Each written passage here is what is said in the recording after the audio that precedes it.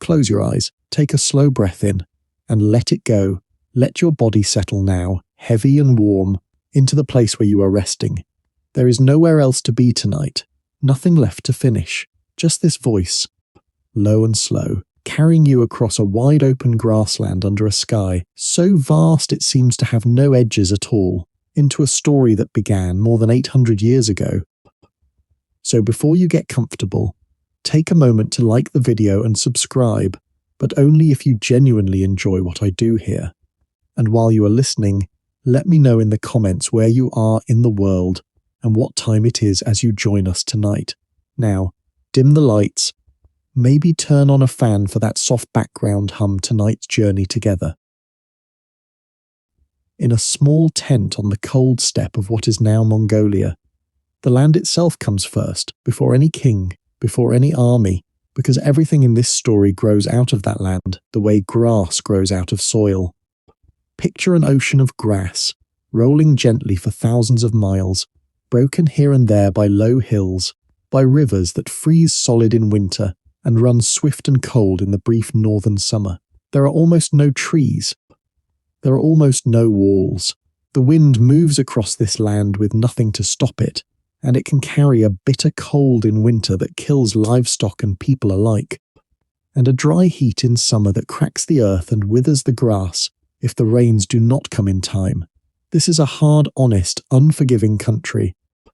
and the people who lived on it for thousands of years learned to move constantly, following their herds of horses and sheep and goats and cattle, from pasture to pasture, building nothing permanent,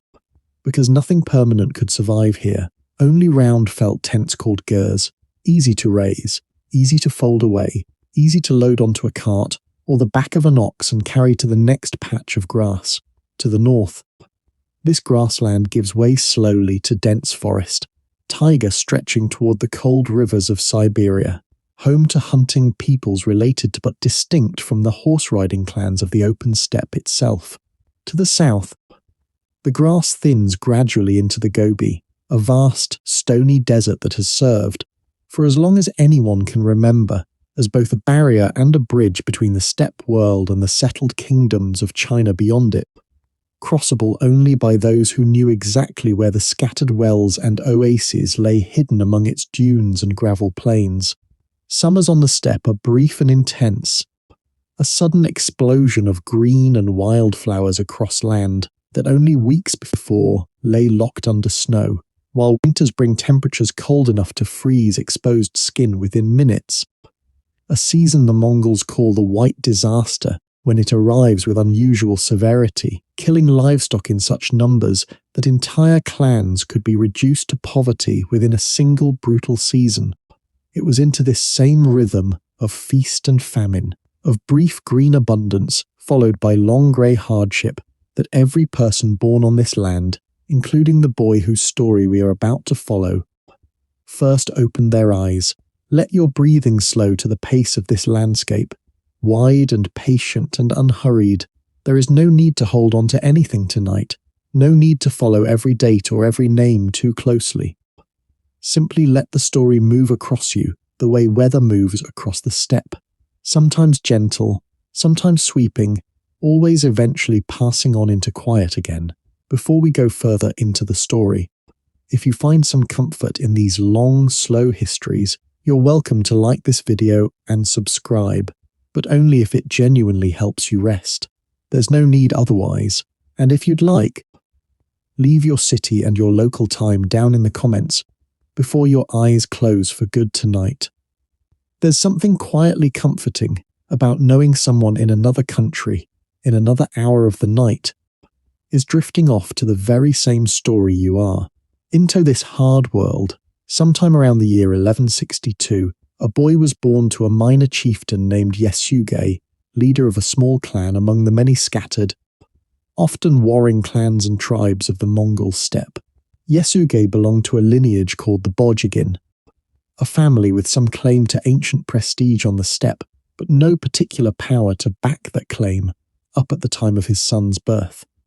One clan among dozens competing for grazing rights, for marriage alliances, and for the loyalty of followers across a landscape with no single ruler and no lasting peace, only a shifting, uneasy balance of rival confederations, the Tatars, the Kerit, the Naimans, the Merkits, each occupying its own portion of the steppe, and each nursing old grievances against its neighbours that stretched back generations, grievances this story will return to more than once before it is through. The old stories say the boy was born clutching a clot of blood in his small fist, which the people of that time and place took as an omen, a sign that this child was destined for something unusual. Though of course we should hold such stories gently, the way we hold all stories that were written down, long after the events they describe. When a great man's beginnings are always retold with the weight of what he later became already pressing down upon them. The boy was named Temujin, after, some say, an enemy chieftain his father had just defeated in battle, a small act of pride from a father who could not have known what his son's name would one day mean to half the world. Temujin's childhood was not soft. When he was still young, perhaps 9 years old, his father was poisoned by rival tribesmen, the Tatars, while sharing a meal with them under the fragile truce customs of the steppe. A betrayal of hospitality that would have marked the whole family as fair prey, once word of Yesugei's death spread. And indeed, once Yesugei was gone, his own clan abandoned his widow and her children, riding away and leaving them without protection, without livestock, without the network of alliance and obligation that meant survival on the steppe.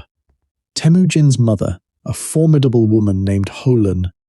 kept her children alive through those bitter years, by gathering wild roots and berries, by fishing in frozen rivers, by sheer stubborn will, raising sons who would remember, for the rest of their lives, what it meant to have nothing. Even within this small, struggling family, the old chronicles preserve a darker episode from Temujin's boyhood, one later Mongol tradition itself did not shy away from recording. Temujin quarrelled bitterly with a half-brother named Beta over the division of food, a small dispute over a fish and a bird caught by the boys, that in the desperate poverty of their circumstances carried far more weight than such a quarrel might carry in an easier life. And the tension itself had apparently been building for some time before that single incident. Beta, as the eldest surviving son of Yesugei's first wife,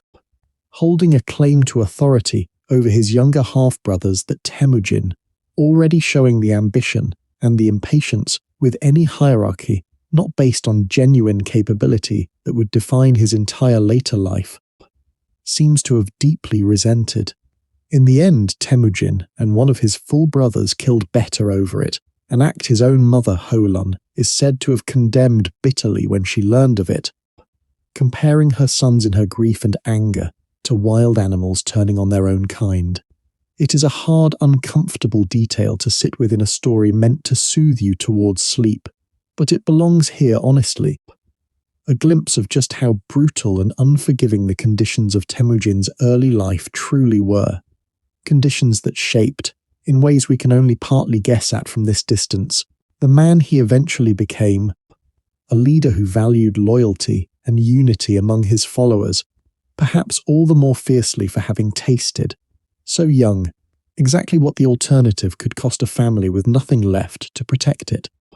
Rest here a moment in the dark and consider how strange it is that the man who would one day rule more land than any human being in history began his life as a hunted, hungry child on an empty grassland, with no clan,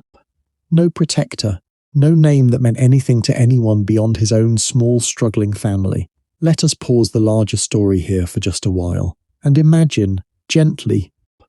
a handful of ordinary lives lived out within this same vast Mongol world, lives that never appear by name in any surviving chronicle, but which were every bit as real, every bit as full of small joys and small worries, as the great kings whose names we do remember. Imagine a young herding woman on the steppe, waking before dawn to milk her family's small herd of mares, her breath visible in the cold morning air, her hands moving through a task she has performed since childhood,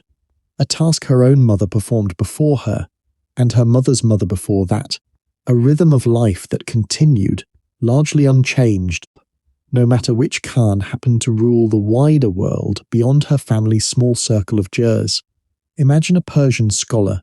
spared during the terrible years of conquest, because his skill in astronomy proved useful to a Mongol prince, sitting now in a quiet observatory built at Marageh under Ilkhanate patronage, carefully recording the movement of a distant star through a long winter night, his work destined to be studied centuries later by European astronomers who would never know his name, only his careful, patient numbers. Imagine a young Chinese merchant's son in the bustling streets of Yuan dynasty Hangzhou, learning his father's trade amid stalls piled with silk and spice, and printed paper money bearing the seal of a Khan whose own grandfather had once seemed, to his own grandfather's generation, an unimaginable and terrifying foreign conqueror, and yet who was now simply the emperor, the only ruler this youngster's own lifetime had ever known. Imagine, too, an aging Uyghur scribe somewhere within the Mongol chancery, his eyes tired after decades, spent training younger Mongol officials in the written script his own people had first brought into Mongol service generations earlier, taking a quiet, private satisfaction in watching students who had grown up illiterate on the open steppe slowly master the careful, patient work of reading and writing,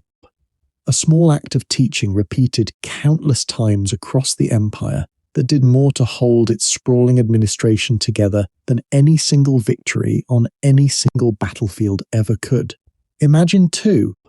a young rider stationed at one of the lonely yam relay posts strung out across the empty steppe, far from any city, his days measured out by the arrival of exhausted couriers and the departure of fresh ones, tending a small string of horses kept always ready, watching the horizon for the particular dust cloud that meant a rider was approaching, a quiet, solitary post that nonetheless placed him, however briefly, at the centre of a communication network stretching further than his own imagination could probably picture. And imagine a Russian village elder, some winter evening under Golden Horde rule, gathering his own grandchildren close by a fire to explain, in careful, measured words, why a portion of this year's harvest must still be set aside for the tribute collectors who would arrive with the first thaw. Careful, as parents and grandparents so often are in difficult times, to explain hardship without passing on more fear than a child's small shoulders needed to carry. A small, private act of protection repeated in countless households across a subjugated land for more than 2 centuries. Imagine, as well, a Tibetan Buddhist monk travelling east toward Khanbalik at Kublai Khan's own invitation, carrying nothing but a few sacred texts and a lifetime of careful study, uncertain what welcome awaited him at a foreign court so far from his own monastery, and finding, to his quiet surprise, genuine curiosity and real patronage rather than mere political theatre, spending his remaining years teaching and translating within a court that valued his knowledge for its own sake as much as for whatever prestige it might lend the ruler who hosted him. And imagine, finally, a small child of mixed Mongol and Chinese parentage growing up within the walls of Khanbalik itself, speaking 2 languages interchangeably without ever quite thinking of it as anything unusual, belonging fully to neither the steppe nor the settled world his parents had each come from, but to some entirely new blended world that this whole long story, for all its wars and all its terrible costs, had also somehow made possible. A child who would grow up simply calling this mixed inheritance home. Imagine, finally, a Genoese sailor loading grain sacks onto a ship at the Black Sea port of Kaffa, glancing without much particular thought at a caravan of Central Asian traders unloading bolts of silk nearby, neither of them able to guess that the very trade connecting their 2 very different worlds would, within another generation, carry something far less welcome along the same practical routes of ordinary commerce. And imagine, gentler still, a small child somewhere on the steppe that same evening, already half asleep in her mother's lap, beside a low fire, entirely unaware of caravans or tribute or distant kings, aware only of warmth and the particular sound of her mother's voice, and the great wide quiet of the grassland, settling into its own long night around her small safe world.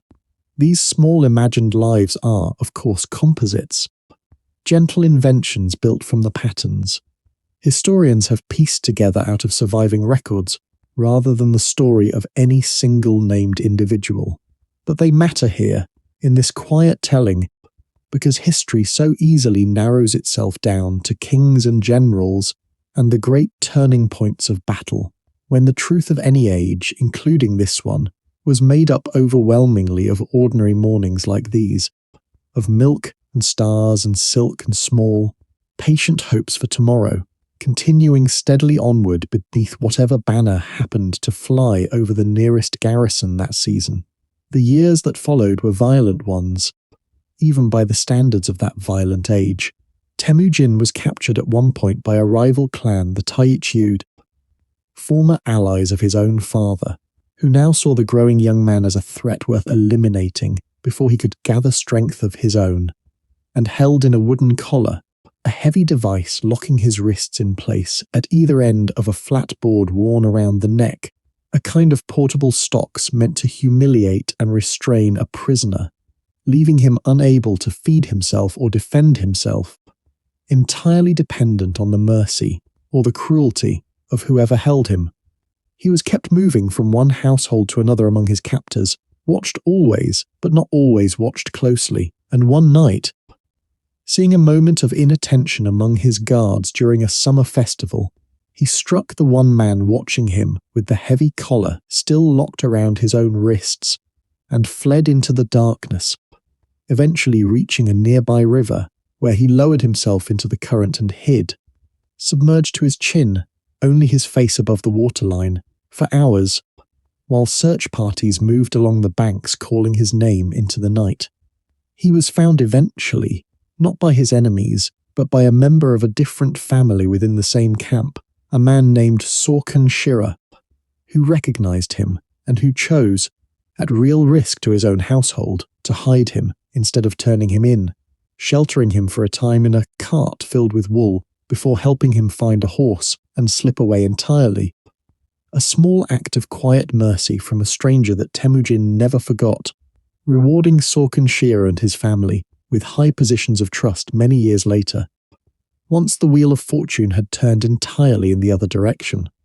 Sorkan Shira's own sons, in fact, would go on to become trusted commanders within Temujin's growing army, once their father's family finally left the Taichud and joined his cause outright some years later, one of them credited in the old chronicles with a particularly memorable act of loyalty during a later battle, deliberately shooting an arrow that struck Temujin's horse rather than the man himself when ordered by his own commander at the time to kill him, a soldier's quiet private choice that, like his father's earlier mercy, would be repaid many times over once he too came fully into Temujin's service. He married young, a girl named Borte, chosen for him by his father years before his death, and not long after their marriage, Bort captured by a raiding party from another tribe, the Merkits, an old rivalry between families reaching back to before Temujin was even born, to a time when Temujin's own father Yesugei had,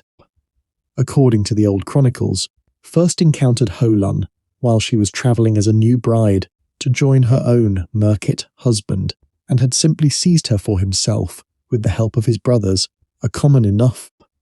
brutal practice of the era that nonetheless left a debt of grievance the Merkits had evidently been waiting years for the chance to repay in kind.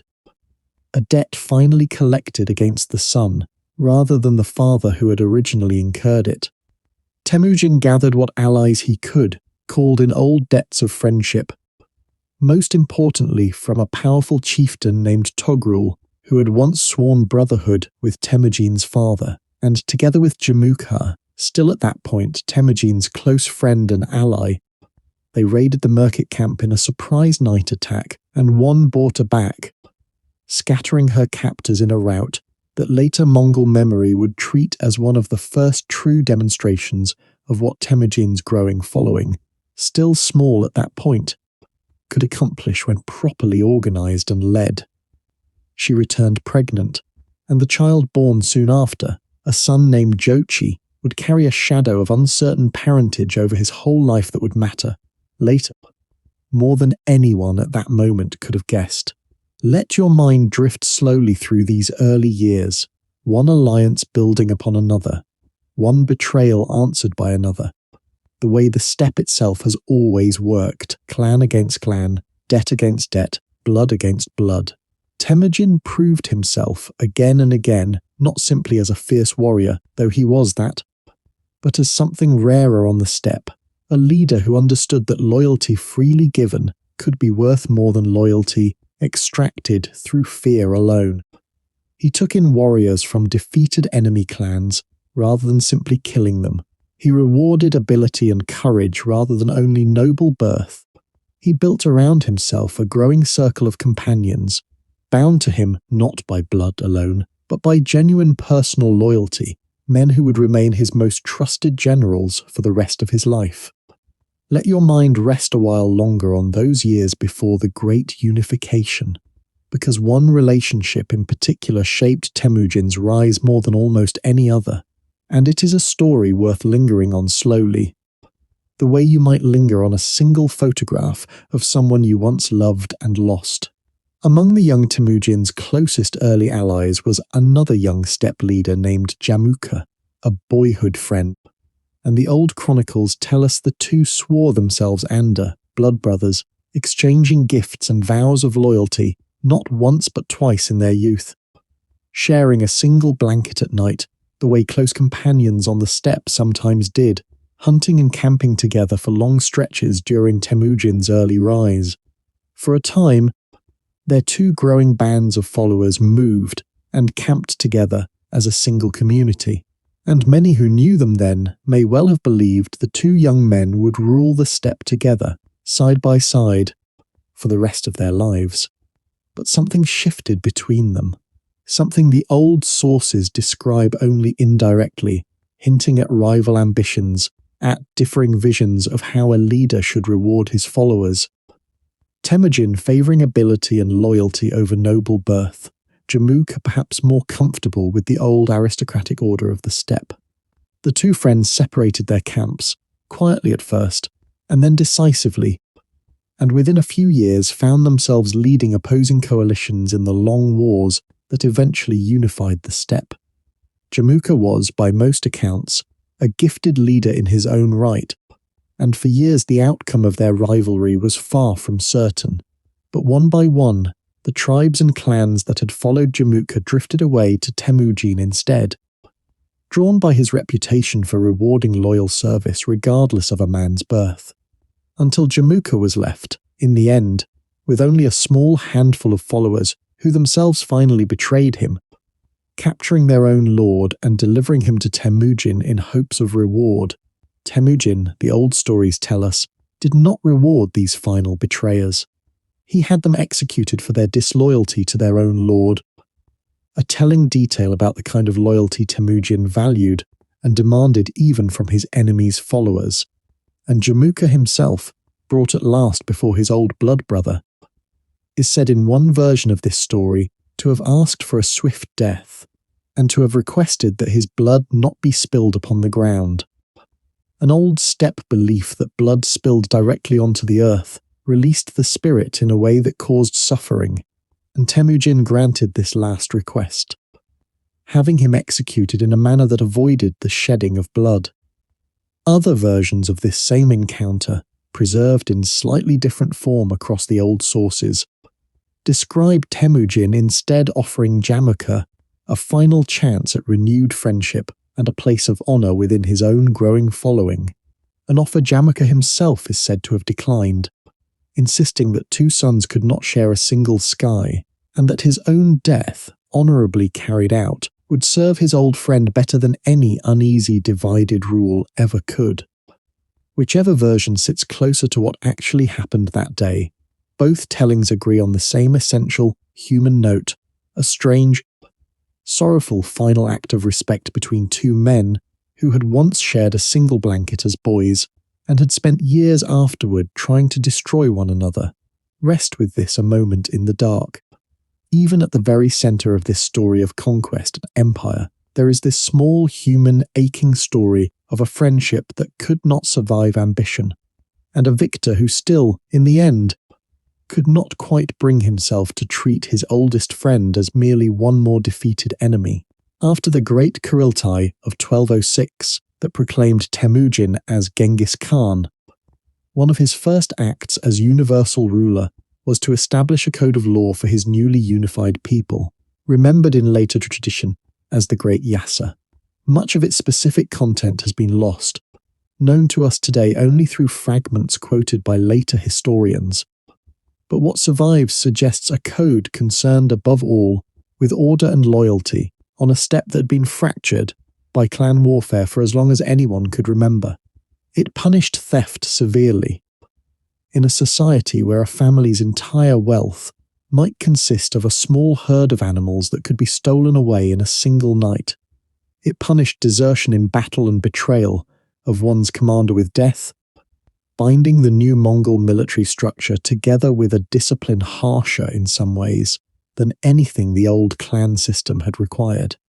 And it established, remarkably for its time,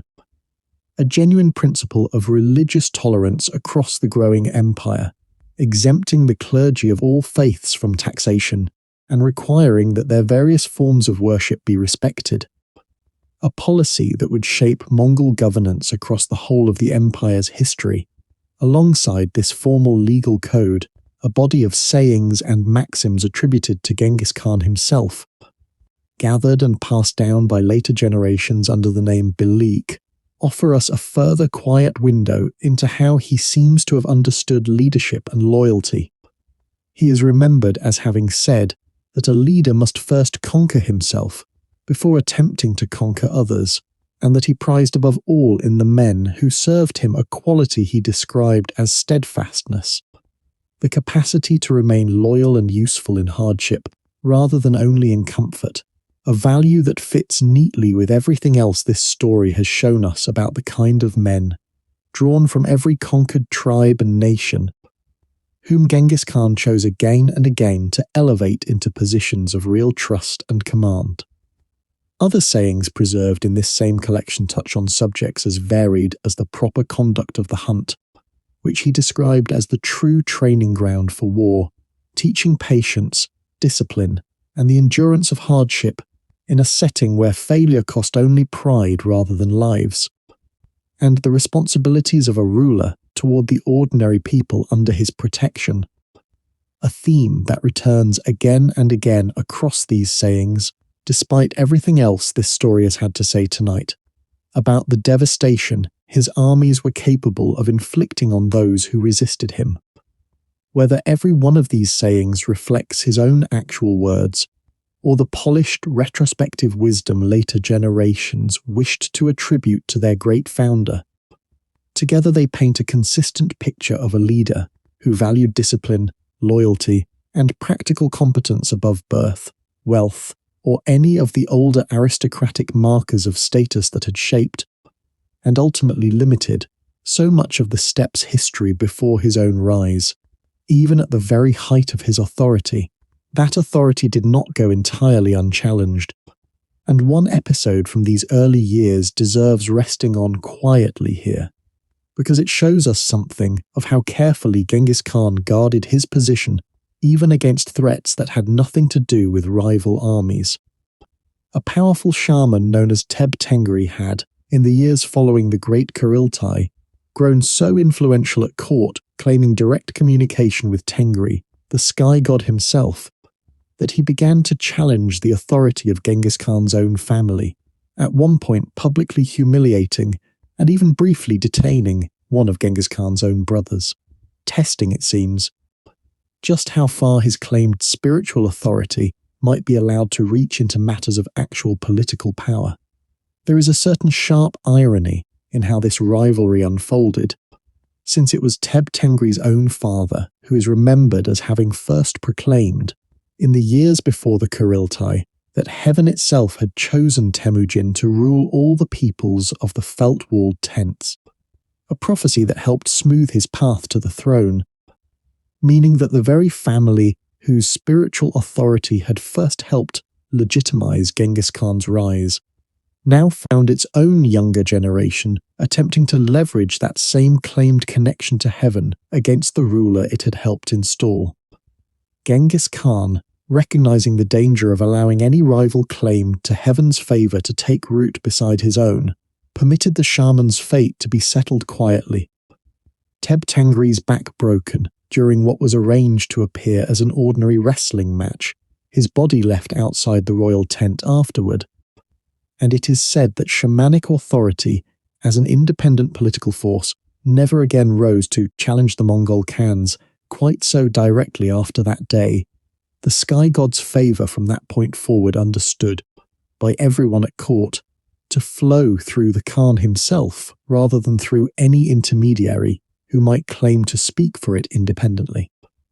Genghis Khan also ordered the creation of a written script for the Mongol language, which until then had existed only as a spoken tongue, adapting the script of the Uyghur people,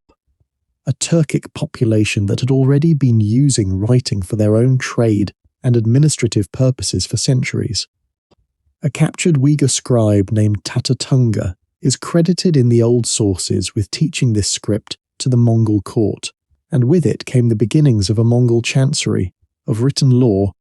of records that could bind together an empire growing too large for any single ruler to govern by voice and memory alone. This same practical instinct, absorbing useful skill wherever it was found, rather than discarding it along with a defeated enemy, shaped Mongol policy towards skilled craftsmen and scholars throughout the era of conquest that followed. Even amid the worst destruction, Mongol commanders were understanding instruction to identify and spare artisans, engineers, physicians, and scholars found within a conquered population, relocating them, sometimes across enormous distances, to wherever their particular skill was most needed within the growing empire, a policy that explains how a Chinese siege engineer might end up serving in Persia, or a Persian astronomer might end up practicing his craft at a Mongol court in China. Entire families and workshops of specialists uprooted and resettled according to the empire's needs. Physicians in particular were prized highly across every part of the empire, Chinese, Persian, and Arab medical traditions all finding their way into Mongol courts through exactly this kind of deliberate recruitment. Court physicians sometimes serving rulers from an entirely different medical tradition than the one they had originally trained in, comparing notes, translating texts, and gradually blending diagnostic and treatment approaches that had developed independently for centuries across otherwise separated civilizations, a quiet medical exchange that, alongside astronomy and mathematics, ranks among the more genuinely beneficial legacies this era of conquest eventually produced for the ordinary people who came after it. It was a policy built on cold calculation rather than any particular respect for the individuals involved. Yet it had the curious secondary effect of scattering skilled populations and their knowledge across the breadth of Asia in a way that, alongside the Pax Mongolica's trade roads, helped accelerate exactly the kind of technological and scientific cross-pollination we have already spent some time resting on tonight. This same appetite for careful record-keeping extended into regular censuses conducted across the empire's various provinces, Mongol officials counting households, livestock, and able-bodied men of fighting age with a thoroughness that startled populations accustomed to far looser and more informal systems of taxation under their previous rulers. The resulting records used to calculate tribute obligations, and when necessary conscription quotas, with a precision that made the empire's demands predictable, if not always welcome, a level of bureaucratic organization that later Russian and Chinese administrative traditions would in some respects continue to draw upon long after Mongol political control itself had faded from their lands. Not every population accepted this careful counting quietly. The northern Russian city of Novgorod erupting into open riot in 1259 when Mongol census officials arrived to conduct exactly this kind of household count, its citizens viewing the process as a deep insult to their traditional independence, a disturbance that local princes, mindful of the consequences other Russian cities had already suffered for open defiance,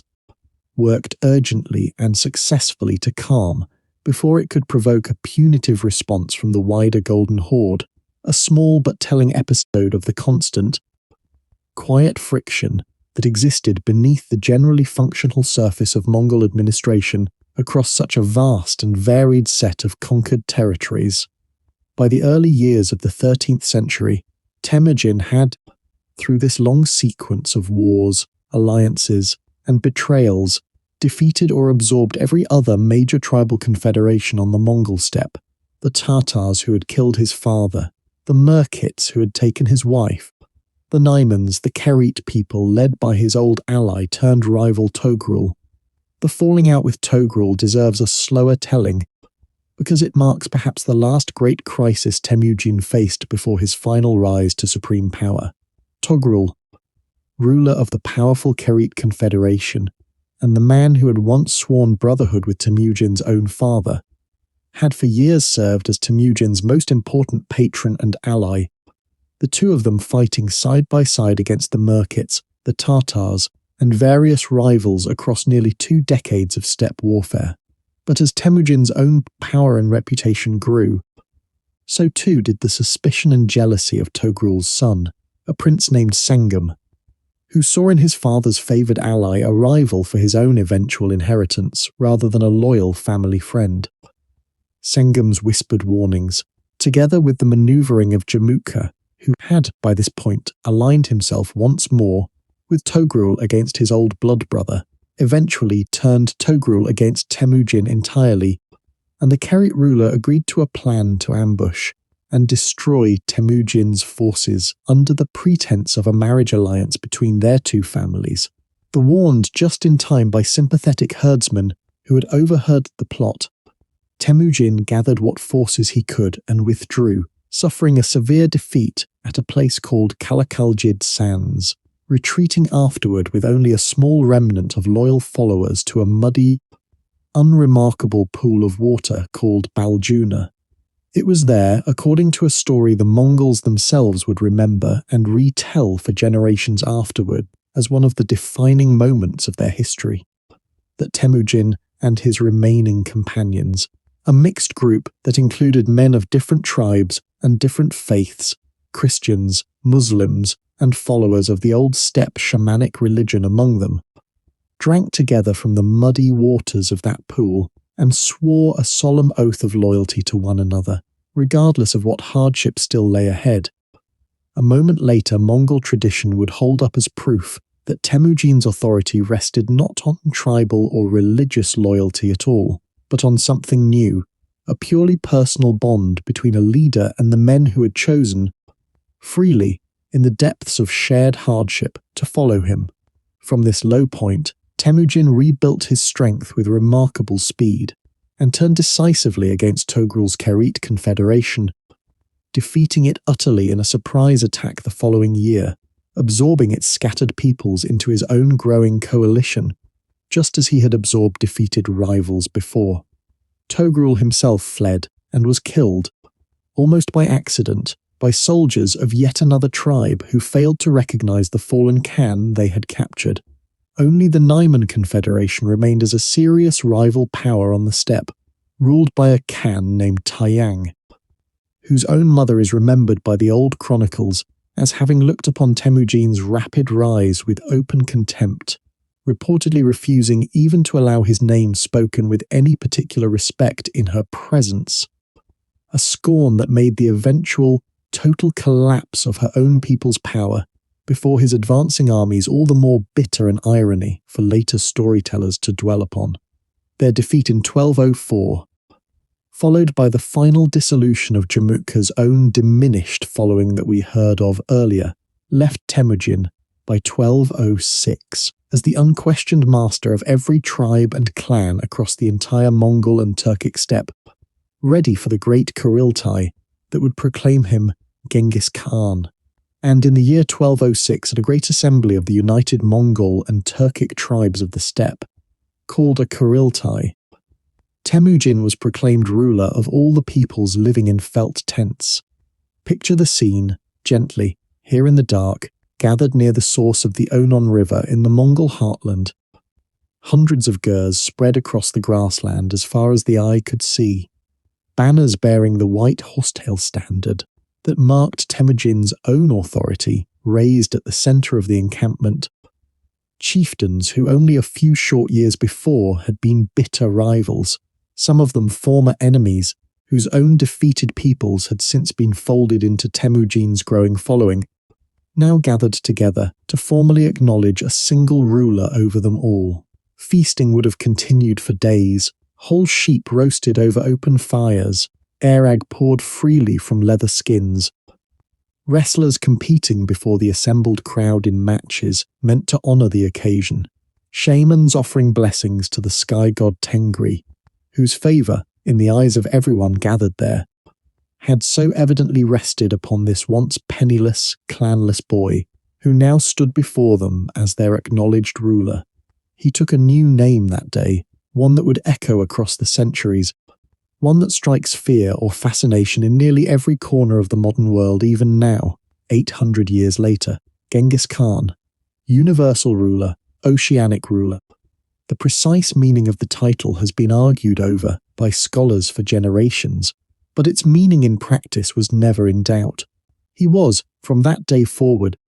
the single ruler of every Mongol and Turkic tribe on the steppe, a unification that had simply never existed before in a land defined, for as long as anyone could remember, by fractured warring clans. Breathe slowly here. What follows next in this story moved faster, and reached farther than almost anything else in human history. Genghis Khan did not intend, at first, simply to rule the steppe in peace. A unified Mongol nation needed occupation for its restless warriors, needed wealth that the grasslands alone could not provide, and beyond the steppe's southern edge lay settled kingdoms rich in grain, in silk, in silver, in cities. The first great target was the Western Xia Kingdom, a Tangut-ruled state occupying the region along the upper Yellow River and the edges of the Gobi Desert, in what is now northwestern China, a kingdom that controlled several important oasis cities along the western trade routes, and that Genghis Khan attacked in a series of campaigns beginning around 1209, testing his new unified army against fortified cities and organized resistance for the first time, quite different challenges from the open steppe warfare his forces had mastered against rival Mongol and Turkic tribes.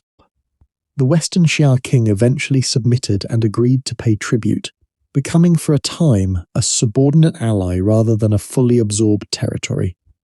A middle arrangement the Mongols would use again with other powers not yet worth the full cost of complete conquest. The far greater prize and the far greater challenge lay further east, with the Jin dynasty, which ruled over northern China from a magnificent capital near modern Beijing. War with the Jin began around 1211, and it revealed to a startled world just how formidable this new Mongol war machine truly was. Let your mind rest a moment on the sheer logistical achievement that made campaigns of this scale possible at all, an achievement easy to overlook amid the drama of battles and sieges, but every bit as remarkable in its own quiet way. A Mongol army on the move was never simply a body of soldiers. It was accompanied always by enormous herds of spare horses,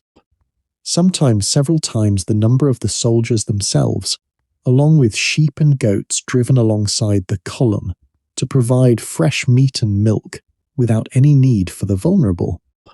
Slow-moving supply wagons that so often determined how far and how fast an army from a settled civilization could travel. Officers responsible for scouting ahead paid careful attention to the condition of pasture along a planned route, timing marches to match the seasonal growth of grass, much the way the ordinary nomadic life of the steppe had always been timed to the same rhythms, so that in a very real sense, a Mongol army on campaign was simply an enormous, temporarily aggressive version of the same seasonal migration steppe families had practiced for as long as anyone could remember, only now moving with deliberate purpose toward a particular kingdom's frontier rather than toward the next season's pasture. Signal fires and mounted couriers allowed separate columns, sometimes marching days apart and out of sight of one another across unfamiliar terrain, to coordinate their movements and arrive at a planned rendezvous within the same narrow window of time, a feat of long-distance coordination that depended entirely on the same disciplined trust in a shared plan that made the decimal command structure and the feigned retreat both so effective on the battlefield itself, the whole army functioning less like a single crowd of soldiers and more like a single organism whose separate limbs had simply learned to move in careful concert across enormous distances. Mongol commanders also invested heavily in intelligence gathering long before a single soldier crossed into enemy territory. Merchants, envoys, and travelers passing through a targeted kingdom were routinely debriefed for details on roads, fortifications, political rivalries, and the personal character of local rulers. Information that Mongol strategists studied with a patience and thoroughness that surprised many of the settled kingdoms who found themselves invaded seemingly out of nowhere, when in fact their internal weaknesses and their kingdom's geography had often been quietly studied for months or even years beforehand. Another quiet demonstration of the same careful, unglamorous preparation that so often lay behind Mongol military successes that later legend preferred to attribute to raw ferocity alone. Before the Khwarezmian campaign itself, Mongol officials are recorded as having drawn extensively on exactly this kind of accumulated merchant testimony, arriving with a working knowledge of the rivalries between the Shah and his own senior commanders, information that let them exploit political fractures within the Khwarezmian court almost as effectively as they exploited any weakness in its city walls, encouraging some commanders to abandon their posts or delay reinforcements through carefully placed rumors and promises, a quieter, less visible dimension of conquest that rarely appears in the dramatic battle narratives, but which likely shortened the war and reduced Mongol casualties every bit as much as any single tactical maneuver on the battlefield itself. The Jin campaign also revealed something else about Genghis Khan's leadership that would prove decisive again and again across his later conquests: a genuine willingness to learn from the very civilizations he was attacking. The Mongols, brilliant as they were on open ground, had no tradition of siege warfare at all,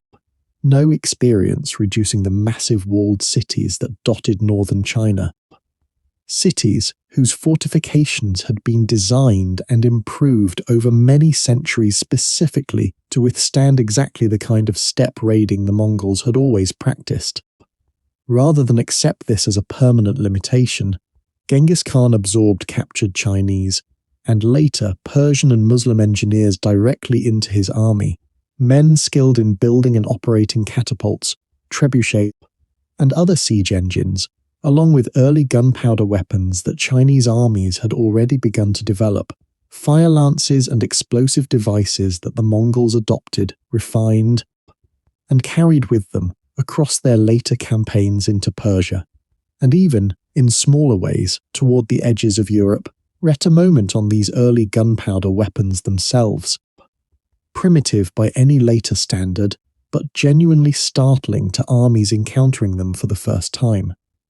The substance itself had originated centuries earlier among Chinese alchemists searching, ironically enough, for a formula to extend human life, their experiments with sulfur, saltpeter, and charcoal producing, instead, a substance whose explosive potential was discovered gradually and, at first, mostly through unhappy accident, before Chinese military engineers began deliberately developing it into a weapon of war over the following centuries. refinements that were still very much ongoing when Mongol armies first absorbed the technology during their conquest of northern China. Chinese engineers serving in Mongol armies deployed fire lances, essentially a spear fitted with a tube of gunpowder that could project flame and shrapnel a short distance into an advancing enemy, alongside early thunderclap bombs, iron or ceramic shells packed with gunpowder and shrapnel that could be launched by catapult or trebuchet into a besieged city, exploding with a noise and a burst of fire and metal fragments that terrified defenders who had never encountered anything remotely like it. Soldiers and civilians alike, sometimes convinced they were witnessing some form of supernatural or divine wrath, rather than a deliberately engineered weapon of war. It was through exactly this kind of transmission, gunpowder technology carried west by Mongol armies, and by the merchants who travelled the same protected roads in peacetime, that Europe first encountered the substance that would, within a couple of centuries, transform its own warfare entirely. Another example, alongside the paper money and the postal relay system we heard of earlier, of an idea carried west along Mongol roads that would eventually reshape the world far beyond the borders of the empire that first carried it there. There is a slow, patient irony worth resting on here in the dark, one that took centuries to fully unfold. The very gunpowder weapons that Mongol armies helped carry across Asia would, generations later, become the primary instrument by which steppe cavalry itself was finally rendered obsolete on the battlefields of the wider world. Cannon and firearms eventually able to shatter a horse archer's charge from a distance no bow, however powerful, could safely close, ending, by the 16th and 17th centuries, the long military dominance that mounted archers had held across the steppes of Asia for the better part of 2,000 years. History has a way of closing such circles quietly, without any particular fanfare. The tools that helped build one kind of world eventually reshaping it into something its original builders could scarcely have imagined. It is worth noting, too, that this same shift from cavalry to gunpowder dominance did not happen all at once or evenly across the world. Central Asian and steppe warfare, continuing to rely on mounted archery for generations after European and Chinese armies had already begun reorganizing themselves around cannon and firearm, a slow, uneven transition rather than any single dramatic turning point, much like the slow, uneven decline of the Mongol, connates themselves that this story has already spent so much time describing tonight. The Jin capital, then called Zhongdu, near the site of modern Beijing, endured a long and grinding siege before finally falling in 1215, its population, by the accounts that survive, suffering terribly through months of blockade and eventual sack, the city's fall marked by fires that reportedly burned for weeks afterward, consuming palaces and storehouses alike, and by a death toll so severe that a Chinese traveller passing through the ruins some years later described bones still scattered visibly across the ground where the fighting had been fiercest. The Jin court itself, seeing which way the war was turning, had already relocated south to a new capital well before the city's final fall, a retreat that bought the dynasty a further 2 decades of continued, though steadily weakening, existence before its ultimate destruction under Ogedei's reign. Genghis Khan himself moved on from the Jin campaign before it was entirely finished, leaving trusted generals to continue the slow work of subduing northern China, while he turned his own attention west toward Khwarezmia, a division of effort that speaks to the growing scale of the empire he now commanded, large enough that its founder could no longer personally oversee every front of every war at once. Mongol warfare rested on foundations that had been quietly developing on the steppe for centuries, but which Genghis Khan organized and refined into something far more devastating than anything that had come before. Every Mongol boy grew up on horseback almost before he could walk, and grew up too with a bow in his hands, hunting on the open steppe from earliest childhood. developing skills that made the ordinary Mongol horseman a devastating soldier, almost by the accident of his upbringing. Without any need for the years of separate military training that settled kingdoms required to produce even a modestly skilled cavalryman, the weapon itself deserves a slow, careful look here in the dark, because it was, in its own quiet way, as important to this story as any general or any king. The Mongol composite bow was built up in patient layers, a wooden core backed with sinew and faced with horn, glued together with an adhesive rendered from fish bladders and left to cure, sometimes for a full year or more, before the bow was considered ready for use, a slow, painstaking craft that produced a weapon far more powerful, pound for pound, than the simple wooden longbows familiar to European archers of the same era, because it was recurved, its tips curling forward when unstrung.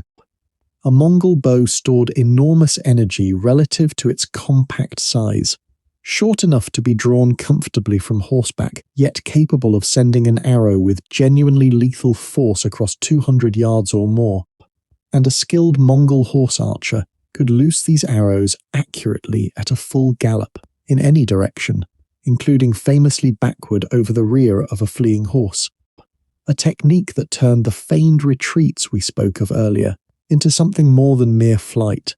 a moving, still dangerous wall of arrows even as the horseman appeared, to a pursuing enemy. To be running away in disorder. Beyond the bow, a Mongol soldier typically carried a curved saber for close combat, a lance for the heavier cavalry, occasionally used to break an already disordered enemy formation, and armour considerably lighter than the heavy plate favoured by European knights of the same era, often consisting of leather treated and hardened through a careful process of boiling, sometimes reinforced with small overlapping iron or bronze plates sewn onto the leather base, design that traded some measure of protection for the speed and endurance a horse archer's mobile style of warfare depended upon far more than any knight's slower, more heavily armoured charge ever could. Many soldiers also carried a coiled lasso, a tool as useful for capturing prisoners or stray livestock as for any direct combat purpose, and wore beneath their outer armour a layer of raw silk shirt, a small detail that turned out to carry unexpected battlefield value, since an arrowhead striking such a shirt would often carry the silk fibres into the wound alongside it, rather than tearing straight through, allowing a battlefield healer to withdraw the arrow more easily afterward by gently pulling on the puckered silk around the wound, rather than having to cut deeper into the flesh to extract the arrowhead directly. A small piece of practical folk medicine that speaks, in its own modest way, to just how much accumulated practical wisdom sat quietly behind even the smallest details of how a Mongol soldier prepared himself for battle. Mongol armies were organized on a strict decimal system, units of 10, of 100, of 1,000, of 10,000, with promotion based on merit and loyalty rather than birth, a structure that gave Genghis Khan's forces a discipline and flexibility that the more traditionally organized armies of settled kingdoms simply could not match. And Mongol strategy relied, again and again, on deception, on speed, on a willingness to feign retreat, drawing overconfident enemies into pursuit, only to turn and destroy them once they had broken formation and strung themselves out across open ground. A tactic so effective, used so many times against so many different enemies, across so many different terrains, that one has to imagine that word of it must have spread, and still it worked again and again, because the discipline required to execute a false retreat convincingly, without the retreat becoming a real and panicked rout, was itself something few other armies of the era could match. A specialized unit called the Mangudai carried out some of the most demanding versions of this tactic. Small detachments of soldiers assigned the deliberately dangerous task of riding directly at an enemy line, absorbing the first shock of contact, and then turning to flee in a manner so convincing that experienced enemy commanders, who had every reason to be suspicious of exactly this trick, still found themselves persuaded to give chase, drawn forward at a gallop into whatever trap the rest of the Mongol force had prepared beyond the ridge or the tree line, where the main body of the army waited patiently out of sight.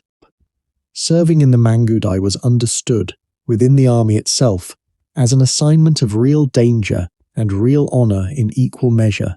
since these were often the first men to make contact with an enemy at full strength,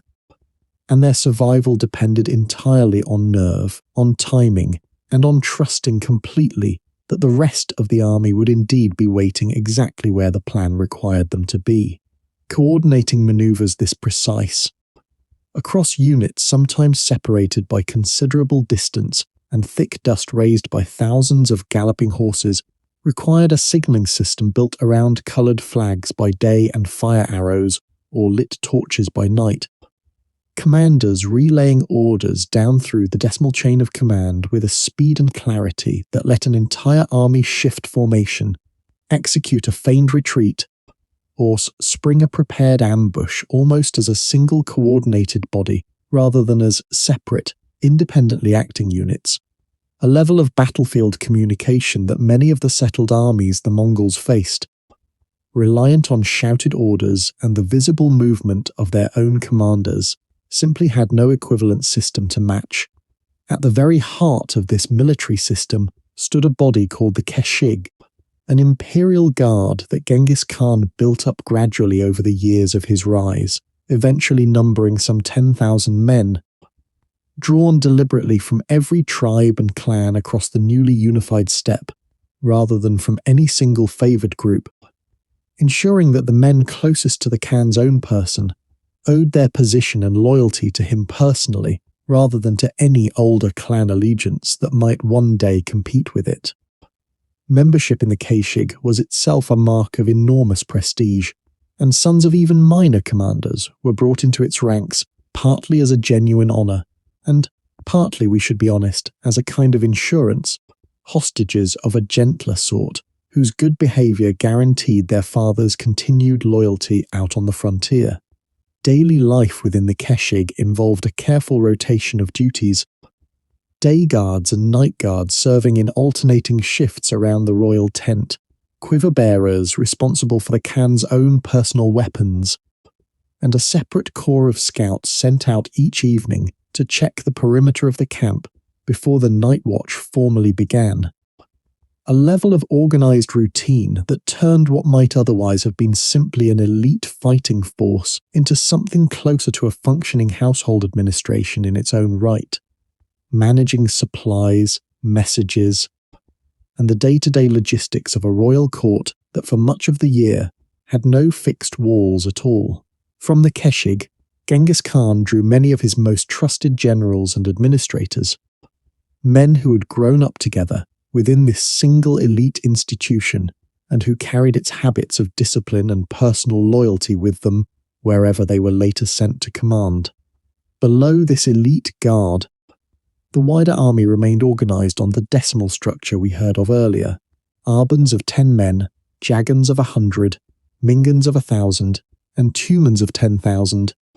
each level commanded by officers promoted primarily on demonstrated ability rather than noble birth, a meritocratic principle almost unheard of among the aristocratic warrior traditions of most settled civilizations of the era, where command so often passed by inheritance regardless of actual talent. This structure gave Mongol commanders a flexibility that the more rigidly organized armies of their enemies simply could not match.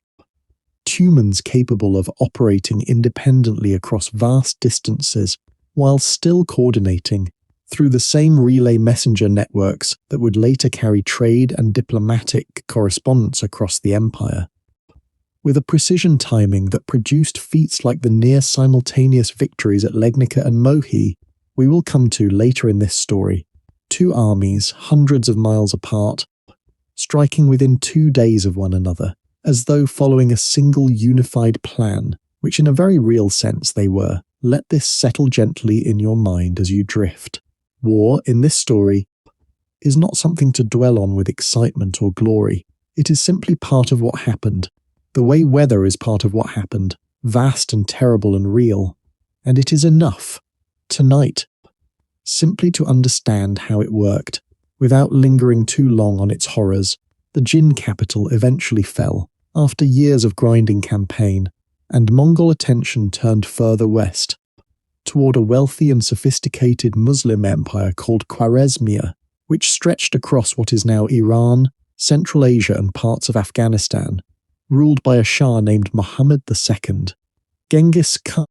by most accounts, did not initially seek war with Khwarezmia at all. He sent a trade caravan, hoping to open peaceful commercial relations between his new steppe empire and this wealthy Muslim kingdom to its southwest. The governor of a border city called Otrar,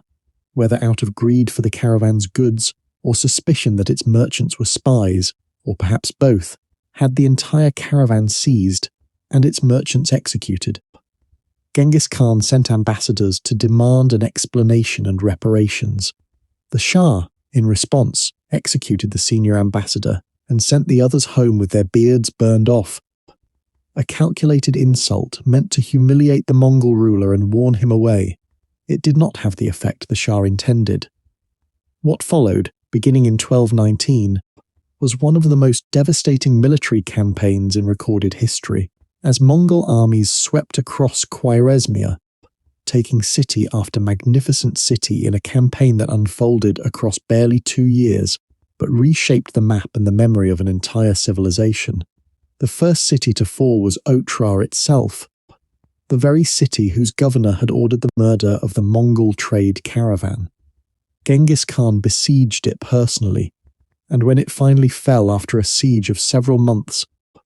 the governor responsible for the original massacre was captured and, according to the old chronicles, executed by having molten silver poured into his eyes and ears, a brutal punishment meant to answer, symbol for symbol, the greed that had provoked the entire war in the first place.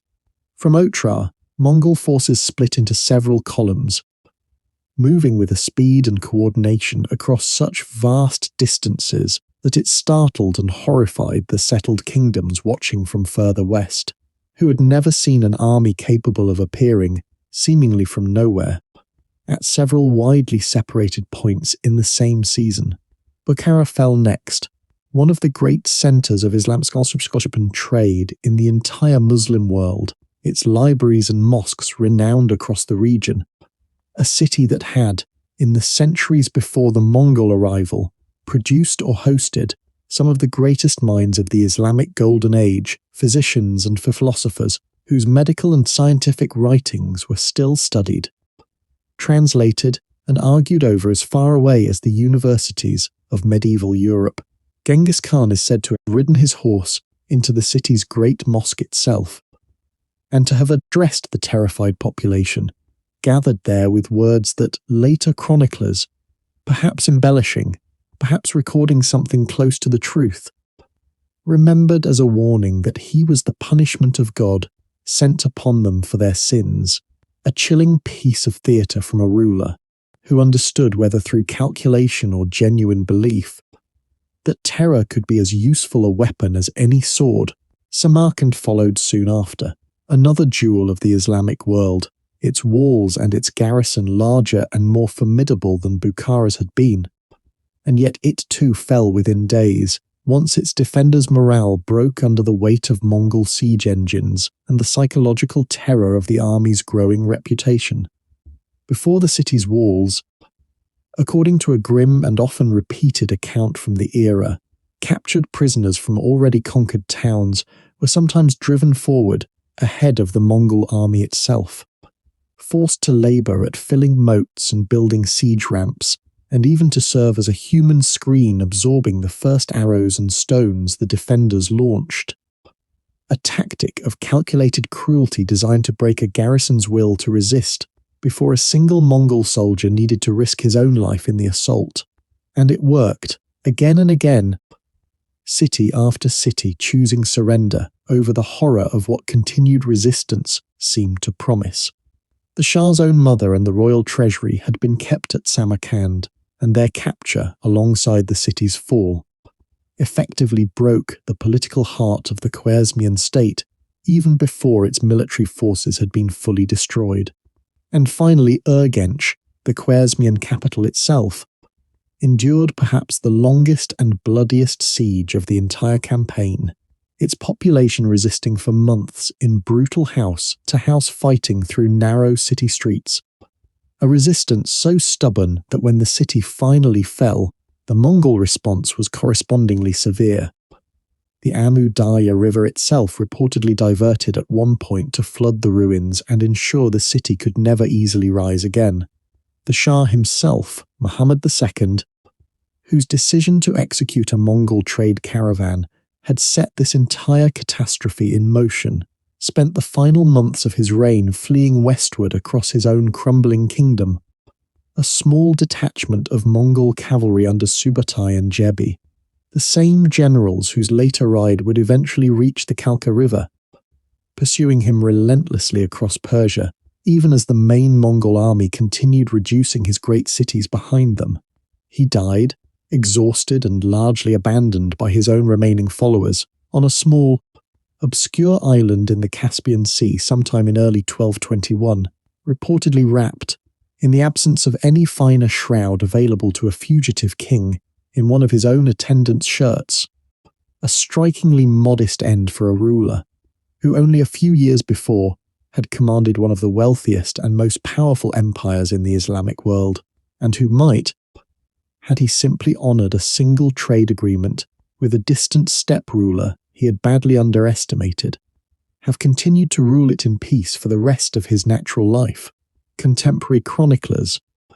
writing in the shocked aftermath, described scenes of devastation almost beyond imagining. Entire cities emptied of their populations, ancient irrigation systems destroyed so thoroughly that some agricultural regions,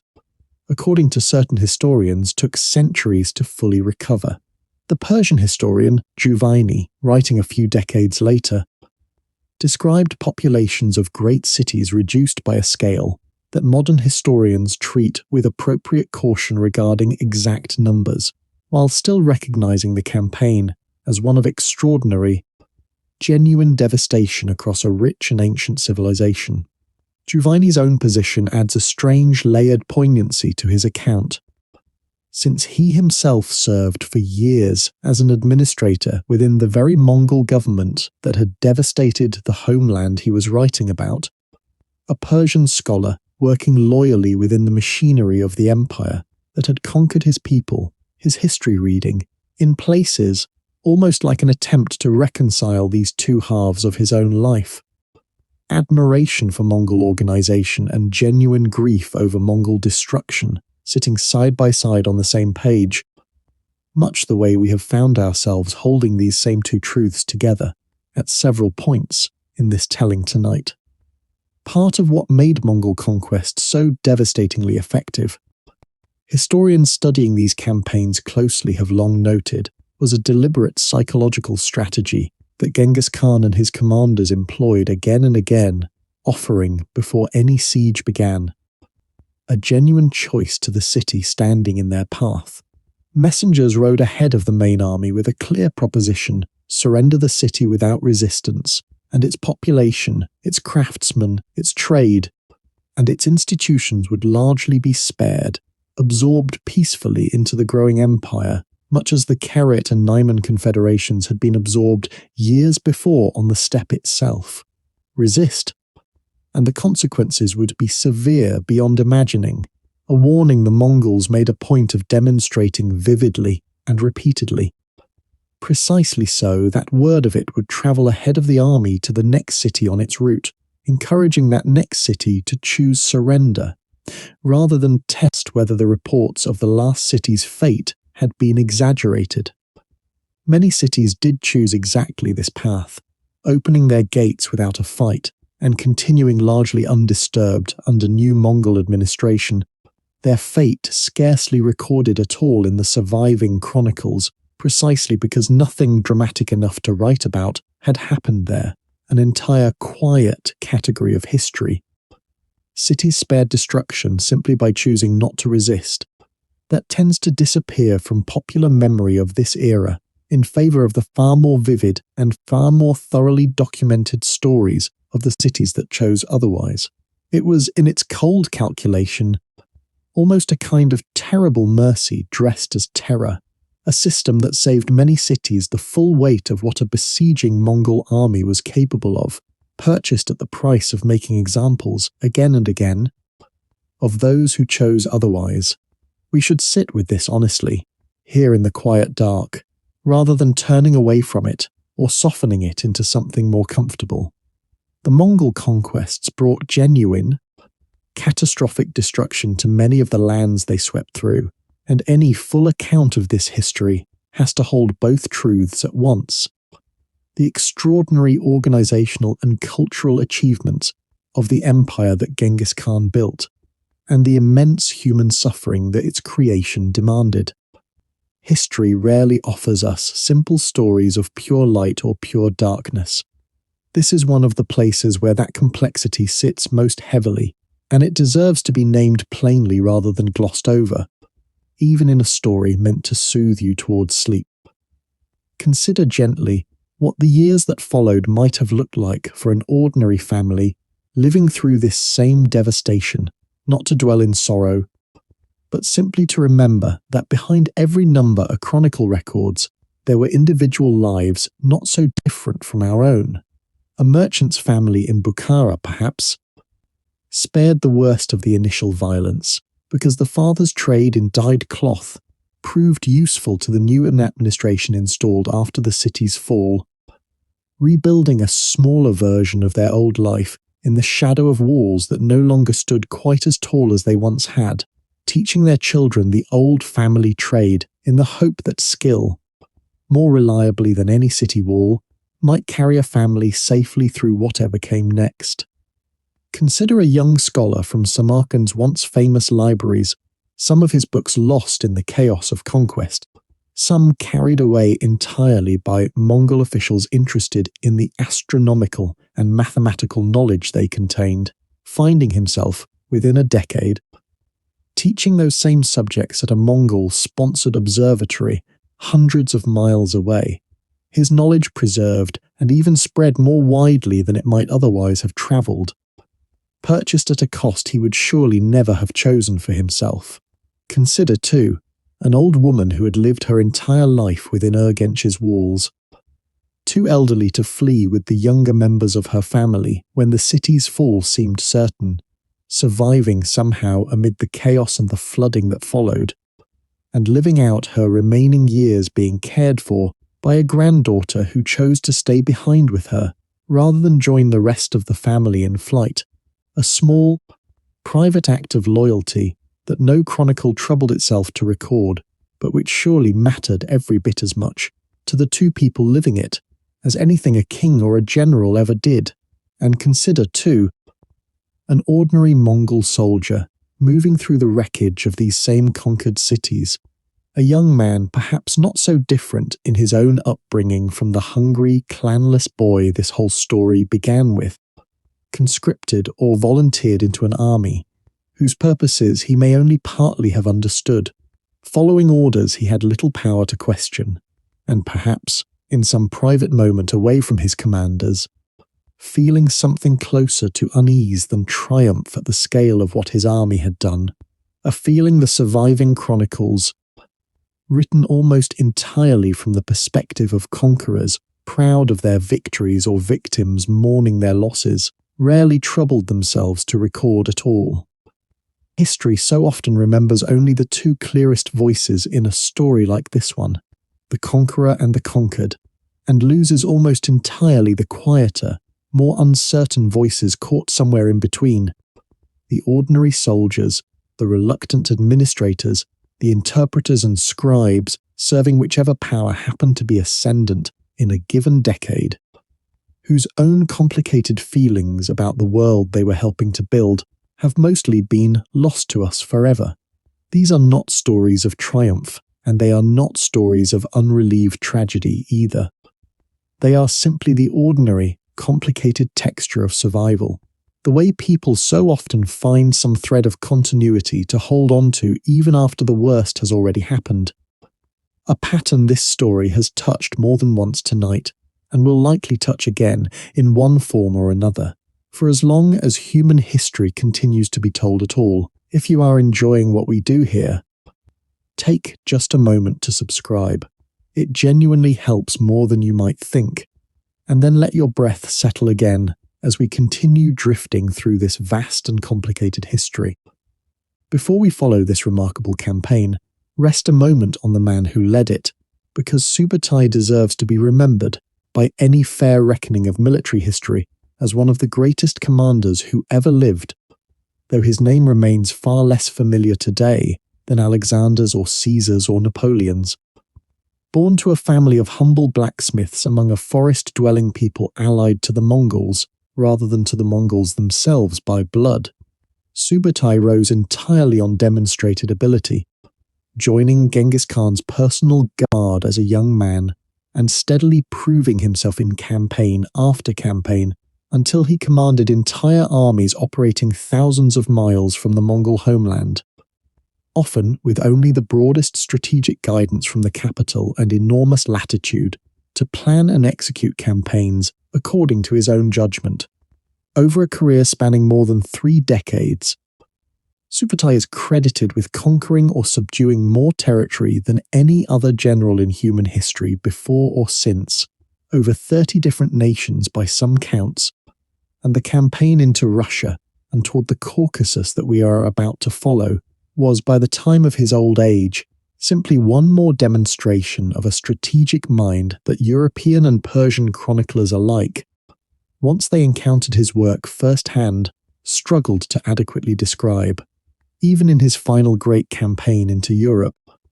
by then an old man travelling by cart rather than on horseback due to the wear a lifetime of campaigning had placed on his body,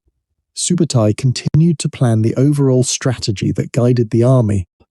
while the smaller detachment sent to Legnica was commanded, fittingly enough, by his own son, a second generation of proven battlefield skill carrying forward the same careful, patient methods the father had spent a lifetime perfecting.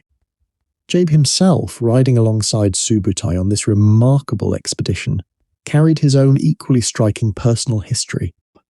one worth resting on for a moment before we follow the two of them west. He had originally fought against Temujin as an enemy archer during the wars of steppe unification, and in one particular battle had famously wounded Temujin's own horse with a well-placed arrow shot from a considerable distance, a moment of real danger that Temujin apparently survived only because the arrow struck his horse rather than himself. When the archer responsible was later identified among a group of captured enemy soldiers and brought before him, rather than ordering an execution,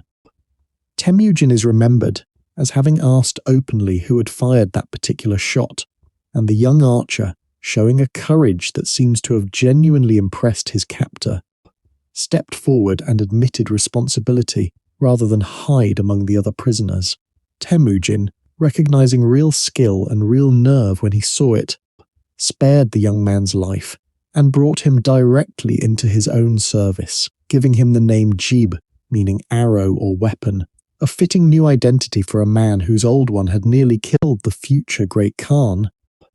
and who would go on to become one of his most brilliant and most trusted commanders for the rest of his long career, a story that captures, as well as any single anecdote in this whole telling, exactly the kind of pragmatic, merit-rewarding leadership that allowed Genghis Khan to build an army out of so many former enemies rather than simply destroying them. While the main Mongol army under Genghis Khan was occupied with the fall of Urgench and the final subjugation of Khwarezmia, two of his most gifted generals, Subutai and Jabe, were dispatched on what began as a reconnaissance mission, but grew, through the sheer momentum of Mongol success, into one of the most remarkable cavalry expeditions in military history. With a force numbering perhaps only 20,000 horsemen, they rode south around the Caspian Sea, through northern Persia, into the Caucasus Mountains, defeating Georgian forces, then Cuman and Alan tribesmen on the steppes north of the Black Sea, before finally meeting a combined army of Russian princes at the Kalka River in 1223. The Russian forces, larger and confident, were lured into the same feigned retreat that had destroyed so many other enemies of the Mongols, and were annihilated almost completely, a battle that sent a wave of alarm through the Russian principalities, though it would be more than a decade before the Mongols returned to Russia in true conquest rather than reconnaissance. That return came under Genghis Khan's grandson Batu, son of Jochi, that same son born to Borte after her captivity among the Merkits so many years before, whose uncertain parentage had never entirely settled the question of his place in the family's succession, but who nonetheless inherited command of the western reaches of the empire and in the late 1230s launched a full-scale invasion of Russia and beyond. City after Russian city fell, Ryazan, Vladimir, Kiev itself, the great mother city of Russian civilization, reduced to ruins so thorough that a visiting friar passing through several years later described finding little more than skulls and bones scattered among the wreckage where a magnificent city had once stood. Let your mind rest a while on how this sudden, terrifying appearance of an unknown Eastern army was understood by the frightened peoples of medieval Europe, so far removed from the steppe that gave rise to it. Rumours and half-formed reports of a devastating army digging in from the east reached European ears years before any European actually laid eyes on a Mongol soldier, and in the absence of real information, medieval imagination filled the gap with old apocalyptic legend, many chroniclers and churchmen genuinely believing that this new terror might be the biblical armies of Gog and Magog, prophesied in scripture to emerge before the end of days, or associating the invaders with the legendary Christian priest King Prester John, whose supposedly vast Eastern Kingdom European rulers had hoped for generations might one day come to their aid against Islam. Hopes that curdled quickly into fresh dread once it became clear this Eastern power showed no interest whatsoever in serving as anyone's ally. The very name by which Europeans came to know these invaders, Tatar, or in its Latinized and deliberately more sinister form, Tartar, evoking Tartarus, the deepest pit of the classical underworld, reflected this genuine terror, a linguistic shudder still faintly present today in the English word tartar sauce, whose own name traces back, through a strange and winding etymological path, to exactly this medieval European dread of the Eastern horseman, and the name later history gave to Batu's own western branch of the empire, the Golden Horde, carries its own quiet history worth resting on. The word horde itself derived from the Mongol and Turkic word ordu, meaning simply camp or headquarters, a reminder that behind the fearsome name lay, at its heart, nothing more exotic than the mobile royal camp of a steppe prince, golden perhaps for the colour of its ceremonial tents, or perhaps for the wealth in tribute that flowed steadily into it from the Russian principalities it ruled for more than 2 centuries afterward. Batu himself established the Golden Horde's own capital at a city called Sarai, built new along the lower Volga River, a city that grew within a couple of generations into one of the largest urban centres in the entire medieval world, its markets drawing merchants from Genoa and Venice on one side and from China and Persia on the other. A genuine cosmopolitan crossroads, built almost from nothing on the open steppe, in a manner that would have felt entirely familiar to anyone who remembered how Karakorum itself had grown up under Ogedei a generation before. Another example of this family's recurring pattern, raising sudden thriving capitals out of empty grassland, wherever their power came to rest. The great Muslim traveller Ibn Battuta, whose own journeys eventually carried him even further across the medieval world than Marco Polo's,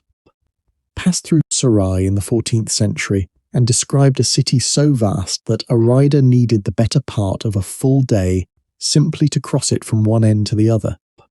Its wide streets crowded with people of a dozen different nations and faiths, a description that, alongside Marco Polo's account of Kambalik and Rubruk's account of Karakorum, gives us three separate eyewitness confirmations spread across the whole breadth of the Mongol world, of just how genuinely cosmopolitan and prosperous these sudden steppe-built capitals had become within only a few generations of their founding, much like the Ilkhanate in Persia. The Golden Horde itself gradually turned toward Islam, most decisively under a 14th century ruler named Ozbeg Khan, whose own conversion and subsequent patronage of Islamic scholars and institutions across the Khanate left such a lasting linguistic mark that his own name survives today, in only slightly altered form, as the name of the modern nation of Uzbekistan, a small but striking illustration of just how directly the personal choices of these Mongol rulers, so many centuries ago, continue to shape the map and the vocabulary of the modern world, without most people today ever making the connection at all.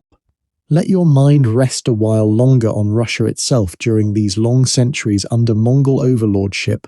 a period Russian historical memory would come to call, with real bitterness, the Tatar yoke. Rather than governing Russian lands directly, the Golden Horde generally allowed Russian princes to continue ruling their own principalities, so long as tribute was paid promptly, and Mongol authority was formally acknowledged, a system not unlike the satrapy arrangements of ancient Persia we heard of in an earlier telling, control exercised at a comfortable distance through local rulers who themselves bore the daily burden of administration. Russian princes travelled personally to the Horde's court to receive a formal patent confirming their right to rule, competing and scheming against their own cousins for the Khan's favour, a dynamic that shaped Russian court politics for generations, and that a prince of the city of Moscow, small and unremarkable at the start of this period, learned to navigate with particular skill,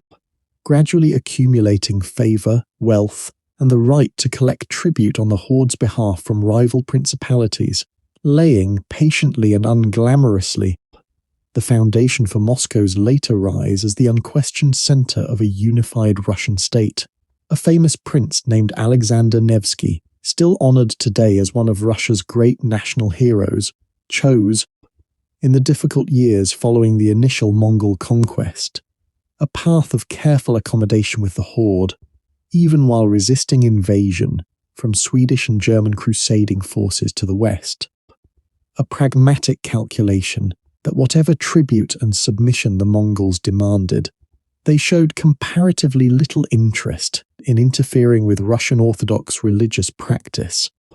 unlike the Western Crusaders who sought outright religious conversion, making peace with the steppe power to the east the wiser course for preserving Russian faith and identity even under foreign domination. It would not be until 1480, more than 2 centuries after Batu's first invasion,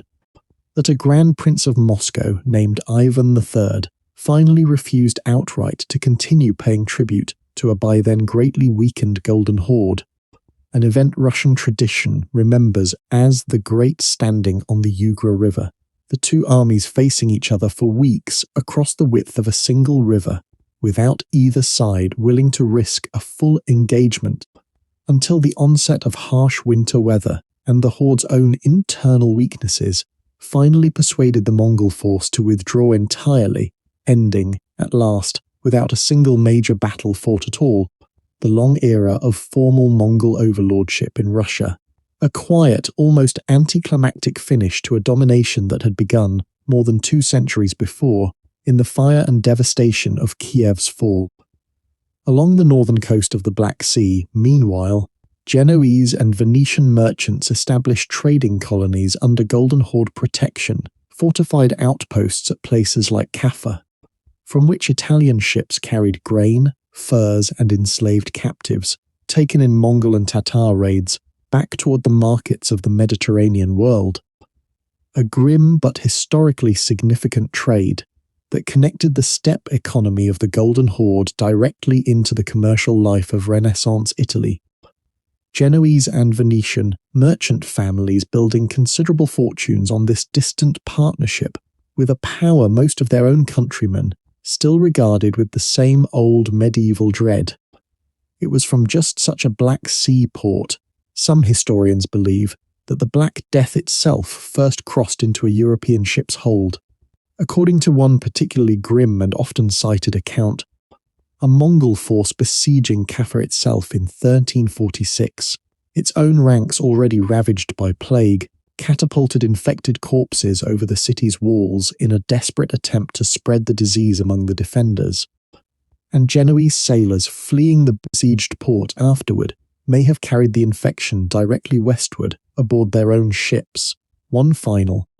grim thread connecting this story of steppe conquest and trade directly to a catastrophe that would soon reshape the whole of European society far more thoroughly than any Mongol army ever managed to on its own. From Russia, Mongol armies under Batu, and the ever-present Subutai further west still, into Poland and Hungary, and in the spring of 1241, within the span of only 2 days, 2 separate Mongol armies won 2 separate decisive victories on opposite ends of a battle line stretching hundreds of miles apart, crushing a combined Polish and German force at Legnica and a Hungarian royal army at the Sajo River near Mohi, feats of coordination across such distance that European chroniclers, watching what seemed like the imminent collapse of Christian Europe itself, could barely comprehend how it had been achieved. At Legnica, a coalition of Polish knights, German Teutonic and Templar forces, and various allied contingents met a smaller Mongol detachment under a commander named Baidar, and were destroyed almost completely despite their heavier armour and their confidence in traditional European heavy cavalry tactics. Mongol horse archers again using their familiar feigned retreats and encircling manoeuvres to draw the knights out of formation before cutting them down with concentrated archery fire.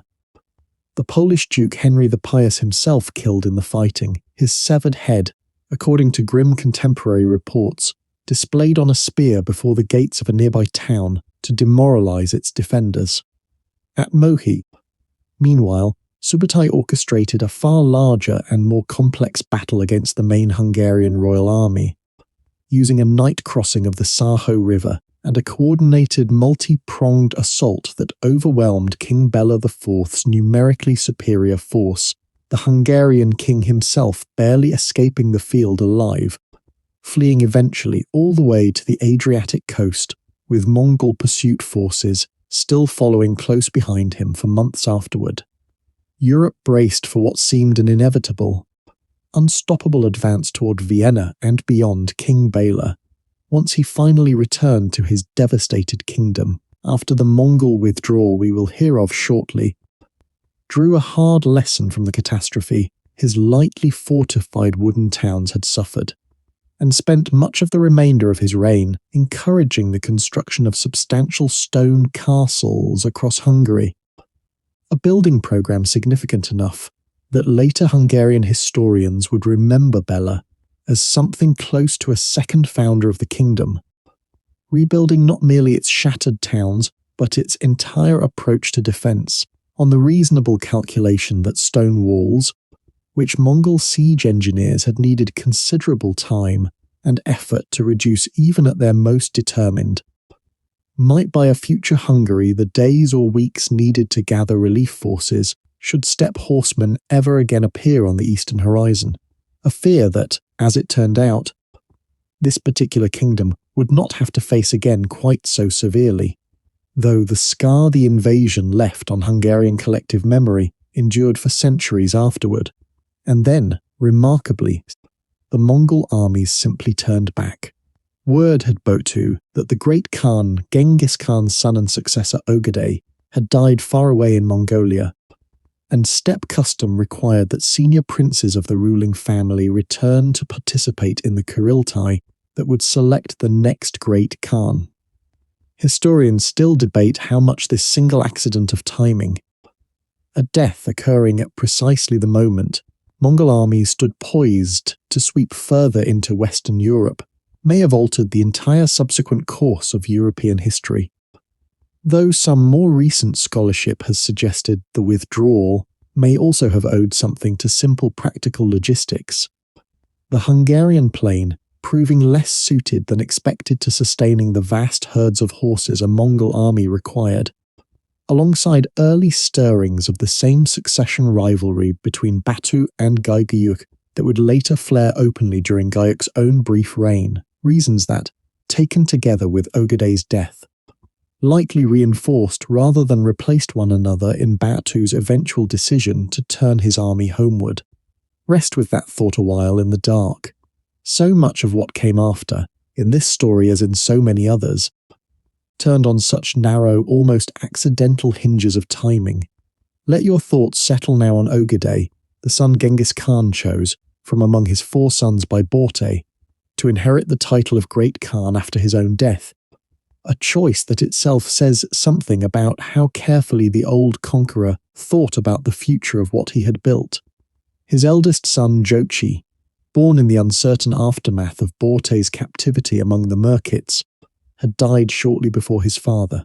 his own uncertain parentage having quietly shadowed his position throughout his life, despite Genghis Khan's own public insistence that Jochi was to be treated as his true and legitimate son. His second son, Chagatai,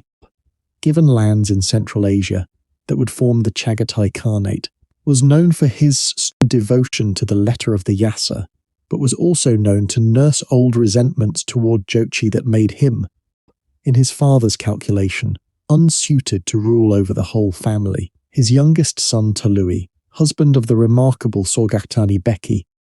inherited by steppe custom the core homeland territory and the bulk of the army itself, a position of real practical power, but not, in his father's judgment, the temperament suited to holding the entire growing empire together as its supreme ruler. It was Ogedei, the third son, remembered by the old chronicles as genial, generous to the point of occasional recklessness with the empire's growing treasury, and skilled at balancing the competing ambitions of his brothers and cousins, whom Genghis Khan named as his successor, and the Kuriltai that followed his father's death duly confirmed the choice. Under Ogedei's rule, the Mongol Empire acquired for the first time something resembling a true permanent capital, a city called Karakorum, built on the open steppe not far from the old heartland of Mongol power. Karakorum was, by the standards of the great cities of China or Persia, a fairly modest place, its population never approaching the scale of Baghdad or Beijing, but it served as a genuine symbolic and administrative centre for the growing empire, complete with a walled palace complex, and remarkably, workshops and quarters set aside for craftsmen brought from every corner of the conquered world, Chinese carpenters, Persian metalworkers, and even, according to the account of the same William of Rubruck we heard from earlier, a French goldsmith named Guillaume Boucher, captured somewhere along the empire's western reaches and brought all the way to Karakorum, where he built, at the Great Khan's request, an extraordinary mechanical silver tree that dispensed different alcoholic drinks from its branches into basins below, a strange and wonderful object, part sculpture and part elaborate drinking fountain, that stood at the very heart of the Mongol capital as a kind of monument to just how far the empire's reach and its curiosity now extended. Rubruck himself counted, within this single modest steppe city, 12 separate pagan temples representing different regional faiths, 2 mosques serving the city's Muslim merchants and residents, and 1 Nestorian Christian church, all standing within easy walking distance of one another inside walls no larger than a moderately sized European town of the same era, a small, concrete illustration of the same religious plurality this story has already spent considerable time resting on tonight, made visible not merely in policy or in royal proclamation, but in the simple physical layout of the empire's own capital city.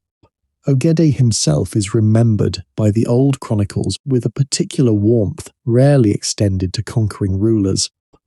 Stories describing him ordering that grain and coin be distributed generously to travellers and to the poor, occasionally to the point that his own advisers quietly worried over the strain, such generosity placed on the imperial treasury, and one story in particular retold often enough that whatever its precise accuracy,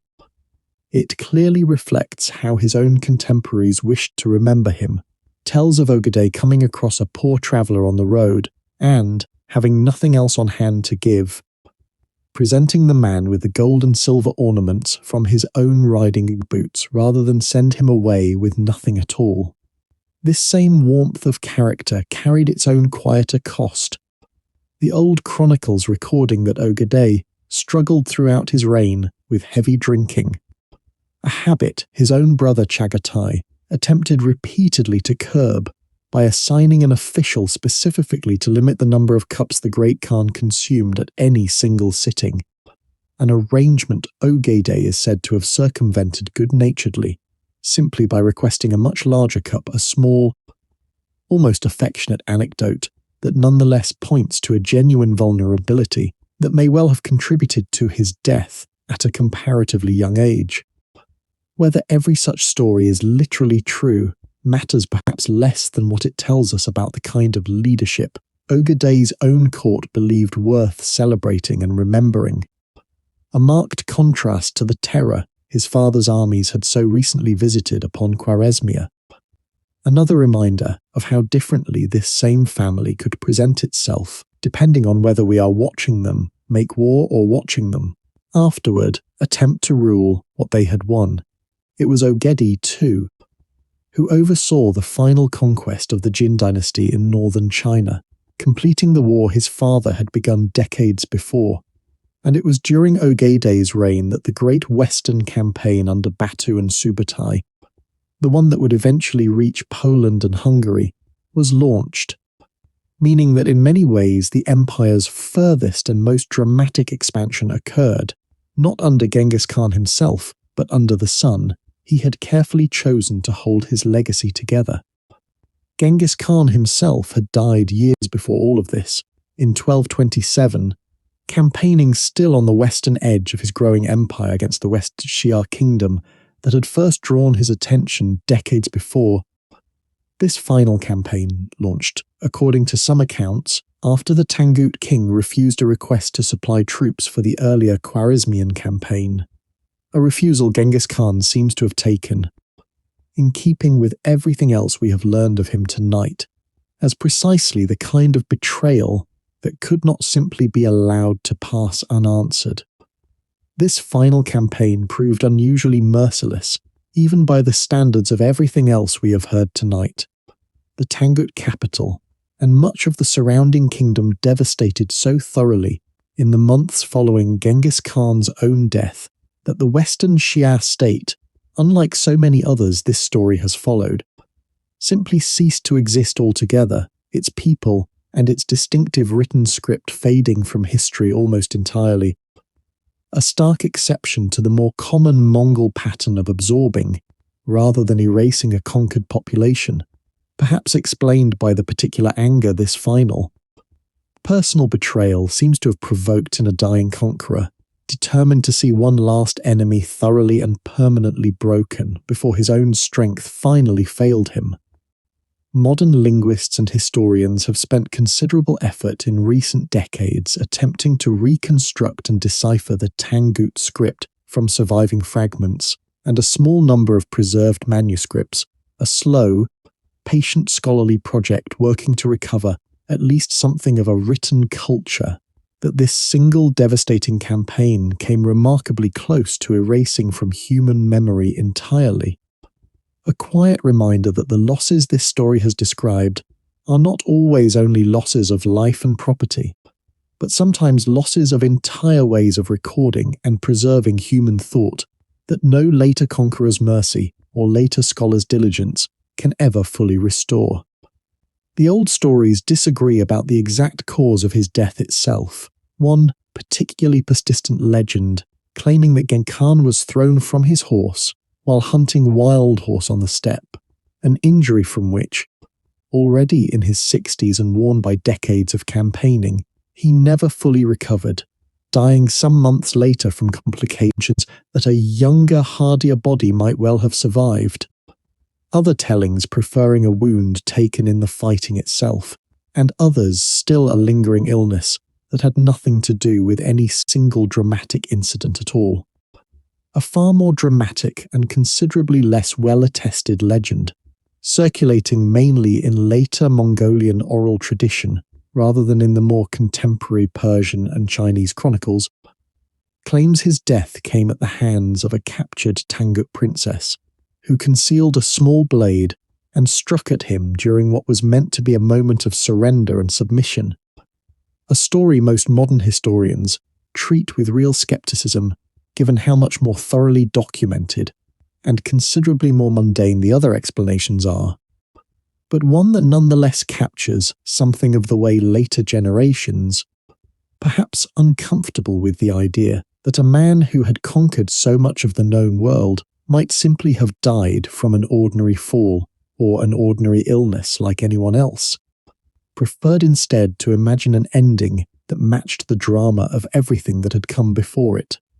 We cannot now say for certain which telling is true. He was buried, by his own instruction, in a secret location, with those who carried out the burial said to have been killed afterward to preserve the secret, and the soldiers who killed them killed in turn, a chain of silence meant to protect the resting place of the man who had united the steppe from ever being disturbed by looters or enemies. To this day, despite decades of searching by archaeologists and treasure hunters alike, the tomb of Genghis Khan has never been found, and perhaps, in a land as vast and as patient as the Mongolian steppe, it never will be. By the time of his death, the Mongol Empire already stretched from the Pacific coast of China to the Caspian Sea, larger than any land empire that had ever existed, and it was still, in 1227, only beginning to grow. Let your mind rest now on gentler things, on the daily texture of life within this vast steppe world, away from the battlefields that history books so often dwell on. A Mongol family's entire household could be dismantled, packed onto ox carts, and moving toward new pasture within a single morning. The felt tent called a ger collapsed into a neat bundle of wooden lattice and thick covering, light enough for a small number of animals to carry, warm enough to withstand brutal winter winds once reassembled. Inside, life centered around a central hearth fire, around a rigid but practical division of space. The northern part of the tent reserved for the family's most sacred objects and for honoured guests. Women's work concentrated toward the eastern side, men's tools and weapons kept toward the west. Building a ger, though it could be raised in under an hour by an experienced family, followed patterns refined across countless generations of trial against the steppe's harsh weather. A circular lattice wall of collapsible wooden frames, called a khana, was raised first and tied together with leather or woven horsehair rope. Then a ring of long wooden poles rose from this wall to meet at a central wheel-shaped opening at the roof's peak, both a source of light during the day and at night, a place from which a family might look up and watch the same wide, star-scattered sky that had always stretched over the steppe. Layers of thick white felt, made from the wool of the family's own sheep, pounded and pressed through long hours of communal labour, were then draped over this frame, several layers thick in winter to hold in warmth, sometimes reduced to a single layer during the brief warm summer months to allow air to move freely through the tent. An entire community, moving together across the grassland, could arrive at a new campsite in the evening and have every family's ger raised, its hearth fire lit, and its evening meal cooking, before true darkness fell. Marriage among the Mongols typically involved a period of betrothal arranged between families, often while the future bride and groom were still quite young, sealed with an exchange of gifts, livestock most commonly, that reflected each family's standing and resources. Temujin's own marriage to Borte had been arranged this way by his father, years before Yesugei's death, a bond of alliance between two families that outlasted, as we heard earlier, even Borte's capture and recovery in the turbulent years of Temujin's rise. A wedding itself, once the families had agreed on terms, typically unfolded across several days of feasting. The bride arriving at her new husband's family camp, accompanied by a dowry of livestock and household goods. A new ger sometimes raised specifically for the young couple as part of the celebration. Its felt walls representing the beginning of an entirely new household within the wider extended family. Steppe custom also generally practiced a form of levirate marriage, in which a widow was expected, though not always strictly compelled, to marry one of her late husband's surviving brothers or sons by another wife. A practice that struck outside observers as unusual, but which served a genuinely practical purpose in a society where a widow without a husband's protection faced real vulnerability, keeping both the widow and any children she already had firmly within the same extended household and its network of livestock, labour, and mutual protection rather than leaving them to fend for themselves in a landscape that, as Temujin's own mother Holan had once learned so painfully, offered very little safety to a woman and her children left entirely alone. Steppe custom also permitted a man of sufficient means to take more than one wife. Though a first wife typically retained a position of particular honour within the household, and children born of different mothers within the same family could, as we saw with Jochi's uncertain parentage, carry complicated implications for status and inheritance that echoed for generations. Mongol women, it is worth pausing to note, held a position of practical authority within steppe society that often surprised and unsettled visitors from more rigidly patriarchal settled civilizations. Women managed the household during the long absences of husbands and sons on campaign or on the hunt. Women milked the mares and made the fermented drink called airag that was a staple of the steppe diet. Women often rode and shot bows themselves when the needs of defence or the hunt required it. Genghis Khan's own mother Hoil-Lun and his wife Borte, and later his daughters, married out to rule allied territories in his name, all wielded real influence within the growing empire. A detail easily lost in stories that focus only on the great male conquerors riding at the head of their armies. Diet on the steppe centred heavily on meat and dairy. Since so little could be grown in this harsh climate, mutton and horse meat and goat, alongside a whole range of fermented dairy products, hardened curds that could be carried for months without spoiling, the fermented mare's milk called airag that carried a mild alcoholic content and played an important social and ceremonial role at gatherings and feasts. Slaughtering an animal followed a careful, almost ritual method still practiced in Mongolia today, a small incision made in the chest to reach and pinch off the main artery, ensuring the animal died quickly, and, just as importantly on a landscape with almost nothing to spare, that every drop of blood could be collected and used rather than lost onto the ground. The blood itself often prepared into sausages alongside organ meats that wasted nothing of an animal that had taken an entire season or more of careful herding to raise to full size. Grain, when it appeared at all in the ordinary steppe diet, arrived as tribute or trade goods from settled agricultural regions to the south, a taste of a different kind of life that most ordinary steppe families experienced only occasionally. Let your thoughts wander a while longer through the ordinary rhythms of this nomadic world, far from any battlefield. Children learned to ride almost as soon as they could sit upright. Small riders sometimes tied gently onto their saddles before they had even mastered the skill of balance on their own, so that horsemanship became less a learned skill than simply a fact of the body, as natural and unremarked upon as walking. Falconry was practiced widely among Mongol nobility. Trained eagles and hawks carried on thick leather gloves out onto the open steppe for the hunt. The great golden eagles used for this purpose, sometimes strong enough to bring down a fox or even a young wolf. A skill passed down carefully from one generation to the next. An eagle hunter typically training a single bird over years of patient work before eventually releasing it back into the wild. after roughly a decade of partnership, honouring, in its own way, the animal's own freedom even after so many years of close companionship. This tradition survives today most visibly among certain Kazakh communities in the far western reaches of Mongolia, where eagle hunting festivals still draw visitors each autumn to watch riders release their birds from horseback across the same kind of open, mountainous terrain their ancestors hunted centuries before, a living thread connecting the modern world directly back to these ancient practices.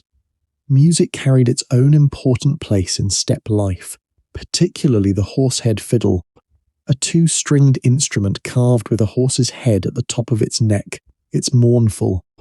resonant tone, accompanying long throat-singing traditions in which a single singer could produce two distinct pitches simultaneously, a haunting sound said to echo the wind moving across empty grassland.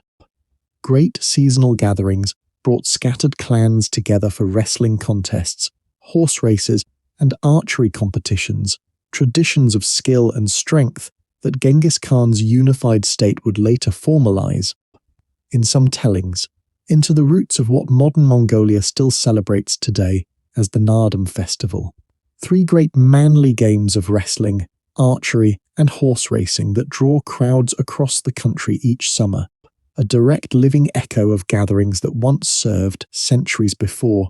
to select and celebrate the finest warriors and horsemen among competing clans. Mongolian wrestling itself carries its own small, curious legend attached to its distinctive open-chested costume, a design some modern practitioners say was adopted generations ago specifically to prove, beyond any possible disguise, that every competitor stepping onto the field was truly a man. After one memorable tournament in which a woman was said to have entered in disguise and defeated every opponent she faced, a story impossible now to verify with certainty, but cherished all the same as a small, proud footnote to just how seriously this ancient sport has always been taken. Beyond these summer games,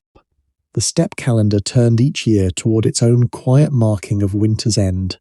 a Lunar New Year festival called Sagan Sar, the White Month, celebrated with visits between family jurs, the exchange of gifts, and dishes built almost entirely around dairy, milk, cheese and cream in every form the harsh winter stores could still provide.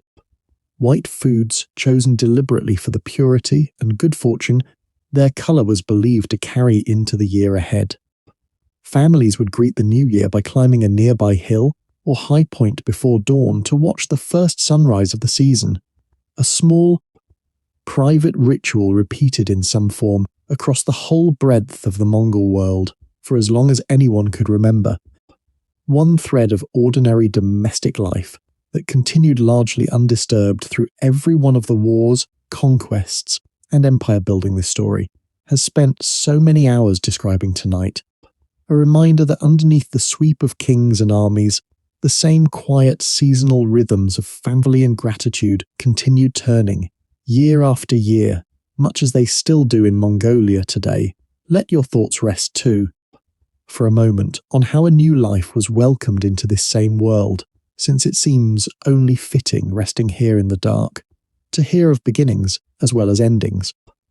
A Mongol child's birth was often attended by an experienced older woman of the camp acting as midwife, and the naming of a newborn sometimes reflected the circumstances of the birth itself in a very direct, unromantic way. Temujin's own name, as we heard at the very start of this story, drawn from a defeated enemy chieftain, other children sometimes named for an animal, an object, or an event notable at the moment of their arrival, a practice that gave everyday Mongol names a plain, earthy directness quite different from the more elaborate naming traditions of settled court societies. Grandparents played an especially important role in raising young children within this extended family structure, often taking direct responsibility for teaching a grandchild their earliest lessons in herding, in the proper handling of livestock, and in the oral histories and genealogies that every steppe family needed to keep carefully in memory. Since a family's standing and its web of alliances depended entirely on being able to recite accurately exactly how one clan connected to another across several generations. Knowledge passed down almost entirely through spoken repetition rather than any written record, at least until the Uyghur script we heard of earlier began slowly to change that.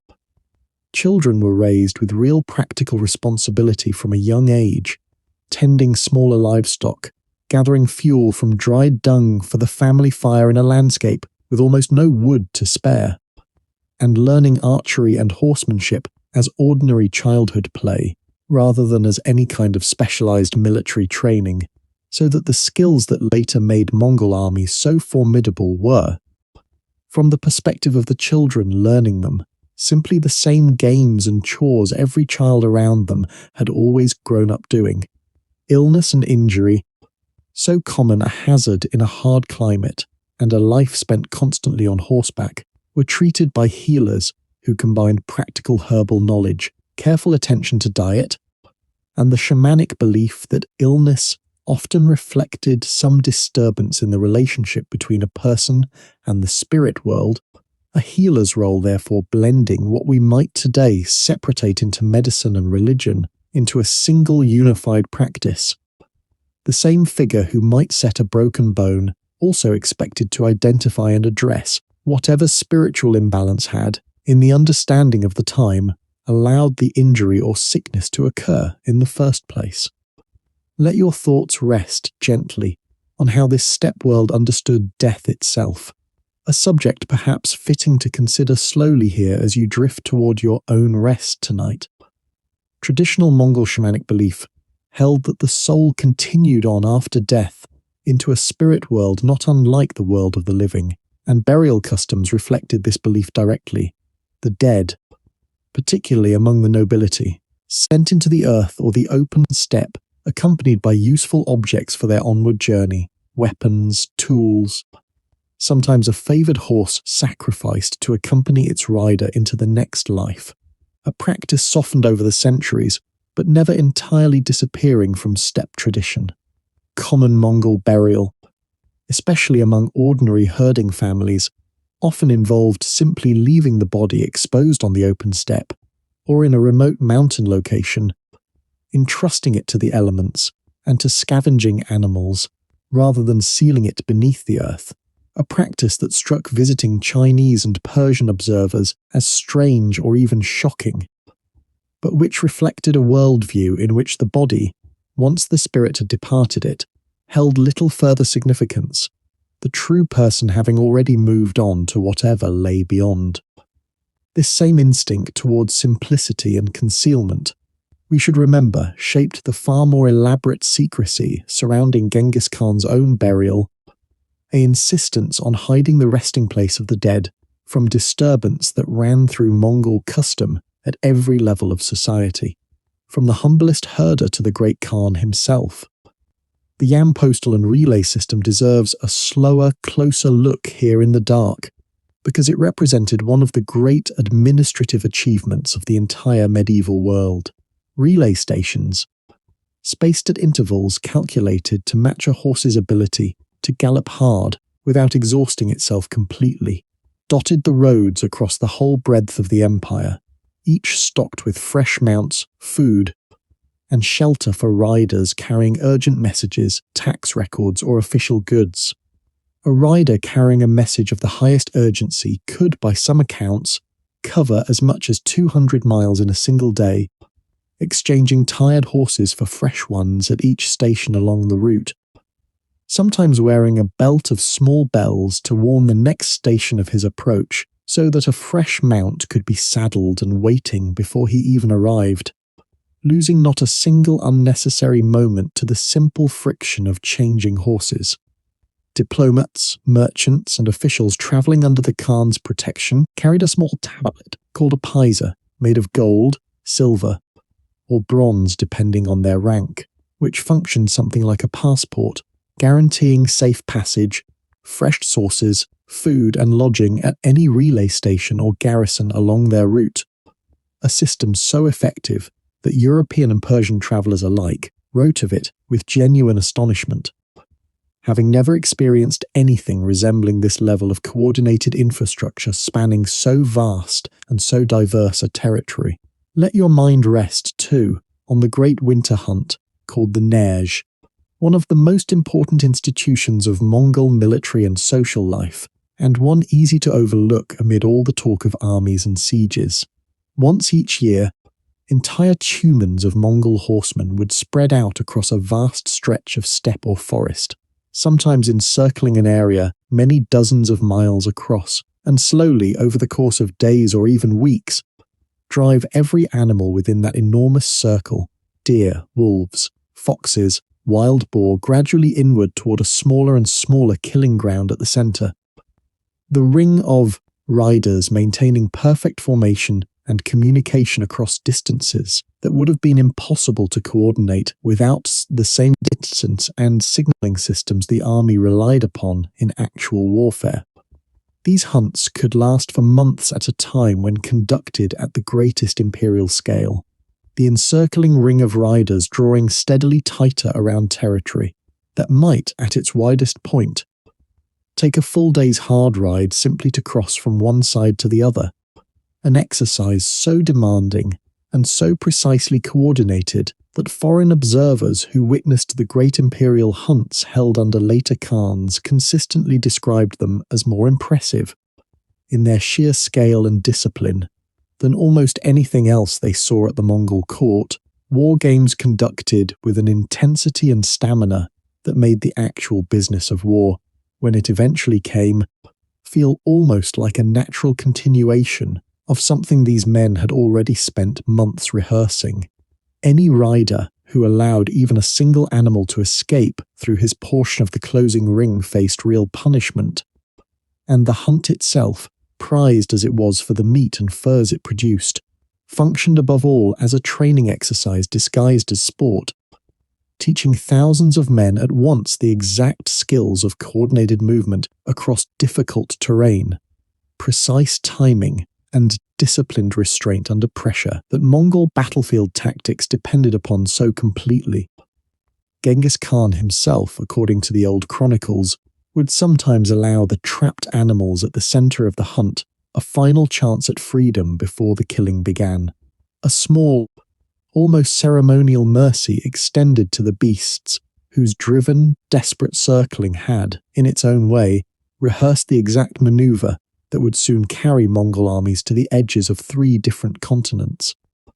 Let your thoughts settle now, gently, on the ordinary clothing of the steppe, on the deal, a long wrapped robe worn by men and women alike, crossed over the chest and tied at the waist with a wide sash, cut generously enough to allow freedom of movement on horseback and layered thickly with sheepskin, or felt lining through the brutal winter months, then worn in a lighter silk or cotton version once traded goods from China and Persia made such fabrics available to those of greater means. The sash itself served a practical purpose well beyond simple decoration. Wound several times around the waist to provide support for the lower back through long hours of riding, and often used to tuck away a small knife, a fire striker, or other essential daily tools that a herder or soldier needed always close at hand and never buried too deeply in saddlebags to reach quickly. Sturdy leather boots, their soles thick and slightly upturned at the toe, were designed specifically for riding, allowing a foot to sit securely in a stirrup for the long hours a Mongol horseman might spend in the saddle each day. Jewellery, particularly among women of status, carried real practical as well as decorative purpose, silver and turquoise ornaments woven into elaborate hairstyles and headdresses, and it was common for a woman's personal wealth, accumulated across a lifetime through gifts, dowry, and her own trade in wool or dairy goods, to be worn quite literally upon her body in this way, a portable form of savings that travelled easily with the family that might strike camp and move to new pasture at almost any time, a practical logic not so different from the reasoning that has led people in many other parts of the world, across many other centuries, to keep at least some of their wealth in gold or jewellery that can be carried at a moment's notice. Hats carried real significance too, distinguishing rank and season, fur-lined caps in winter, often trimmed with fox or wolf pelt, lighter felt or silk caps in summer, and the elaborate, winged headdresses called bokta worn by married women of higher status, tall constructions of birch bark, felt, and fine fabric, sometimes decorated with feathers or beads, that announced a woman's married status and family, standing to anyone who saw her approaching from a distance across the open grassland. A form of dress so distinctive that later Persian and Chinese artists, illustrating manuscripts about the Mongol court, rarely failed to include it when depicting Mongol noblewomen. Let your thoughts wander now toward the vast and surprisingly tolerant religious landscape of the Mongol world. The traditional Mongol faith centered on a form of shamanism, honoring an overarching sky god called Tengri, alongside a whole world of spirits believed to inhabit mountains, rivers, and the natural world, tended by shamans who moved between the physical and spiritual realms through trance and ritual. Genghis Khan himself seems to have believed, quite genuinely, that his own rise to power reflected the will and mandate of Tengri, the eternal blue sky stretching endlessly over the steppe, a belief woven directly into his own letters and proclamations, in which he described himself, in the language later Mongol tradition preserved, as ruling by the strength of the eternal heaven, a phrase that would echo, centuries later, in the way successor states, and even later Central Asian rulers continued to invoke Mongol-style claims of heaven-sanctioned authority long after the empire itself had faded. Sacred mountains held particular importance in this belief system. Genghis Khan himself said to have climbed a mountain called Burkhan Khaldun in his youth, during a moment of great danger and uncertainty, to offer thanks and seek guidance from the sky above, a mountain that later tradition holds may lie near, or even conceal, his own hidden burial site, a quiet, fitting circle closing between the beginning and the end of his story. That same mountain, protected by Mongolian tradition for centuries as a sacred and largely untouched wilderness, was recognized in relatively recent years as a UNESCO World Heritage Site. Its forests and slopes still kept remarkably undisturbed by modern development, a rare and fitting continuity between an ancient sacred landscape and its formal modern protection, ensuring that whatever secret this particular corner of the steppe may still be keeping remains, for now at least, undisturbed by anything more invasive than the quiet footsteps of pilgrims and researchers. But as the empire expanded to swallow enormous populations of Buddhists, Muslims, Christians, and followers of many other faiths, Genghis Khan and his successors adopted a policy of religious tolerance that was, by the standards of the 13th century, genuinely remarkable. A policy rooted less in modern ideas of religious liberty than in simple pragmatic calculation. That a conquered population left free to worship as it pleased was a population far less likely to rise in constant,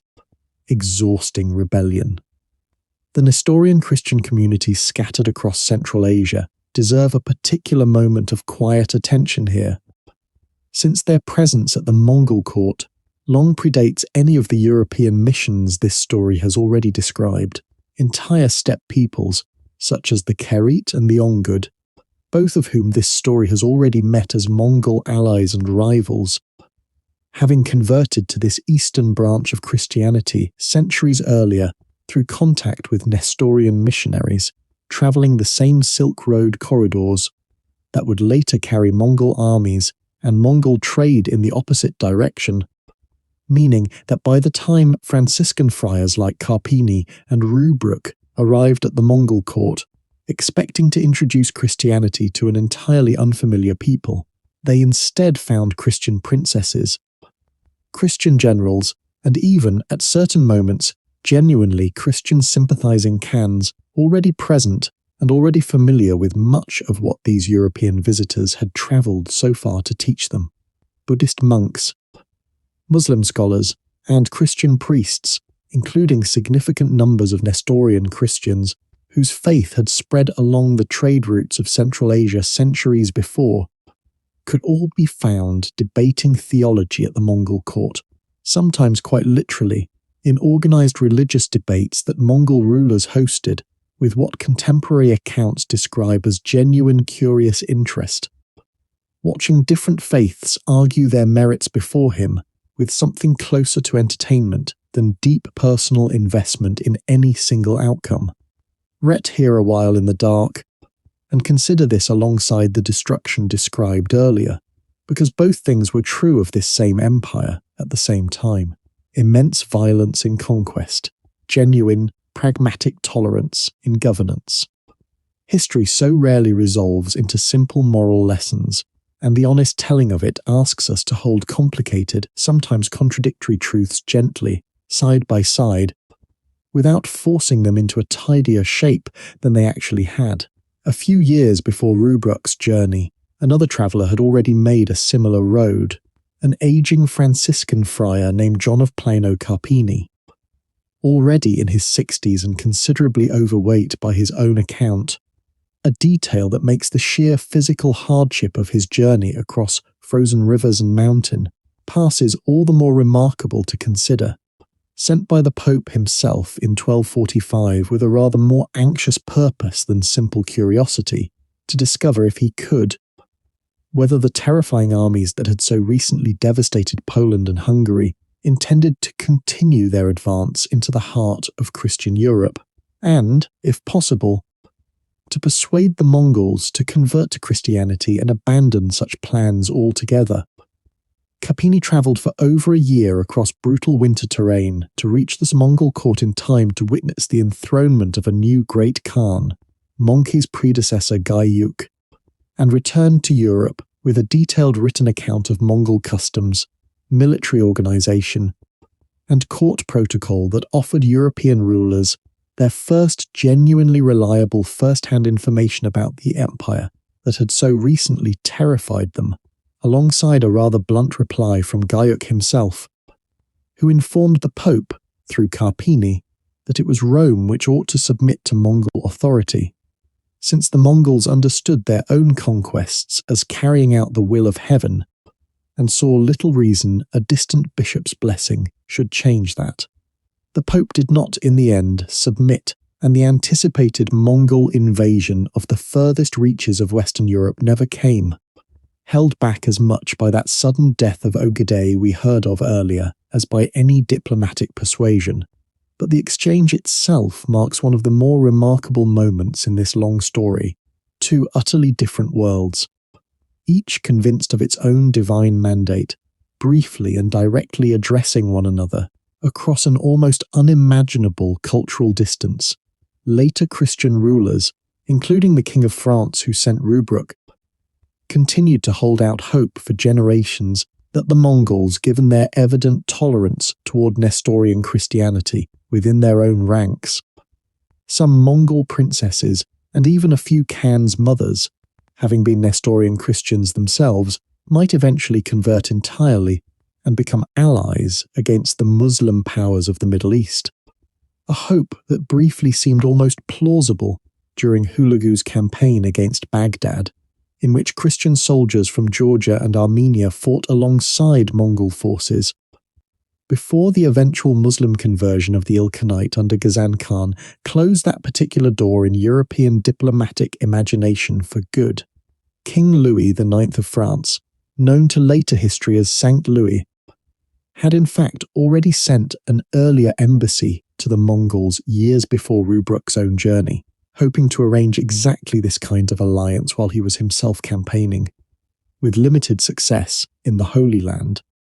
and the reply he eventually received back, delivered by returning envoys, carried the same blunt tone Guyuk had used with the Pope, an assumption on the Mongol side that any communication from a foreign ruler was naturally an offer of submission, rather than an invitation to genuine partnership between equals. A diplomatic misunderstanding rooted in the Mongols' own deeply held conviction, carried all the way back to Genghis Khan's original claim to rule by the mandate of the eternal blue sky, that their empire represented not merely one power among many, but the rightful, heaven-ordained government of the entire known world, an assumption that made real diplomatic partnership, as opposed to simple submission, almost structurally difficult for Mongol officials to conceive of extending to any foreign ruler, however powerful that ruler might consider himself back within his own kingdom.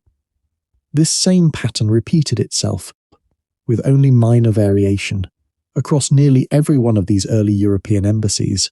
a recurring, almost comic mismatch of expectations that nonetheless carried very real stakes. European kings hoping for allies and finding instead an empire that saw the entire exercise of diplomacy as simply a slower, more polite form of the same surrender it demanded of any city standing in the path of its armies. A Flemish friar named William of Rubruck,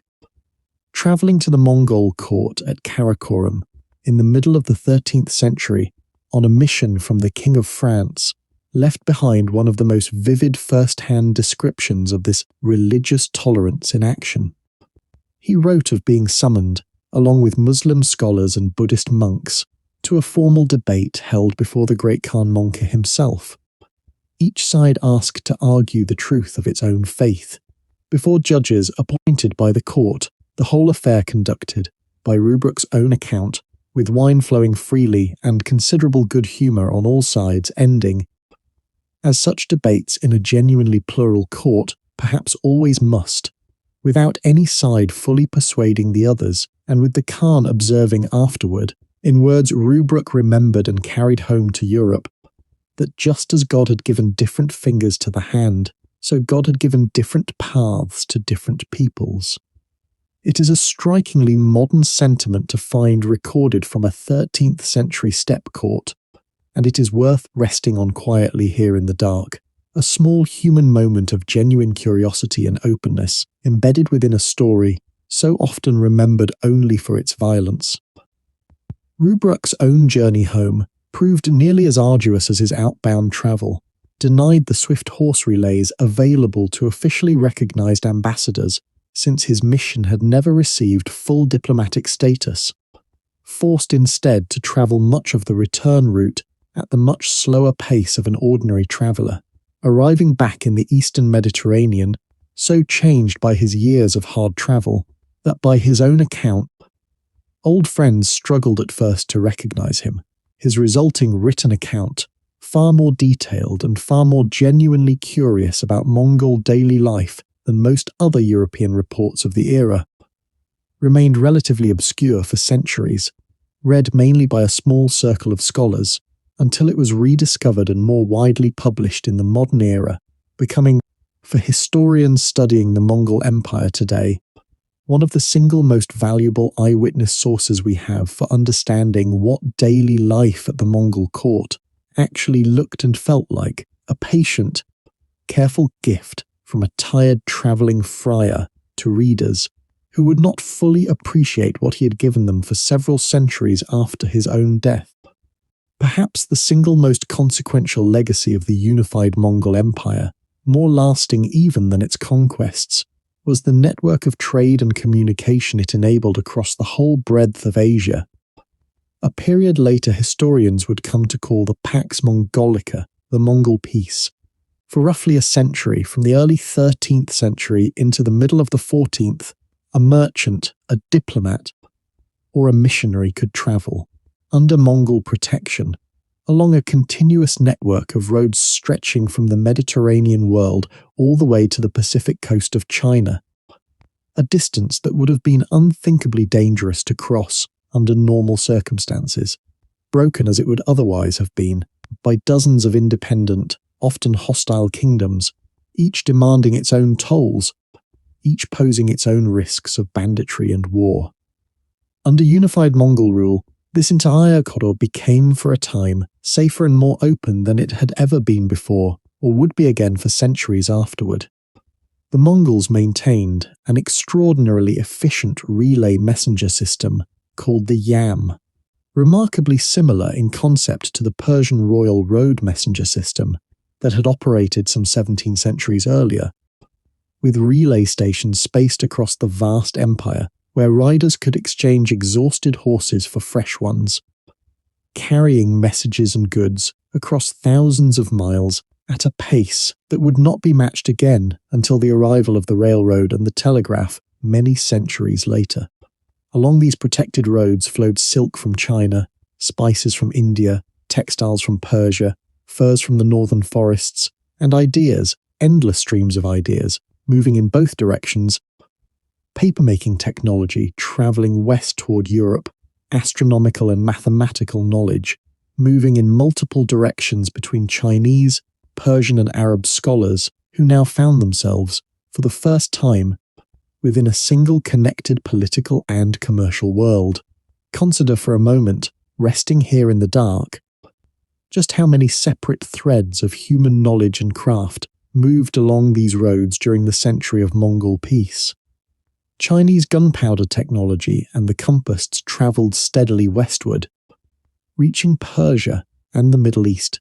and eventually Europe within a matter of generations, rather than the centuries such knowledge might otherwise have required to cross so vast a distance. Persian and Arab advances in astronomy, in medicine, in mathematics, moved eastward into China, where Kublai Khan's court employed Persian astronomers to help reform the Chinese calendar, working alongside a brilliant Chinese astronomer named Guo Shoujing, who built an enormous masonry observatory at Dengfeng specifically to achieve more precise measurements of the length of the solar year, and whose resulting calendar, drawing on both Chinese and imported Persian astronomical instruments and methods, achieved an accuracy that would not be matched in Europe for several more centuries. One further quiet example of how this era of Mongol connection allowed two great scientific traditions to sharpen and improve one another through direct exchange, rather than through the slow, accidental trickle of knowledge that had characterized contact between East and West in earlier centuries. Painters and artisans, too, carried their traditions across these same roads. Chinese blue and white porcelain techniques, absorbing Persian cobalt pigments imported specifically for the purpose, producing a style of ceramic art that would itself later travel onward to influence pottery traditions as far away as the Netherlands. Centuries afterward, a quiet chain of influence stretching from a Mongol trade road all the way to a Dutch Delftware kiln. Picture, for a moment, one of the great caravanserai that dotted this network. A fortified rest stop built at a day's steady travel from the next one along the road, its thick walls enclosing a wide central courtyard where camels and horses could be watered and fed. Its ground floor, lined with storerooms for merchants' goods, its upper floor offering simple sleeping quarters for the travellers themselves. The evening air in such a courtyard would have carried a particular mingled scent, worth resting on quietly here in the dark, camel and horse, wood smoke from a dozen small cooking fires, the sharp sweetness of dried apricots and dates unpacked from a merchant's saddlebags, the dust of the day's travel slowly settling as the animals were finally allowed to rest. Bales of raw silk and finished silk cloth travelled west from China alongside tea, lacquerware and the fine porcelain we have already spent time resting on tonight, while glassware, woolen textiles, horses, and precious metals moved east in return, together with the spices of India and the incense and pearls of the Persian Gulf, an exchange so steady and so varied that a single caravanserai courtyard on any given evening might display, spread across a dozen merchants' unpacked bundles, a more complete cross-section of the medieval world's material culture than almost any single market in Europe could have gathered in one place at that time. In the courtyard, in the cool of the evening, one might have found a Genoese merchant comparing notes with a Persian silk trader, a Chinese official travelling under Mongol protection, sharing a meal with a Nestorian Christian priest bound for a distant monastery, an Indian gem dealer haggling quietly over a small leather pouch of turquoise with a Central Asian middleman who spoke perhaps 4 or 5 languages well enough to make himself understood to almost anyone he might meet along the road. This was the true quiet texture of the Pax Mongolica, less a matter of grand imperial decree, and more a matter of thousands of such small, ordinary encounters, repeated night after night across the whole breadth of Asia, each one a tiny thread in the vast fabric of exchange that the Mongol peace, whatever its violent origins, ultimately made possible. We should also rest honestly, here in the dark, on a far darker thread that moved along these same protected roads. Modern historians studying the origins of the Black Death, the terrible plague that would sweep across Europe and Asia in the middle of the 14th century, killing perhaps a third of Europe's entire population, generally believe the disease first spread out of Central Asia and moved westward along these very Mongol trade routes, carried by fleas living on rodents that travelled in merchant caravans and eventually on ships crossing the Black Sea. The same roads that carried silk, spices, and scientific knowledge so efficiently across the breadth of the known world carried too. This terrible cargo, a sobering reminder that connection, however wonderful in its exchange of ideas and goods, carries its own risks, a lesson history has offered more than once and would offer again, in different forms, in centuries still to come. There is one more strange, quiet footnote to this story of destruction and its aftermath, uncovered only in recent years through careful scientific study rather than through any old chronicle. Researchers examining ice core samples and other environmental records have proposed that the sheer scale of death and depopulation caused by the Mongol conquests, particularly in China and Central Asia, was severe enough that vast stretches of previously farmed land reverted to forest and wild grassland over the following decades. Forest and grassland that absorbed enough carbon dioxide from the atmosphere to produce a small measurable dip in global carbon levels, a curious and almost unbelievable footnote suggesting that the human toll of this one conquest may have left a faint trace even in the deep ice of the polar regions, a reminder of just how deeply human history and the wider life of this planet remain quietly woven together, even across a distance of 800 years. It was along these very roads, protected by this very Mongol peace, that a young Venetian merchant named Marco Polo travelled, in the later 13th century, all the way to the court of Genghis Khan's grandson, a ruler named Kublai Khan, who by that time had completed the conquest of southern China and established a new Mongol dynasty there called the Yuan dynasty. Before Gaiuk himself ever took the throne, the empire passed through several years without any great Khan ruling at all, governed instead by a regent, Ogeday's widow Torrigain Khatun, who held the empire together through the difficult years following her husband's death in 1241, with a political skill later chroniclers, including Persian historians who wrote with evident respect despite having little natural inclination to praise a Mongol woman ruling in her own right, credited as considerable, appointing officials, managing tribute, and carefully manoeuvring the necessary support among the empire's senior princes to eventually secure her own son Gaiuk's election as Great Khan. In 1246, a 5-year regency that stands alongside Sorgatani Beki's own later influence as further evidence of how much genuine authority Mongol royal women could hold even at the very summit of imperial power. Gaiuk's own reign, once it finally began, proved brief and troubled, marked by ongoing rivalry with his cousin Batu of the Golden Horde, a rivalry serious enough that Gaiuk was reportedly marching west,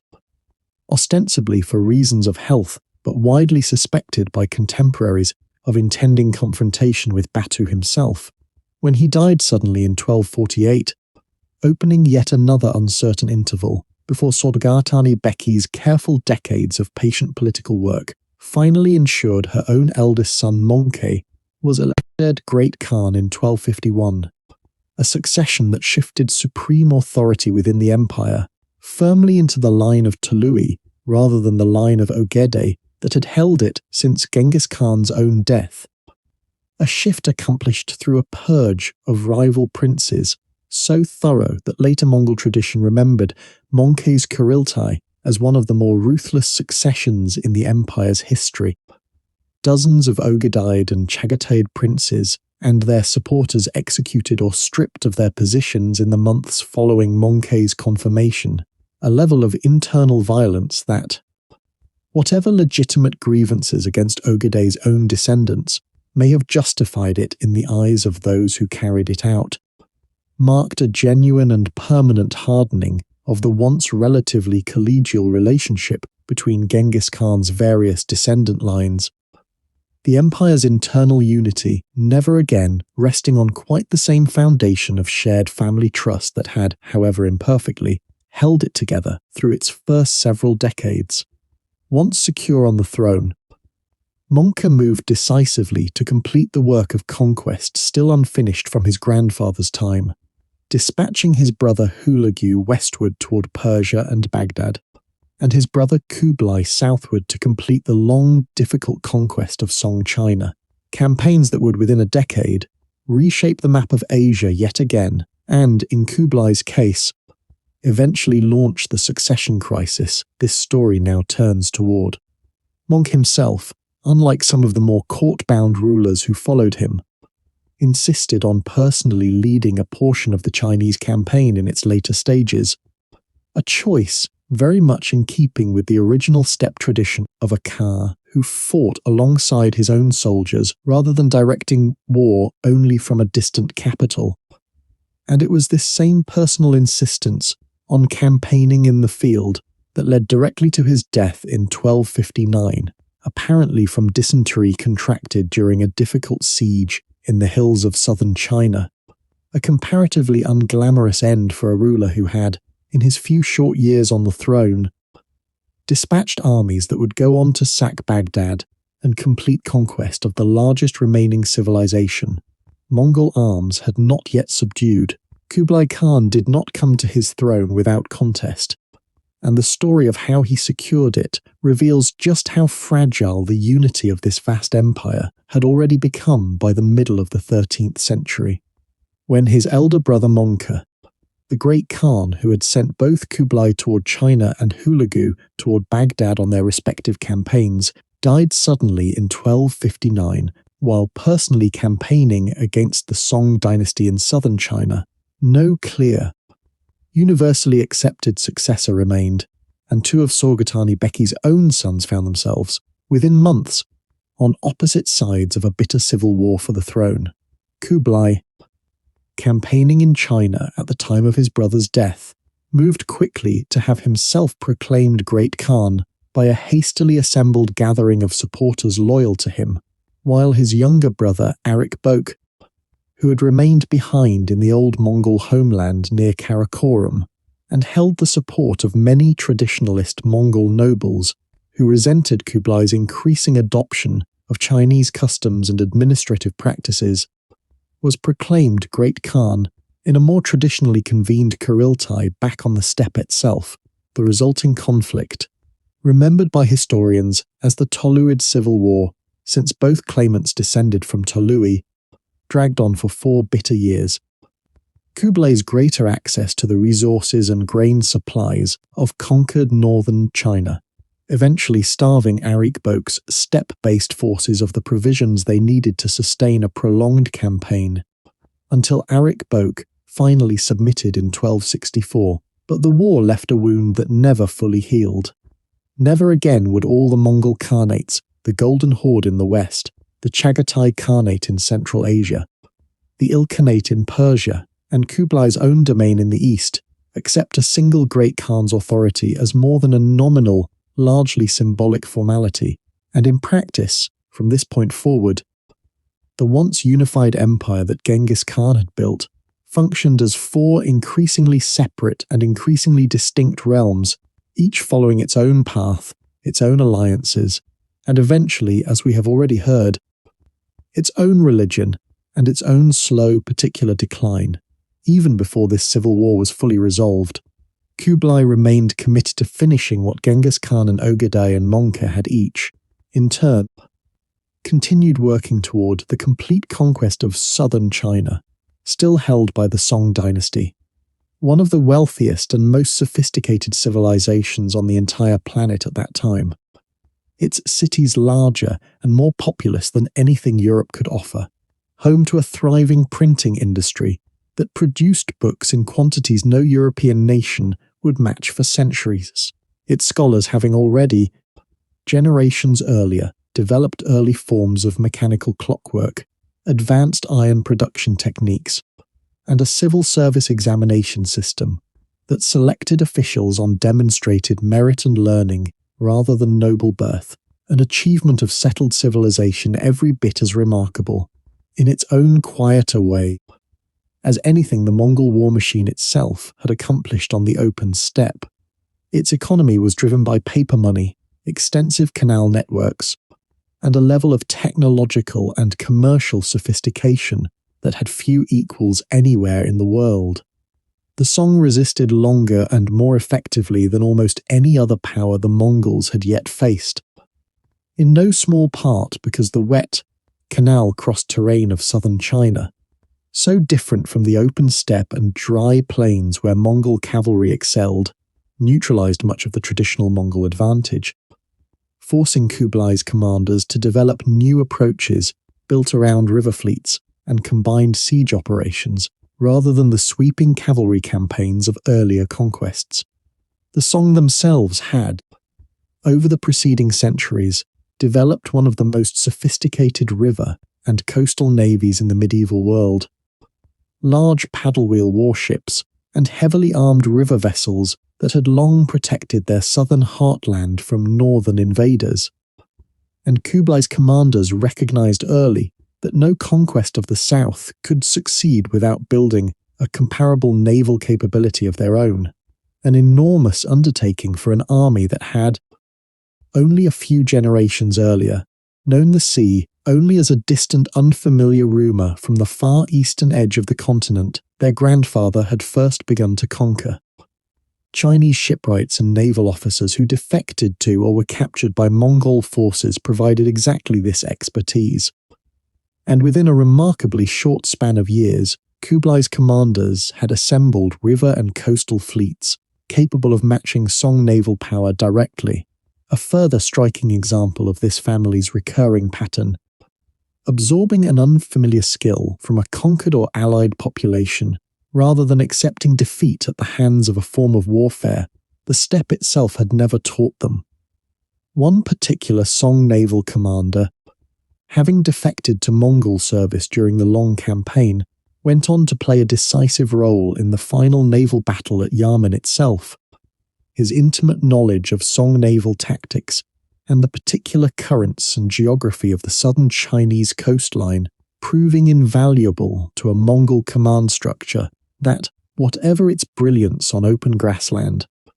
still depended heavily on exactly this kind of borrowed local expertise whenever it found itself fighting on water rather than on land. The turning point came at the fortress city of Xiangyang, which held out under siege for nearly 6 years,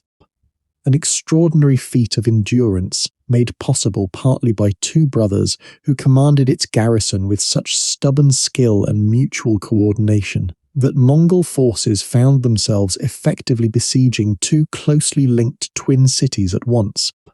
supplies and reinforcements slipping between them along the river, even as the Mongol blockade tightened year after year around them, a siege that stalled the entire Mongol advance into southern China until Kublai,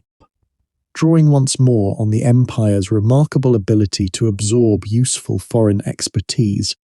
brought in Muslim engineers from Persia and the Middle East, skilled in building massive counterweight trebuchets, siege engines whose design, using a heavy counterweight rather than teams of men hauling on ropes to power the throwing arm, could hurl stones weighing well over 100 pounds, with a force and accuracy far beyond anything the traditional Chinese siege engines defending the city had ever needed to withstand, the resulting machines becoming known in Chinese accounts simply as the Muslim trebuchets, in honest acknowledgement of exactly where this decisive technology had come from.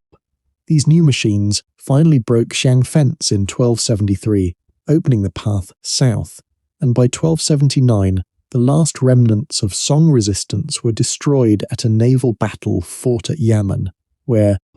according to the moving and often retold account of that final defeat, a loyal minister leapt into the sea carrying the last Song-child emperor in his arms rather than surrender him to Mongol capture, drowning together rather than submit, an ending that Chinese historical memory has held on to ever since as one of the most poignant moments of loyalty and loss in the entire long history of Chinese dynastic transition. Kublai Khan's court represented something genuinely new in the long history of the Mongol world, a steppe dynasty that had settled, almost entirely, into the administrative habits and cultural forms of the ancient civilization it now ruled. He built a magnificent summer capital at a place called Shangdu, which English readers would later come to know through a famous poem written centuries afterward by a man who had never actually visited it, as Xanadu, a name that entered the English language as a byword for exotic, unimaginable splendor. There, amid gardens and pavilions built for a nomadic ruler's family that still remembered, however faintly, the felt tents of their grandfather's steppe, Kublai Khan received scholars, diplomats, and merchants from across the known world, patronized Chinese painters and Tibetan Buddhist monks alike, and oversaw the construction of a winter capital called Khambalik on the site of modern Beijing, a city so grand that Marco Polo, upon first seeing it, struggled to find words adequate to describe it to his European readers. Standing quietly beside Kublai through much of this transformation was his chief wife, a woman named Chabi, remembered in the surviving records as an unusually thoughtful and influential presence at court, credited with encouraging her husband toward more moderate policies in his early treatment of the conquered Song population, urging clemency where harsher advisors pressed for punishment, and taking a close personal interest in the design of the new capital itself, reportedly advising on practical matters as basic as the layout of the palace grounds, favouring function and comfort over the kind of purely symbolic grandeur some of Kublai's Chinese advisors initially proposed. A devoted follower of Tibetan Buddhism, Chabi is also credited with encouraging her husband's own patronage of Buddhist monks and institutions across the empire, a religious preference that would shape Yuan dynasty court culture significantly. Tibetan Buddhist teachers holding considerable influence at court throughout Kublai's reign and beyond, a spiritual thread that, alongside the older shamanic traditions and the Nestorian Christian and Muslim communities we have already heard of tonight, added yet one more strand to the remarkably plural religious tapestry this family's empire had woven together across 3 generations of conquest. She is also remembered for a small, oddly touching detail of pure domestic practicality, recognizing that traditional Mongol dress was poorly suited to the seated,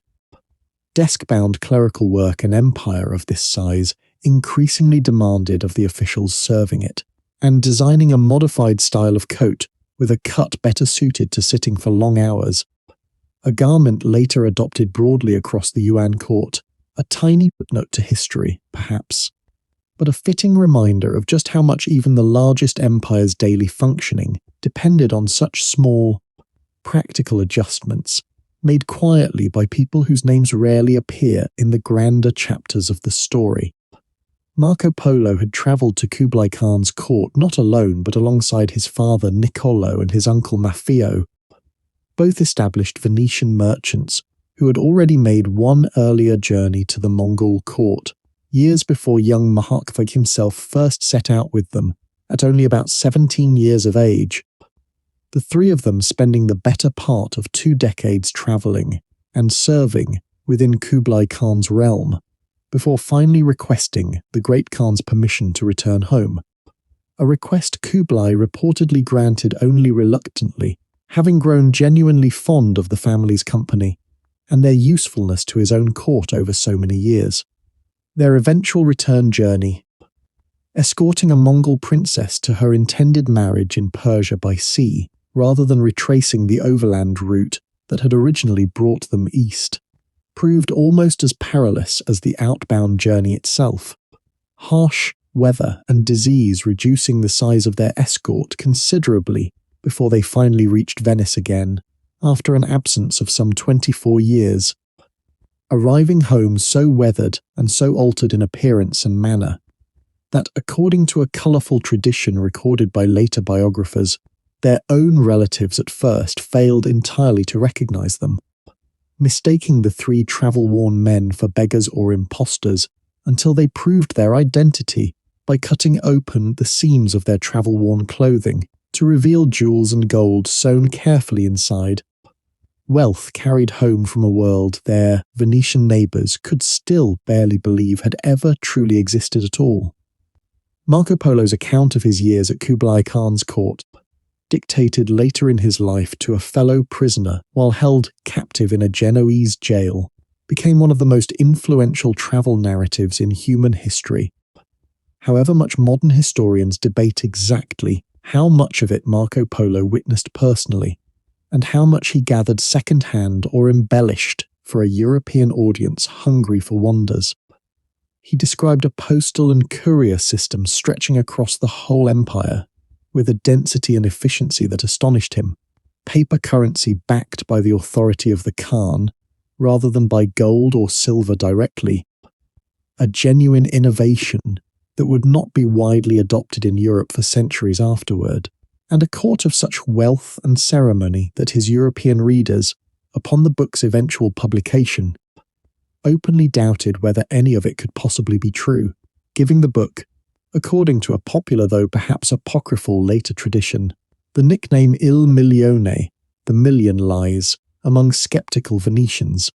Kublai Khan's Yuan dynasty organized the enormous population of conquered China into a formal hierarchy of four broad classes, a structure historians have studied closely for what it reveals about how a steppe minority attempted to govern a vastly larger settled population without being absorbed and diluted entirely by it. Mongols themselves stood at the top of this structure, followed by a broad category the sources call the Semu, various non-Chinese peoples, Central Asian Muslims, Persians, Tibetans, and others, who were often employed in administrative and financial roles precisely because, as outsiders to China themselves, they had no independent local power base from which to challenge Mongol rule. Below them came the northern Chinese, who had already lived under Jin dynasty rule before the Mongol conquest, and at the bottom of this formal hierarchy stood the southern Chinese, whose Song dynasty had resisted Mongol conquest longest of all, falling only in 1279, decades after the north had already come under Mongol control. This structure, whatever its practical flexibility in daily administrative life, left a lasting impression of resentment among the Chinese population, a resentment that fed directly into the rebellions that would eventually topple the Yuan dynasty roughly a century after its founding. And yet, curiously, this same Yuan period, so often remembered chiefly for foreign rule and Chinese resentment, produced one of the great flowerings of Chinese dramatic literature, a form now remembered as Yuan opera or Yuan drama. With the traditional route to office through Confucian civil service examinations suspended for long stretches under Mongol rule, denying educated Chinese scholars their usual path to status and government position, many of these same scholars turned their literary talents instead toward vernacular theatre, writing plays performed in the common spoken language rather than the classical literary Chinese normally reserved for serious writing. Plays that drew large popular audiences in the growing cities of Yuan China and produced masterworks, including the celebrated playwright Guan Hanqing's tragedy of a wrongly condemned woman, still studied and performed in China today, nearly 7 centuries later, a strange and unexpected cultural gift born directly from the frustrations of foreign rule. This same turn toward vernacular, popularly accessible storytelling planted seeds that would flower more fully in the centuries after the Yuan dynasty itself had fallen. The great Chinese vernacular novels of later eras, sprawling,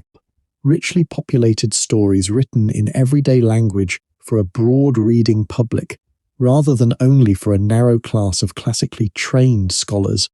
tracing at least part of their own literary lineage back to exactly this same Yuan era, shift away from classical forms. Another quiet, unintended gift from an age of foreign rule that Chinese literary tradition would go on to treasure long after the political circumstances that first produced it had been entirely forgotten by most who enjoyed the stories themselves. Persian art and literature, too, entered one of their most celebrated periods under the Ilkhanate that Hulagu had founded, court patronage supporting magnificent illustrated manuscripts, richly detailed miniature paintings depicting historical and legendary scenes, with a level of colour and narrative sophistication that would go on to influence Persian and later Mughal painting traditions for centuries afterward. Among the most remarkable products of this same court was an enormous historical compendium commissioned by an Ilkhanate vizier named Rashid al-Din, a Jewish convert to Islam, who rose to become one of the most powerful administrators in the entire Mongol world, and whose resulting work attempted something no historian anywhere had ever previously tried on quite this scale, a genuinely global history drawing together the historical traditions of the Mongols, the Chinese, the Persians, the Turks, the Franks of Europe, and the Jews into a single connected narrative, produced with the direct cooperation of Mongol officials who could describe their own oral traditions firsthand. A project only made conceivable by the same unprecedented connectivity across cultures that the Mongol peace itself had created, and one that stands today as one of the most valuable surviving sources for understanding how the Mongols themselves, or at least their most learned Persian administrators, understood their own place within the wider sweep of world history. Rashid al-Din's own life, for all his extraordinary scholarly achievement, ended in the same abrupt and violent manner that had claimed so many powerful figures across this long story, falling victim to court rivals who accused him, whether fairly or not, of poisoning a previous Ilkhan, and he was executed in his old age, his considerable estates and libraries scattered or destroyed in the aftermath. A sobering final note to the career of a man who had spent decades of his life trying to preserve, patiently and carefully, the memory of an empire whose own internal politics ultimately consumed him just as thoroughly as they had consumed so many other capable men who rose too high within it. And in the exchange of craft and technique that Mongol trade routes made possible, Chinese blue and white porcelain,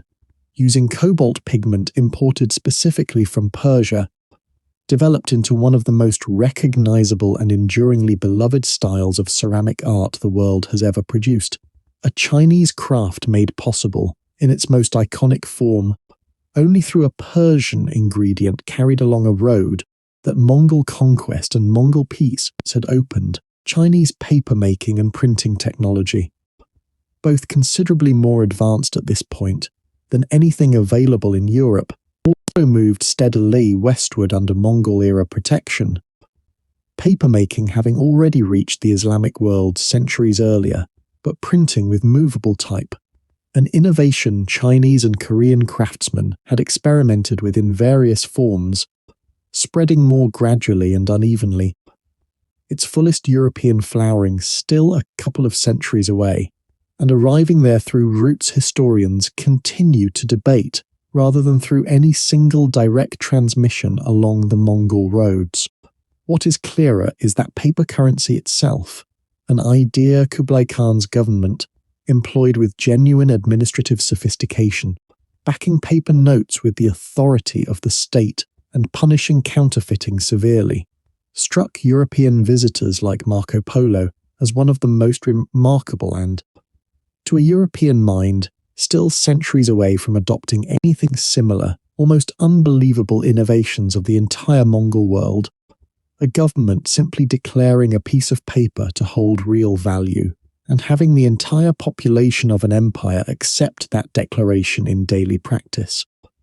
Let your mind rest a while on the seasonal rhythm of Kublai Khan's own court, because even at the very height of Yuan dynasty splendor, in a settled Chinese capital of unimaginable wealth, the old steppe instinct for seasonal movement never entirely disappeared. Each spring, Kublai Khan and an enormous retinue of court officials, guards, and household staff would travel north from Khanbalik to the cooler grasslands surrounding Shangdu, the summer capital European readers would later know as Xanadu,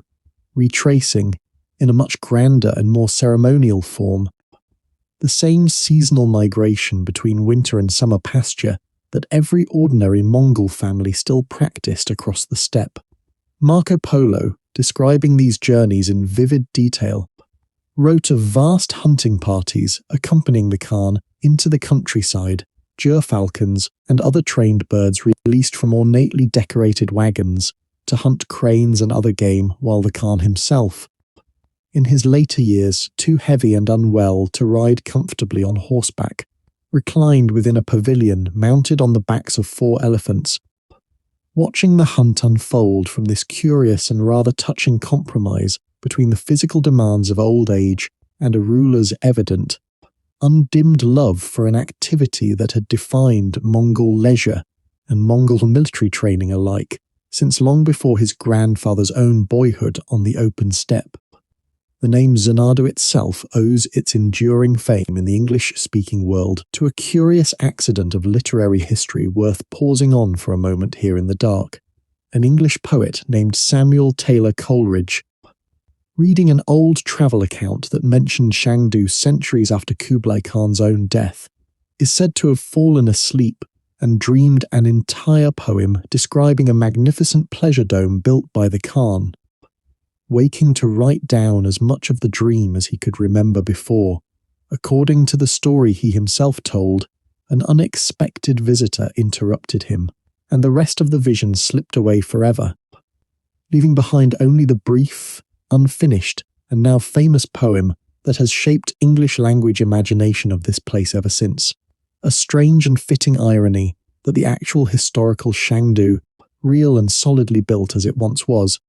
is probably better known today throughout the English-speaking world as the setting of an incomplete dream than as an actual Mongol summer palace that a great many real people once actually lived in and worked in and travelled to each year with their emperor. Kublai's later years brought their own quiet sorrows alongside the empire's continuing splendour. The death of his beloved wife Chabi in 1281 followed some years later by the death of his chosen heir, losses that contemporary accounts suggest weighed on him heavily, and to which he responded, by several later accounts, with increasing indulgence in food and drink, his health declining steadily through the final decade of his long reign, even as the empire around him continued to function smoothly under the administrative systems he and his predecessors had so carefully built.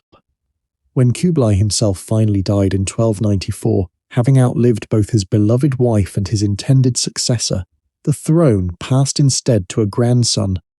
and the Yuan dynasty that followed experienced a far less stable pattern of succession than the empire had known even during its earlier, more turbulent decades.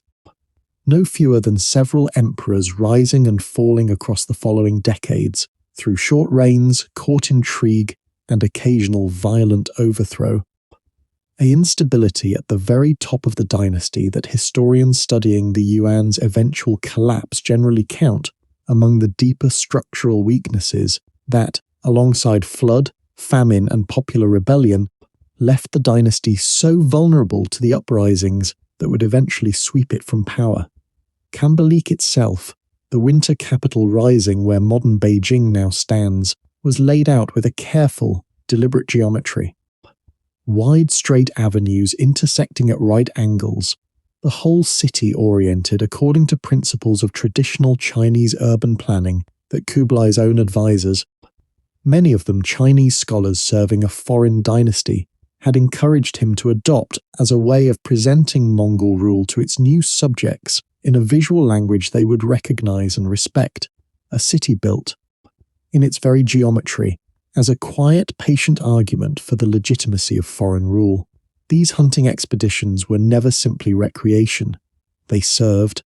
much as the great Nerj hunt of the wider Mongol tradition once had, as a visible demonstration of order and hierarchy, thousands of falconers, beaters, and huntsmen moving in careful coordination under the Khan's personal direction, foreign ambassadors and visiting dignitaries invited along specifically so that they might witness, firsthand,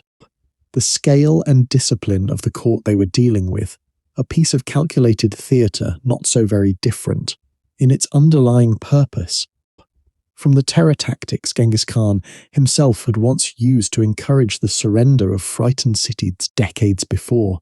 though softened here, in his grandson's more settled and more secure reign, into something closer to simple, magnificent spectacle rather than outright threat. It is a small telling measure of how far this one had travelled across 3 generations, from a grandfather whose reputation for controlled terror once persuaded whole cities to open their gates without a fight,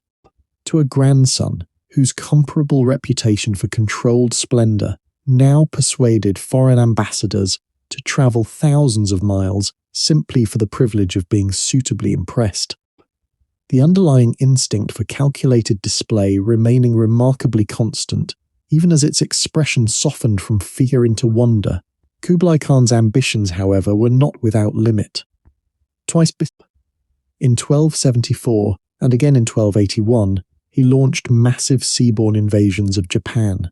assembling enormous fleets carrying tens of thousands of soldiers across the water from Korea and from China's southern coast. Japanese samurai defenders, though badly outnumbered and unfamiliar with the coordinated group tactics and gunpowder weapons the invasion force brought with it, fought with a stubborn tenacity during the first invasion that considerably slowed the Mongol advance, even before the weather itself intervened. And in the years between the 2 invasions, the Kamakura shogunate organized an enormous defensive construction project along the most vulnerable stretches of coastline, a stone wall built specifically to prevent Mongol forces from landing and establishing the kind of secure beachhead their earlier invasion had briefly managed to achieve, sections of which can still be found today, a physical reminder of just how seriously Japan took the threat of a second invasion even before that second invasion actually arrived. Both times, the invasion forces were struck by sudden, violent typhoons that scattered and destroyed much of the Mongol fleet before it could establish a lasting foothold. Storms that the Japanese, deeply moved by what seemed a providential deliverance, came to call kamikaze, the divine wind, a phrase that would echo forward into a very different and far darker chapter of history nearly 7 centuries later. These failed invasions marked the effective limit of Mongol expansion in the east, a reminder that even the most formidable land army in the ancient world remained vulnerable to a sea it never fully learned to master.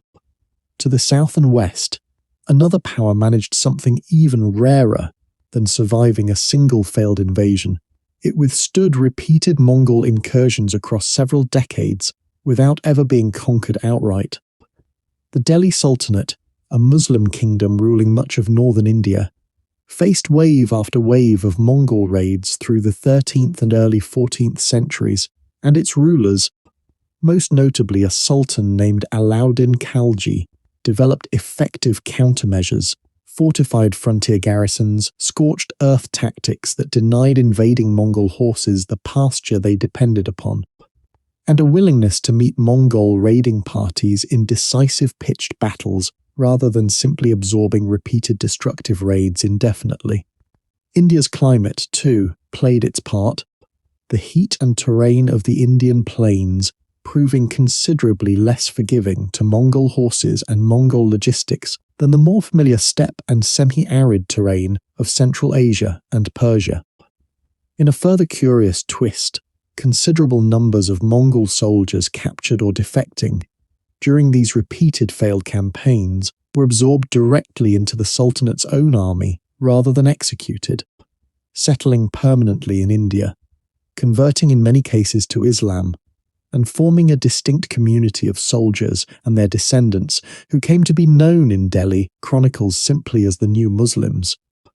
A small but telling reminder that even the empire's own soldiers, faced with the choice, sometimes preferred to settle among the people they had been sent to conquer rather than return home. Delhi itself, remarkably, was never taken by a Mongol army, one of only a small handful of major civilizational centers in Mongol reach that could make that claim, a reminder that even at the height of their power, Mongol arms did not sweep everywhere unchallenged, and that geography and climate, patient and indifferent as ever, could shape the outcome of history every bit as decisively as any general's tactics. Kublai Khan attempted still further expansion to the south, into the tropical kingdoms of Southeast Asia, with results that echoed the frustration his forces had already met at sea against Japan. Repeated invasions of Vietnam, then known as Dai Viet, ended in humiliating withdrawal, Vietnamese commanders drawing on their own long experience resisting Chinese imperial power to employ guerrilla tactics and, in one particularly striking naval engagement on the Bac Dang River, driving sharpened wooden stakes into the riverbed at low tide to trap and destroy a retreating Mongol fleet once the tide rose beneath it, a tactic borrowed, fittingly enough, from an earlier Vietnamese victory against Chinese invaders centuries before. Mongol forces also campaigned repeatedly against the Kingdom of Pagan in what is now Burma, achieving somewhat greater initial success against its famous temples and fortified cities than they had managed in Vietnam, only to find that occupying and holding such a distant, disease-prone tropical frontier proved far costlier than the tribute and territory gained ultimately justified. Mongol forces eventually withdrawing after installing a client ruler whose own authority proved too weak to survive long. Once Mongol soldiers were no longer directly present to enforce it, a separate naval expedition sent against the island kingdom of Java, in what is now Indonesia, in 1293, fared little better. Mongol forces landing successfully at first, but soon finding themselves outmaneuvered by local political intrigue and unfamiliar tropical terrain, withdrawing within months having gained little beyond further proof that the same cavalry tactics and siege methods that had conquered half of Asia translated poorly onto tropical islands and river deltas, where horses struggled and local knowledge of terrain and climate mattered more than any weapon the Mongols had brought with them. Let your breath slow further, deeper, as we drift now across the vast reach of the empire Genghis Khan's descendants built upon his foundation. After his death in 1227, the empire was divided,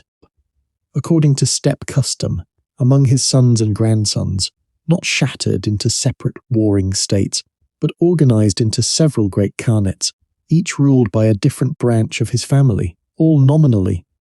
for a time at least, still acknowledging a single great Khan as overall leader. In the east, the Yuan dynasty ruled China itself. In Central Asia, the Chagatai Khanate controlled the old heartlands of the former Khwarezmian Empire and beyond. In Persia and the Middle East, the Ilkhanate ruled from cities that had once suffered terribly under the original conquest, now governed, generations later, by descendants of the very conquerors, many of whom had by then adopted Islam and the Persian language and culture of the lands they ruled, and farthest west, stretching across the steppes of Russia and Ukraine, the Golden Horde held sway for more than 2 centuries, exacting tribute from Russian princes who would remember Mongol domination in later Russian historical memory as the Tatar yoke, a period of subjugation that shaped Russian political culture and its relationship to centralized autocratic power for centuries afterward. Long after Mongol rule itself had finally receded, let your mind rest now for a while on the animal that made everything else in this story possible. The Mongol horse itself, small and shaggy by the standards of the finer bred horses of Persia or Europe, rarely standing much taller than a large pony, was nonetheless an animal of extraordinary toughness, capable of surviving the brutal steppe winter largely on its own, digging through snow with its hooves to reach the dried grass beneath, requiring almost none of the stabling, grain feeding, and careful shelter that horses in more settled civilizations depended upon. A single Mongol warrior typically brought several of these horses with him on campaign, sometimes as many as 4 or 5, allowing him to rotate his mounts, keeping fresh horses always available beneath him, even during the long, punishing marches that Mongol armies were famous for, marches that could cover far greater daily distances than any settled army encumbered by baggage trains and less hardy horses could ever hope to match. These horses provided more than transportation and a platform for the bow. Mares were milked regularly, their milk fermented into the airag we heard of earlier, and in moments of true desperation on campaign, a soldier might open a small cut in his horse's vein and drink a portion of its blood before carefully sealing the wound again. A practice that allowed a Mongol rider to sustain himself for a time without needing to stop for food at all, without needing to build a fire that might reveal his army's position to a watching enemy. A detail that startled and horrified chroniclers from more settled civilizations when they first heard of it, and which speaks, again,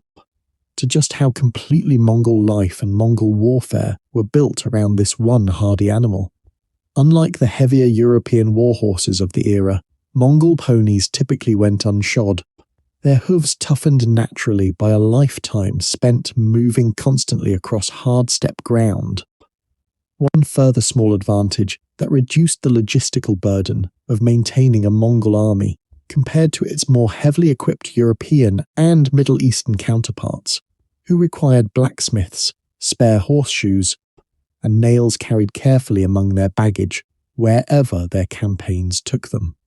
The modern Mongolian horse breed, remarkably, remains genetically very close to the animals Genghis Khan's own armies once rode, having changed comparatively little across 8 centuries, and Mongolia today is also home to the last truly wild horse species left on Earth. The Przewalski's horse, a separate and even more ancient lineage that once roamed the steppe alongside the domesticated herds, this whole story has depended upon, itself hunted nearly to complete extinction in the wild during the 20th century before a patient, decades-long international breeding and reintroduction program successfully returned small wild herds to the Mongolian grassland. One small, hopeful thread of continuity between the deep past this story has spent all night describing and the living, breathing present. Horse racing itself carried deep cultural significance beyond simple sport. Young children, sometimes no older than 5, serving as jockeys in races that could stretch for many miles across open country. A practice connected to the belief that a lighter rider allowed a horse to demonstrate its truest natural speed and endurance, and a tradition, in modified and carefully regulated form,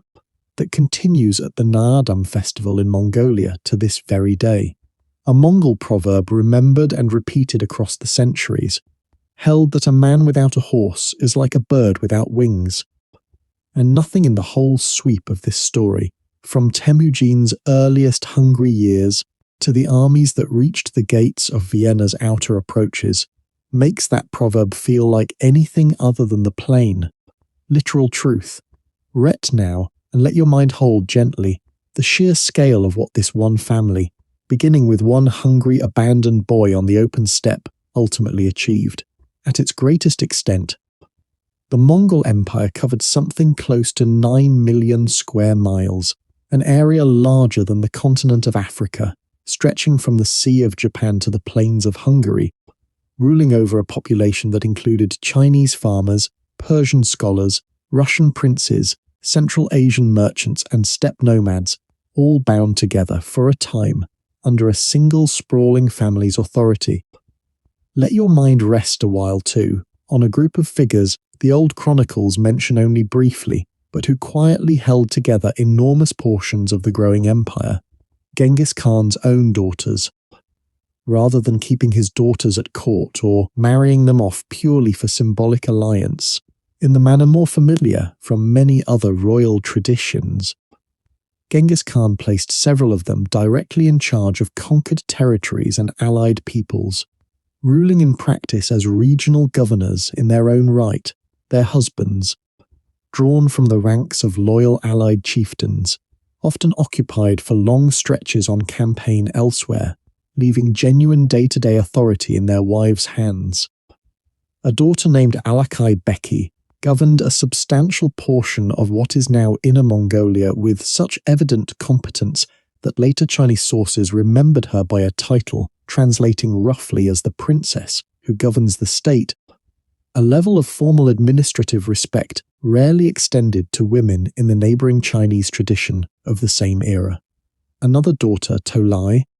is recorded governing territory among the Ongud people along the empire's southern frontier with the Jin dynasty, a strategically vital border region entrusted to her judgment during years when her father's attention was fixed on campaigns far to the west, a responsibility that speaks plainly to the level of trust these daughters had earned within their own family's calculations of power. Yet another daughter, Al-Altun, married into the Uyghur ruling house, and went on to govern that same Uyghur territory directly and personally for many years after her husband's death, continuing to preside over local administration and justice, with an authority contemporary Uyghur sources describe with genuine respect, cementing an alliance that had already brought Uyghur scribes and administrators so usefully into Mongol serf service, and helping ensure the steady flow of literate, experienced officials this growing empire needed at every level of its expanding bureaucracy. This pattern, largely invisible in the more famous stories of sons and generals that dominate popular memory of the Mongol conquests, suggests a family enterprise considerably more dependent on capable women in positions of genuine authority than the conventional, battle-focused telling of this history usually allows room to remember. A generation or two later, a great-grandniece of Genghis Khan named Kutulun, daughter of the Ogedei Khanate's own ruler Kaidu, carried this same tradition of formidable Mongol women into legend, remembered by Marco Polo himself, among others, as a wrestler and warrior of such extraordinary skill that she reportedly declared she would marry only a man who could first defeat her in a wrestling match, staking a fine herd of horses on every challenge and winning, according to every surviving account, every single match ever brought against her, amassing a herd of many thousands of horses from defeated suitors over the years, without ever once losing the contest that was supposed to determine her future husband. Her own father Kaidu deserves a passing mention here as well, a grandson of Ogedei, who spent decades leading a persistent rebellion against Kublai Khan's own authority, refusing ever to fully accept the shift of supreme power into the line of Tolui that monks Kiriltai had enforced, and maintaining, from his own base in Central Asia, a genuinely independent and often quite effective steppe kingdom in open defiance of the Yuan court for the better part of 30 years, a reminder that even after Kublai's own throne seemed secure in China, significant portions of the wider Mongol world continued to resist and contest exactly whose branch of Genghis Khan's family truly held legitimate supreme authority. Kutulun herself rode alongside her father on campaign as a trusted military commander in her own right, credited in several accounts with personally capturing enemy soldiers in the thick of battle by riding directly into their ranks and snatching them from their own horses with her bare hands. A feat of strength and daring that later Western storytellers found so irresistible that a heavily fictionalized version of her story would eventually inspire the character of Turandot in a European opera many centuries afterward, a strange and wonderful thread connecting a real Mongol warrior princess to the opera houses of 18th century Europe. According to Marco Polo's own account, Kutulun remained close to her father throughout his life, at his side during his final illness, and continued to hold real political and military influence even after his death. Her story preserved for us today largely because a curious Venetian merchant happened to pass through exactly this corner of the Mongol world at exactly the right moment to hear it told. One more reminder of how much of what we know about even the most remarkable people in this long histories survives only by the accident of who happened to be listening and writing at the time. Among the figures who shaped this vast inheritance most quietly and most effectively was a woman named Sorgatani Beki, widow of Genghis Khan's youngest son Tolui, who found herself, after her husband's early death, responsible for raising 4 young sons alone, within a court full of rival ambitions. She managed her late husband's considerable territories with such evident skill that contemporary chroniclers, including those writing from Persian and Christian perspectives, who had little natural reason to praise a Mongol princess, described her as one of the most capable and intelligent people, man or woman, in the entire empire. When Ogeday's own son Guyuk proposed marriage to her, an offer that would have brought her considerable status but placed her son's independent inheritance at real risk of being absorbed into another branch of the family, she is remembered as having declined with careful, diplomatic firmness, choosing instead to devote herself entirely to raising and positioning her own 4 sons, a decision that historians looking back on the empire's later history can recognize as one of the single most consequential choices made by anyone, male or female, in this entire long story. Each of her 4 sons would go on to hold extraordinary power. Mongk became Great Khan. Kublai conquered China and founded the Yuan dynasty. Hulagu led Mongol armies into Persia and the Middle East. And Arikbok contended, though ultimately unsuccessfully, for the throne itself. It is difficult to imagine the shape of the empire's later history without the careful, patient education and political maneuvering this one widowed mother provided for her sons during their vulnerable early years. Another reminder, gentle and easily overlooked, of how much of history's great movements rest on figures who never rode at the head of an army at all, before reaching Baghdad itself. Hulagu's campaign first turned against a smaller but famously feared power tucked into the mountains of northern Persia, the Nizari Ismailis, remembered in Western tradition by the name assassins,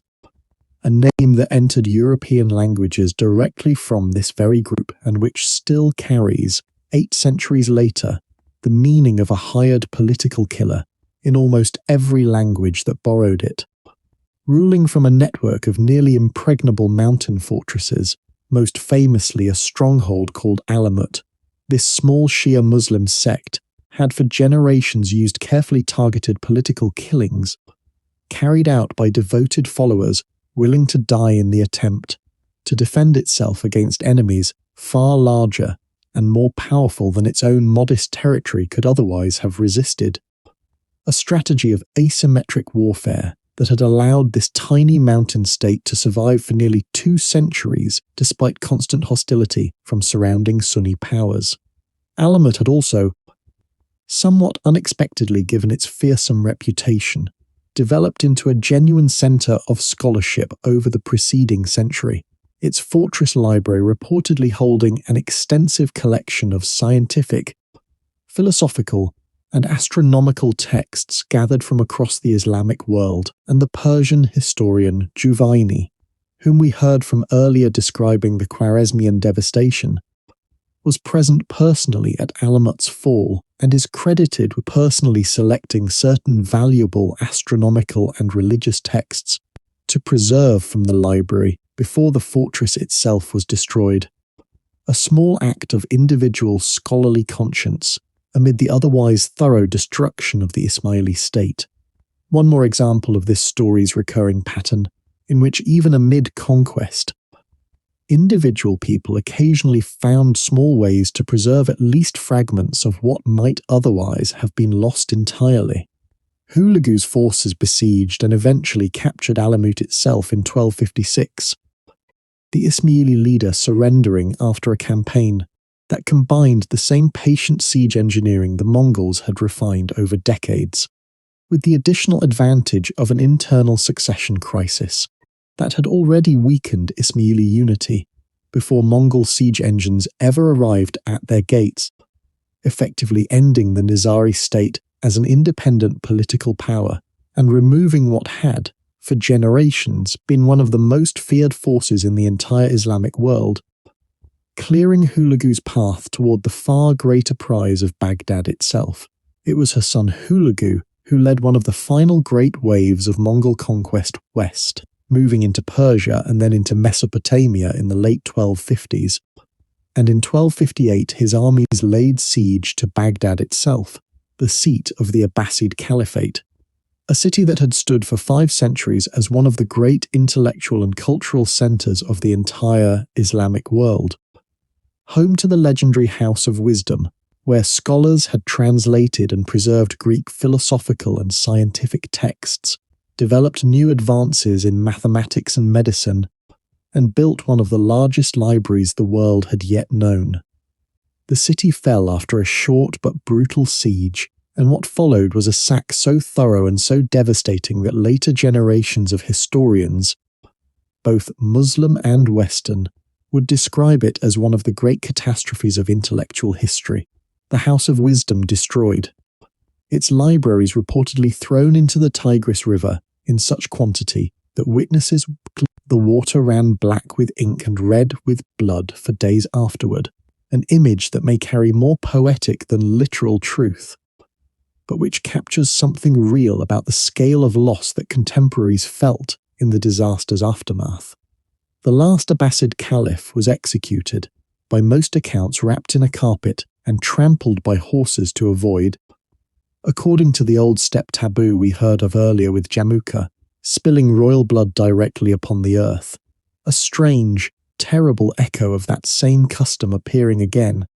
decades later, and 1,000 miles from the steppe, at the ending of one of the great dynasties of the Islamic world. Historians continue to debate, even today,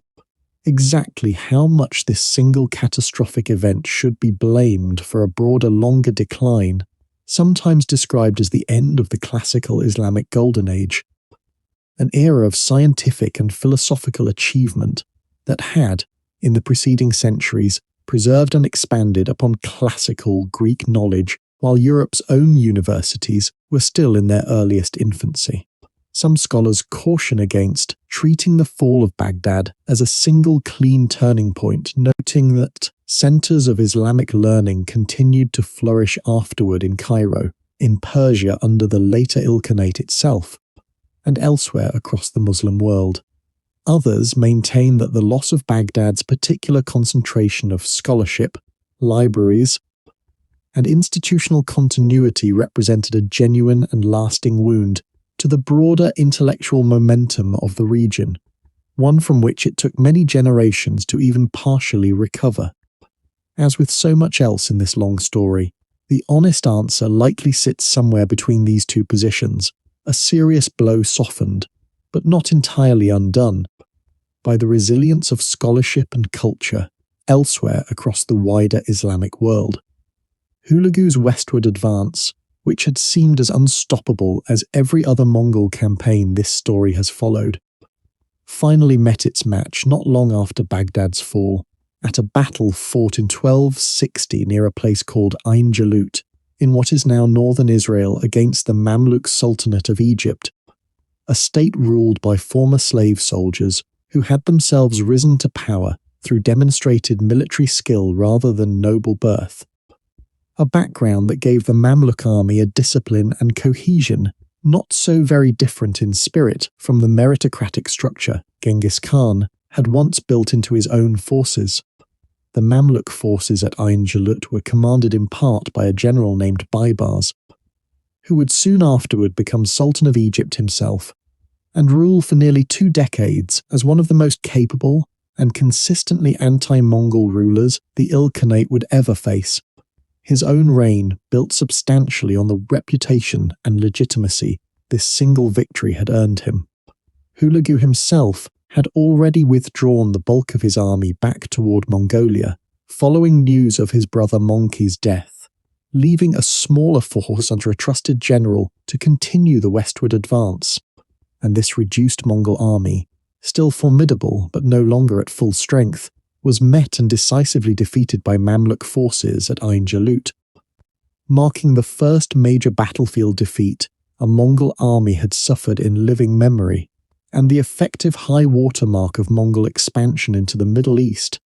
the Mamluks going on to hold Egypt and much of the Levant securely against every subsequent Mongol attempt to press further west, a rivalry between the Ilkhanate and the Mamluk Sultanate that would continue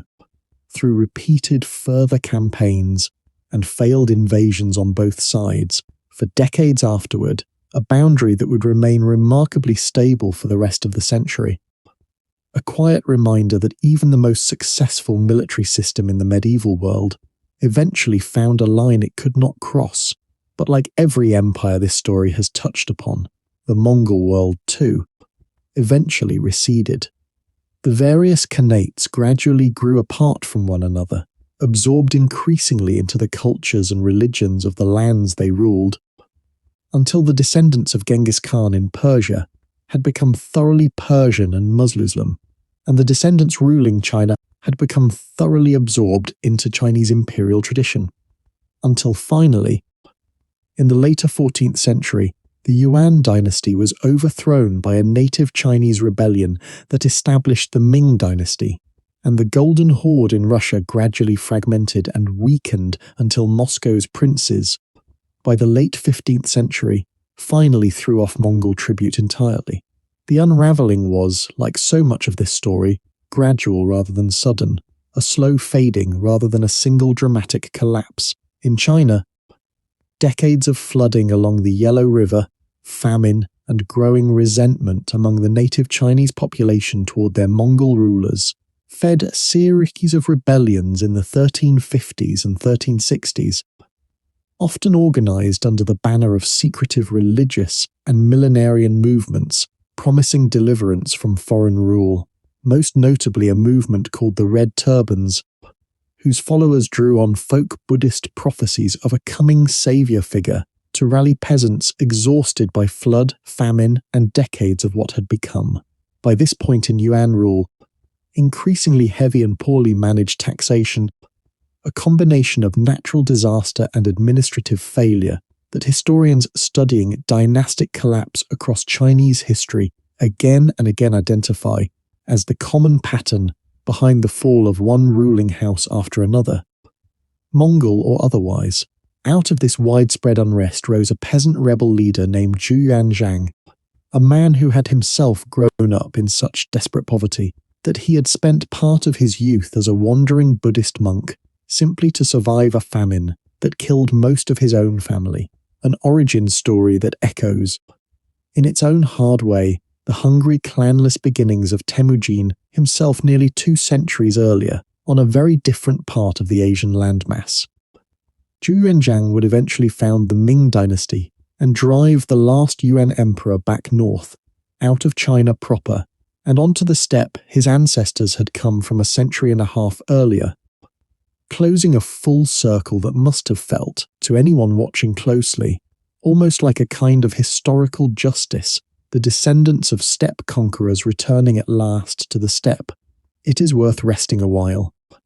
here in the dark, on how this same period is understood today by different peoples in rather different ways. One final small illustration of how history is never quite finished being argued over. Modern China generally includes the Yuan dynasty as one of its own official dynastic periods, part of a long unbroken chain of Chinese imperial history, honouring Kublai Khan alongside emperors of Chinese ethnic origin as a legitimate ruler of a unified Chinese state, a framing that emphasises continuity of territory and governance over the ethnic origin of any particular ruling house. Within China itself, an autonomous region called Inner Mongolia preserves a substantial ethnic Mongolian population and a degree of cultural recognition for Mongol traditions, language and history, including monuments and commemorations honouring Genghis Khan within Chinese territory, a further layer of complexity in how this shared history is remembered and administered on either side of a modern national border that, of course, did not exist in anything like its current form during the era this story has spent tonight describing. Mongolia itself, understandably, tells this same history rather differently, remembering the Yuan dynasty not as a chapter of Chinese history at all, but as an extension of Mongol imperial rule over China, one branch of Genghis Khan's much larger legacy, and modern Mongolians can feel a certain quiet frustration at seeing their own national founding hero folded so completely into a neighbouring country's historical narrative. Elsewhere across the old Mongol world,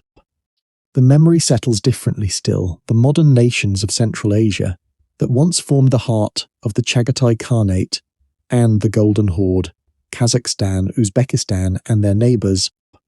tend to hold a more mixed and layered view, honouring pre-Mongol figures and civilizations, the very Khwarezmian and Silk Road cities this story described being devastated, as equally important threads of their own national heritage, alongside whatever Mongol-era history also runs through their land. A reminder that for most of the peoples this empire once conquered, Genghis Khan is neither a purely celebrated founder nor a purely resented invader, but simply one thread, sometimes a painful one, woven through a much longer national story that both predates and outlasts him. Neither telling is simply wrong, and both reflect genuine, understandable national perspectives on a history that, as we have found again and again tonight, rarely offers itself up in a single uncontested shape. Chagatai himself, the second son, whose stern devotion to his father's law code we heard of earlier, ruled his own portion of the empire with a reputation for rigid, sometimes harsh discipline. Remembered by contemporaries as personally enforcing the letter of the Yasa, with such severity that even fellow Mongol princes reportedly found him difficult company, a temperament perhaps well suited to holding a frontier territory together through sheer force of consistent unbending rule, if less well suited to the broader diplomatic and administrative flexibility his younger brother Ogedei would need to hold the whole empire together as Great Khan. This same severe temperament, whatever discomfort it caused his fellow princes, proved genuinely useful in one particular role Genghis Khan assigned to him even before his father's death. Overall responsibility for enforcing the empire's laws and maintaining order along its expanding network of trade roads, a task well suited to a man contemporary accounts describe as personally intolerant of theft, banditry, or any disruption of the safe travel the Mongol peace was meant to guarantee, and under his watch, merchants travelling through Chagatai's own territories reportedly enjoyed a level of security from robbery that many later travellers, including some of the very European visitors this story has already introduced, singled out for particular praise even generations after his death, a saying attributed to travellers of the era, whether entirely accurate or somewhat embellished by later retelling, held that a young woman could carry a bag of gold on her head from one end of Chagatai's territory to the other without fear of theft, a boast repeated often enough across the surviving chronicles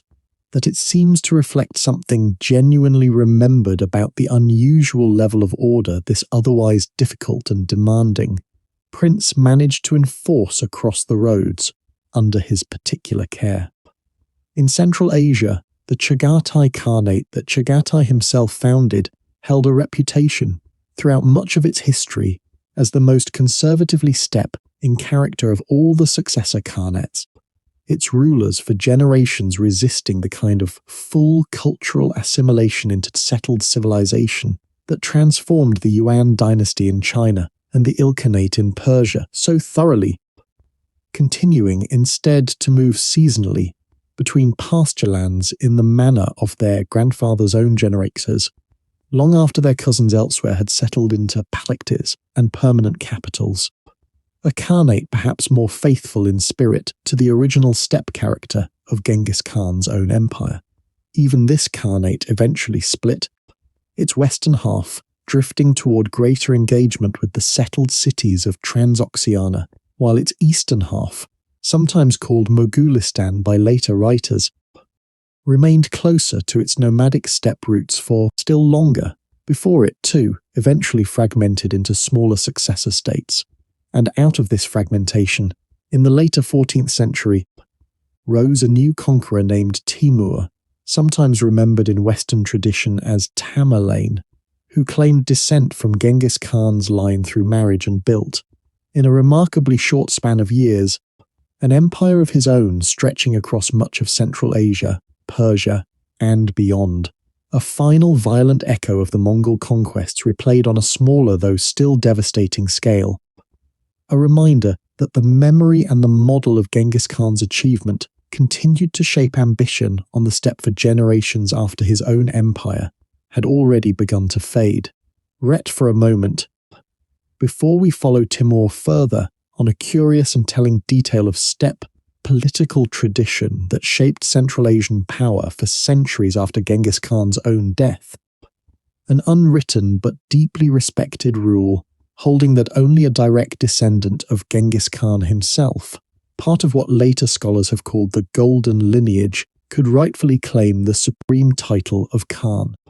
This belief ran so deep across the steppe world that even Timur, for all his conquests, for all the armies he commanded, and the cities he levelled, never claimed the title of Khan for himself at all, styling himself instead as a lesser noble rank and ruling formally.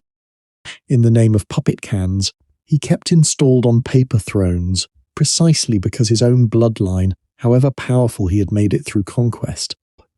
could not claim the one title that steppe tradition still reserved for Genghis Khan's own direct descendants alone. A quiet, almost touching testament to just how completely one man's original achievement had reshaped the very grammar of legitimate power across an entire continent for generations after his death. This same principle continued to echo through Central Asian politics for centuries afterward. Smaller khanates that rose and fell across the region, long after Timur's own empire had itself fragmented, still routinely searching out and installing a suitably descended member of the Golden Lineage as a figurehead ruler whenever local custom or law demanded genuine royal legitimacy. A practice that persisted in various diminished forms in some parts of Central Asia all the way into the 19th century, an almost unbroken chain of symbolic deference to a bloodline that had, by that point, been ruling in name only for the better part of 600 years. Tipur made his capital at Samarkand, the very city that had suffered so terribly under Genghis Khan's own conquest nearly 2 centuries before, and rebuilt it into one of the most magnificent cities of the medieval Islamic world, its blue-tiled domes and grand mosques still standing today as a UNESCO recognized to the wealth his conquests brought flowing into the city, wealth extracted, as it so often was in this long story, from the very cities and kingdoms his armies devastated along the way. Timur's own line did not end with him. A descendant several generations later, a prince named Babur, driven from his own small Central Asian kingdom by rival relatives, spent years as a wandering, largely landless prince before finally leading a band of followers south into India in the early 16th century, and there founding the Mongol Empire. Babur himself left behind an extraordinarily candid personal memoir, one of the earliest and most vivid autobiographies to survive from anywhere in the pre-modern world, describing with startling honesty his years of hardship, his repeated failures to hold on to any lasting kingdom in Central Asia, his genuine love of gardens and poetry, alongside his considerable skill as a soldier. A document that lets us hear, in his own words rather than through the retelling of later chroniclers, exactly what it felt like to carry the weight of such a famous and demanding inheritance while still building an entirely new fortune of his own, almost from scratch. His dynasty would rule much of the Indian subcontinent for more than 3 centuries afterward, and took genuine pride in its double descent, through Timur on one side, and, more distantly, through Genghis Khan himself on the other. The very name Mughal derive directly from the Persian and Arabic rendering of the word Mongol. Babur's own grandson Akbar, who would go on to become perhaps the greatest of all Mughal emperors, expanded and consolidated the dynasty's control over most of northern India, and, in a policy that echoes remarkably closely across the centuries with everything this story has already told us about Genghis Khan's own approach to conquered peoples, pursued a genuine and pragmatic religious tolerance toward his overwhelmingly Hindu subjects, abolishing certain discriminatory taxes, marrying into Hindu royal families, and even sponsoring open religious discussions at his own court, not unlike the debates William of Rubruck once described witnessing at Karakoram 4 centuries before. A striking continuity of governing philosophy passed down, whether consciously or not, across an extraordinary span of time and distance from one branch of this same restless, conquering family to another. It is a strange and rather beautiful thought to rest on here in the dark, that the same bloodline which began with a hungry, abandoned boy on the Mongolian steppe 800 years ago flows onward, through so many turns of conquest and consolidation, into the builders of the Taj Mahal, one of the most beloved and most visited monuments on the entire earth, a monument of love and grief built by an empire whose founding family could trace its own lineage back, however distantly, to Temujin himself, and in Persia, the Ilkhanate, established by Hulagu after the fall of Baghdad, converted formally to Islam within a few generations of its founding, a turning point most closely associated with a ruler named Genghis Khan, who took the faith of the Persian and Mesopotamian population he ruled as his own in 1295. A choice that eased centuries of tension between conqueror and conquered, and that Ghazan himself seems to have embraced with genuine personal conviction rather than mere political calculation, encouraging his Mongol nobility to follow his example and marking, in a very real sense, the final and complete absorption of Hulagu's line into the civilization it had once arrived to destroy. Beyond this religious conversion, Ghazan also carried out a sweeping program of administrative and economic reform across the Ilkhanate, standardizing weights and measures,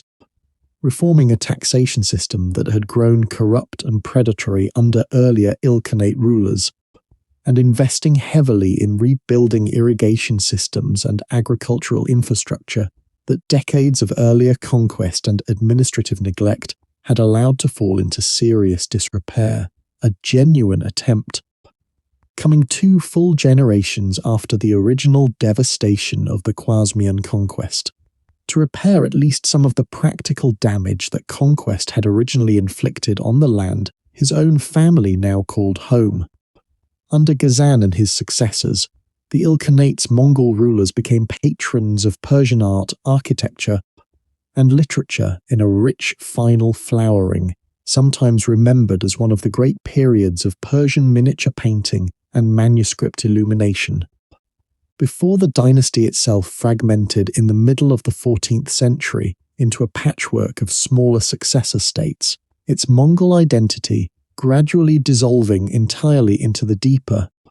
older currents of Persian civilization it had once arrived to conquer. And yet, as with Persia before it, the Mongol legacy did not simply vanish with the fall of its political power. A well-known genetic study published in the early 2000s, examining Y chromosome data collected from populations across a huge swath of Asia, identified a genetic marker shared by an unusually large percentage of men across that region. Roughly 1 in every 200 men alive today across parts of Asia, all apparently descended from a single common male ancestor who lived at approximately the right time and in approximately the right place to be Genghis Khan himself or a close relative of his, a finding the researchers themselves presented carefully as a plausible hypothesis rather than a certainty, since direct genetic confirmation from a specific historical individual whose remains have never been found is simply not possible. but a hypothesis that fits remarkably well with everything else this story has told us tonight about the sheer scale of this one family's dominance across Eurasia, its many sons and grandsons ruling, and, inevitably, fathering children across an empire that stretched from the Pacific to the edges of Europe. Later researchers have continued to examine and refine this original finding,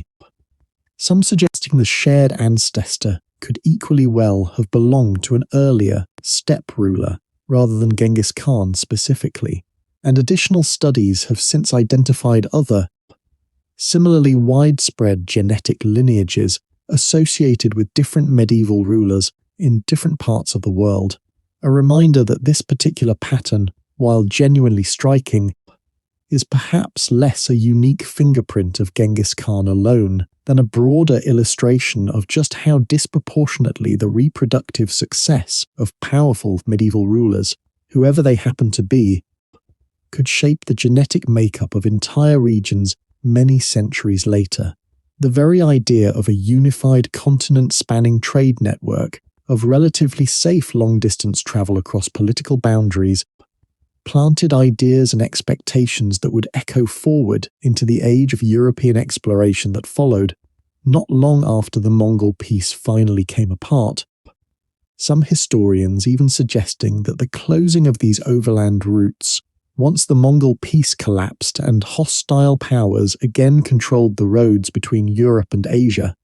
helped push European sailors to search for new sea routes to the riches of the East, routes that would eventually lead Columbus,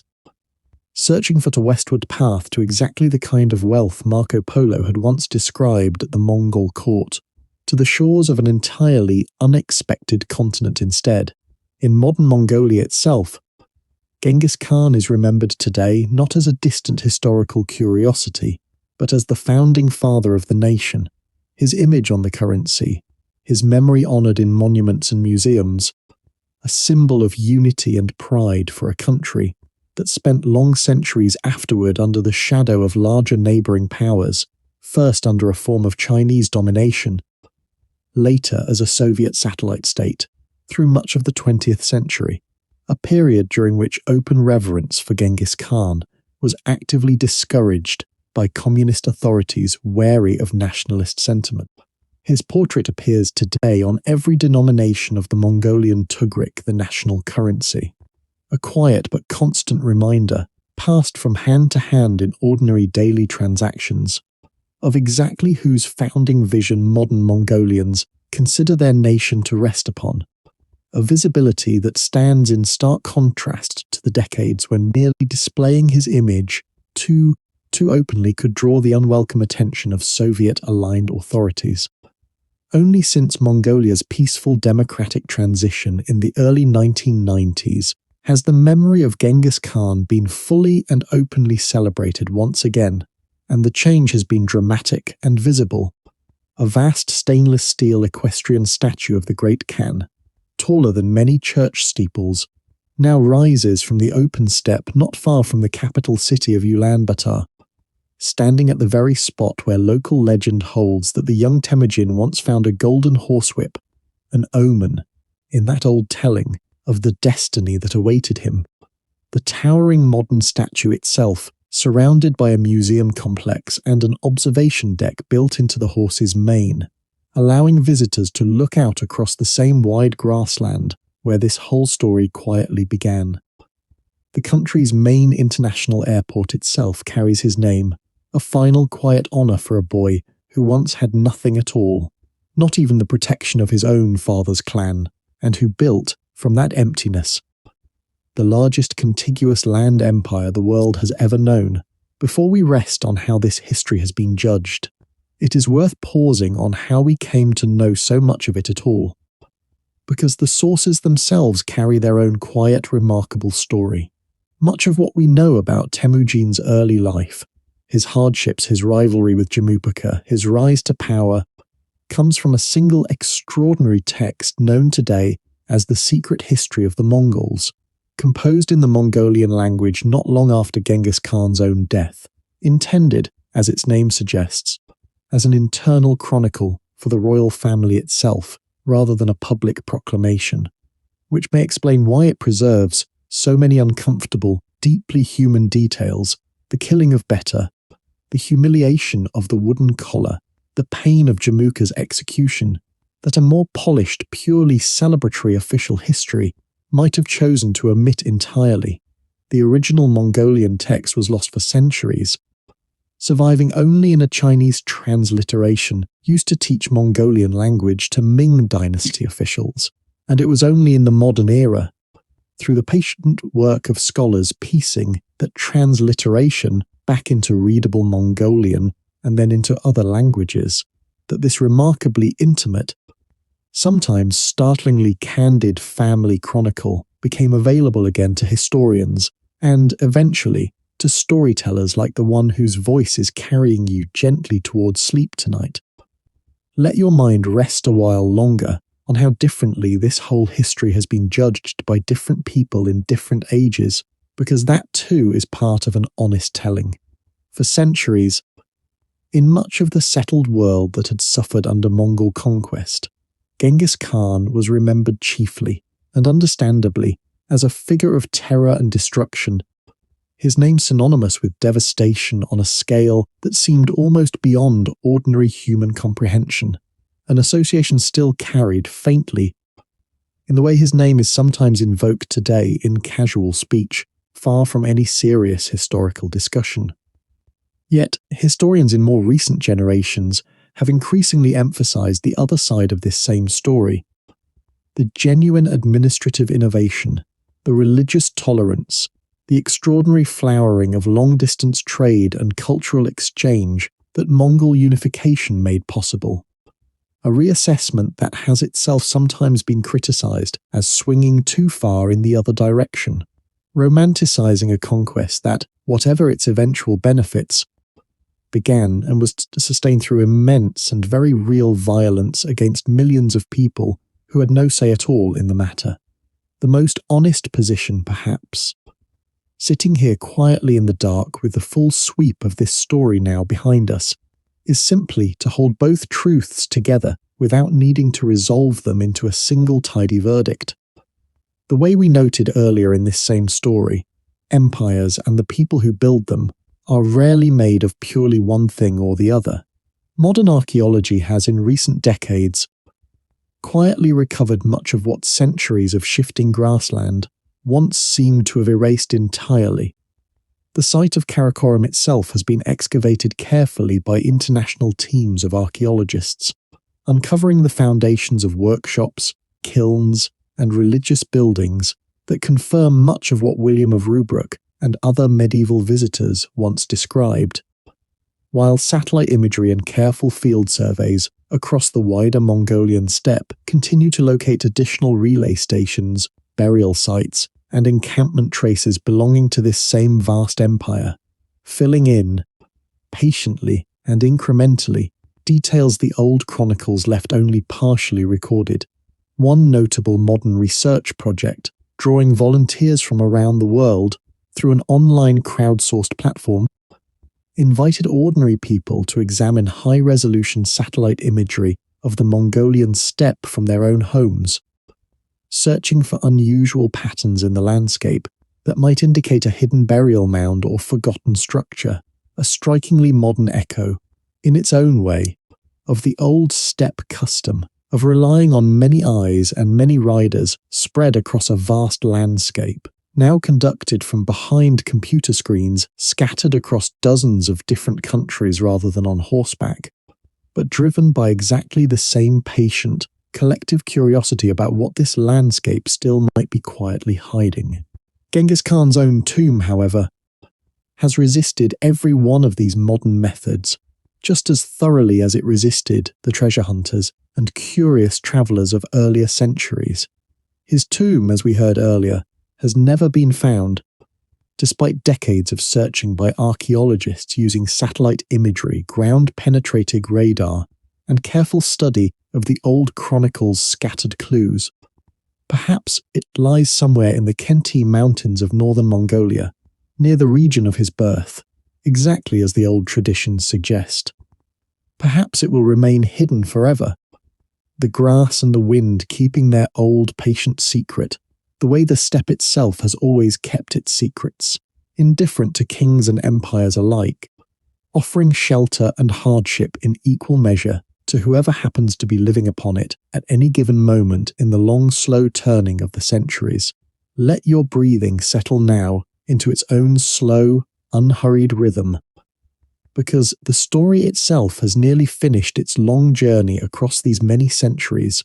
from a hungry boy on an empty grassland to armies at the gates of Vienna's outer approaches, to silver trees and paper money and blue and white porcelain, to Persian gardens and Russian tribute, and a tomb that has never once been found. Let all of it settle now, gently,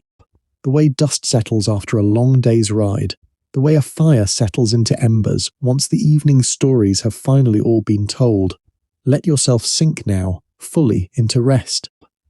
The armies that once swept across the length of Asia have long since returned to dust. The felt tents of the old steppe world still stand in modern Mongolia, but they stand now in peace, beneath the same enormous, star-filled sky that watched over Temujin's hungry childhood, over his long rise to power, over the vast empire his descendants built, and eventually let go. Picture, if you can, one last time, that wide open grassland stretching away in every direction beneath a darkening sky, the wind moving softly through grass that has grown and died and grown again, uncountable times, since anyone rode across it with sword or bow in hand. Somewhere out there, a small fire still burns low in a single ger, a family sleeping peacefully around its warmth. The world outside as quiet and as vast as it has always been, indifferent now to any memory of conquest, only patient, only present, only here. Picture too, a young eagle hunter somewhere in the western mountains, asleep now beside his own bird, both of them resting after a long day, neither one troubled at all by any thought of empires or ancient wars, only by the simple, immediate comfort of warmth and rest after honest effort. Picture a Kazakh grandmother somewhere nearby, humming some fragment of an old song passed down so many times that no one now remembers quite how old it truly is, a melody that may, in some small and untraceable way,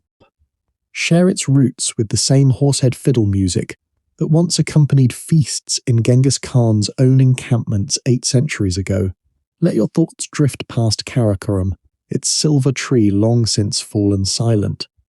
its fountains dry, grass growing now through the stones where Khans once received ambassadors from 100 distant kingdoms. Let your thoughts drift past Bukhara and Samarkand, rebuilt long ago, their domes and minarets catching the morning light exactly as they always all have, the terrible years of their fall folded now into the deeper, gentler layers of a much longer history. Ordinary life continuing there today, market stalls and quiet courtyards, the way ordinary life always continues, patiently, past even the worst of what has come before it. Let your thoughts drift past Xanadu, its gardens long overgrown, and past Beijing, still standing, still vast, still humming quietly with the ordinary business of millions of lives that have nothing at all to do with Khans or conquest anymore. Let your thoughts drift past the Kalka River, past Legnica, past the Saho, all of them just rivers now, just fields now, grass and water moving in their old unhurried rhythm, holding no memory at all of the armies that once met upon them, because rivers and fields do not remember, only people do, and only for a while, before even people let go too, and pass the memory gently onward. The way this story has been passed to you tonight. Let your thoughts drift too, past a white marble monument, standing quietly in the morning haze beside a river in India, built by descendants of this same bloodline many centuries later, for reasons having nothing at all to do with conquest, only love and loss, and the wish to build something beautiful enough to outlast grief. A fitting place, perhaps, to let this particular thread of the story finally rest. There is only this now, your breath, slow and even, the quiet dark behind your closed eyes, patient as the open grassland once was, endless as the steppe sky, spread out over gers and grazing horses and rivers that freeze and thaw with the turning of each patient year, Feel your own breath continue, slow and unhurried. The way a Mongol rider once let his horse walk slowly after a long day's ride. No need any longer for speed, no urgency left anywhere in the body, only the steady rhythm of one breath following another. The way one hoofbeat once followed another, across 1,000 miles of open steppe, and then 2,000 and then further still, all the way to a river in Hungary, and all the way back again. All of it long since finished now, all of it settled quietly into the deep, patient ground of military history, asking nothing more of you tonight than your rest. Let the great Kuriltai fall silent now. Let the crowded, colourful gathering of 100 tribes on that distant assembly ground fade gently into the dark, its banners lowered, its voices stilled. Let the long roads of the Yam system go quiet too. No more urgent riders galloping through the night, no more relay stations lit against the darkness, only the roads themselves now, empty, grown over in places. Remembered only in the old records and in stories like this one, carried forward gently from one sleepy listener to the next. Let the story go now. Let the armies and the burning cities and the vast trade roads drift away, like dust rising from a horse's hooves, settling slowly back down onto grass that has already forgotten it was ever disturbed. There is nothing left to carry, only rest, only the slow, deep, peaceful dark. Let your hands rest heavy wherever they are resting. Let your legs rest heavy too. Let every small tension in your shoulders, in your jaw, in the space between your eyebrows, soften now and let go, the way an empire, in the end, always lets go of the land it once held so tightly, returning it gently. To the quiet and the grass and the wide, patient sky, the sleep now sleeve,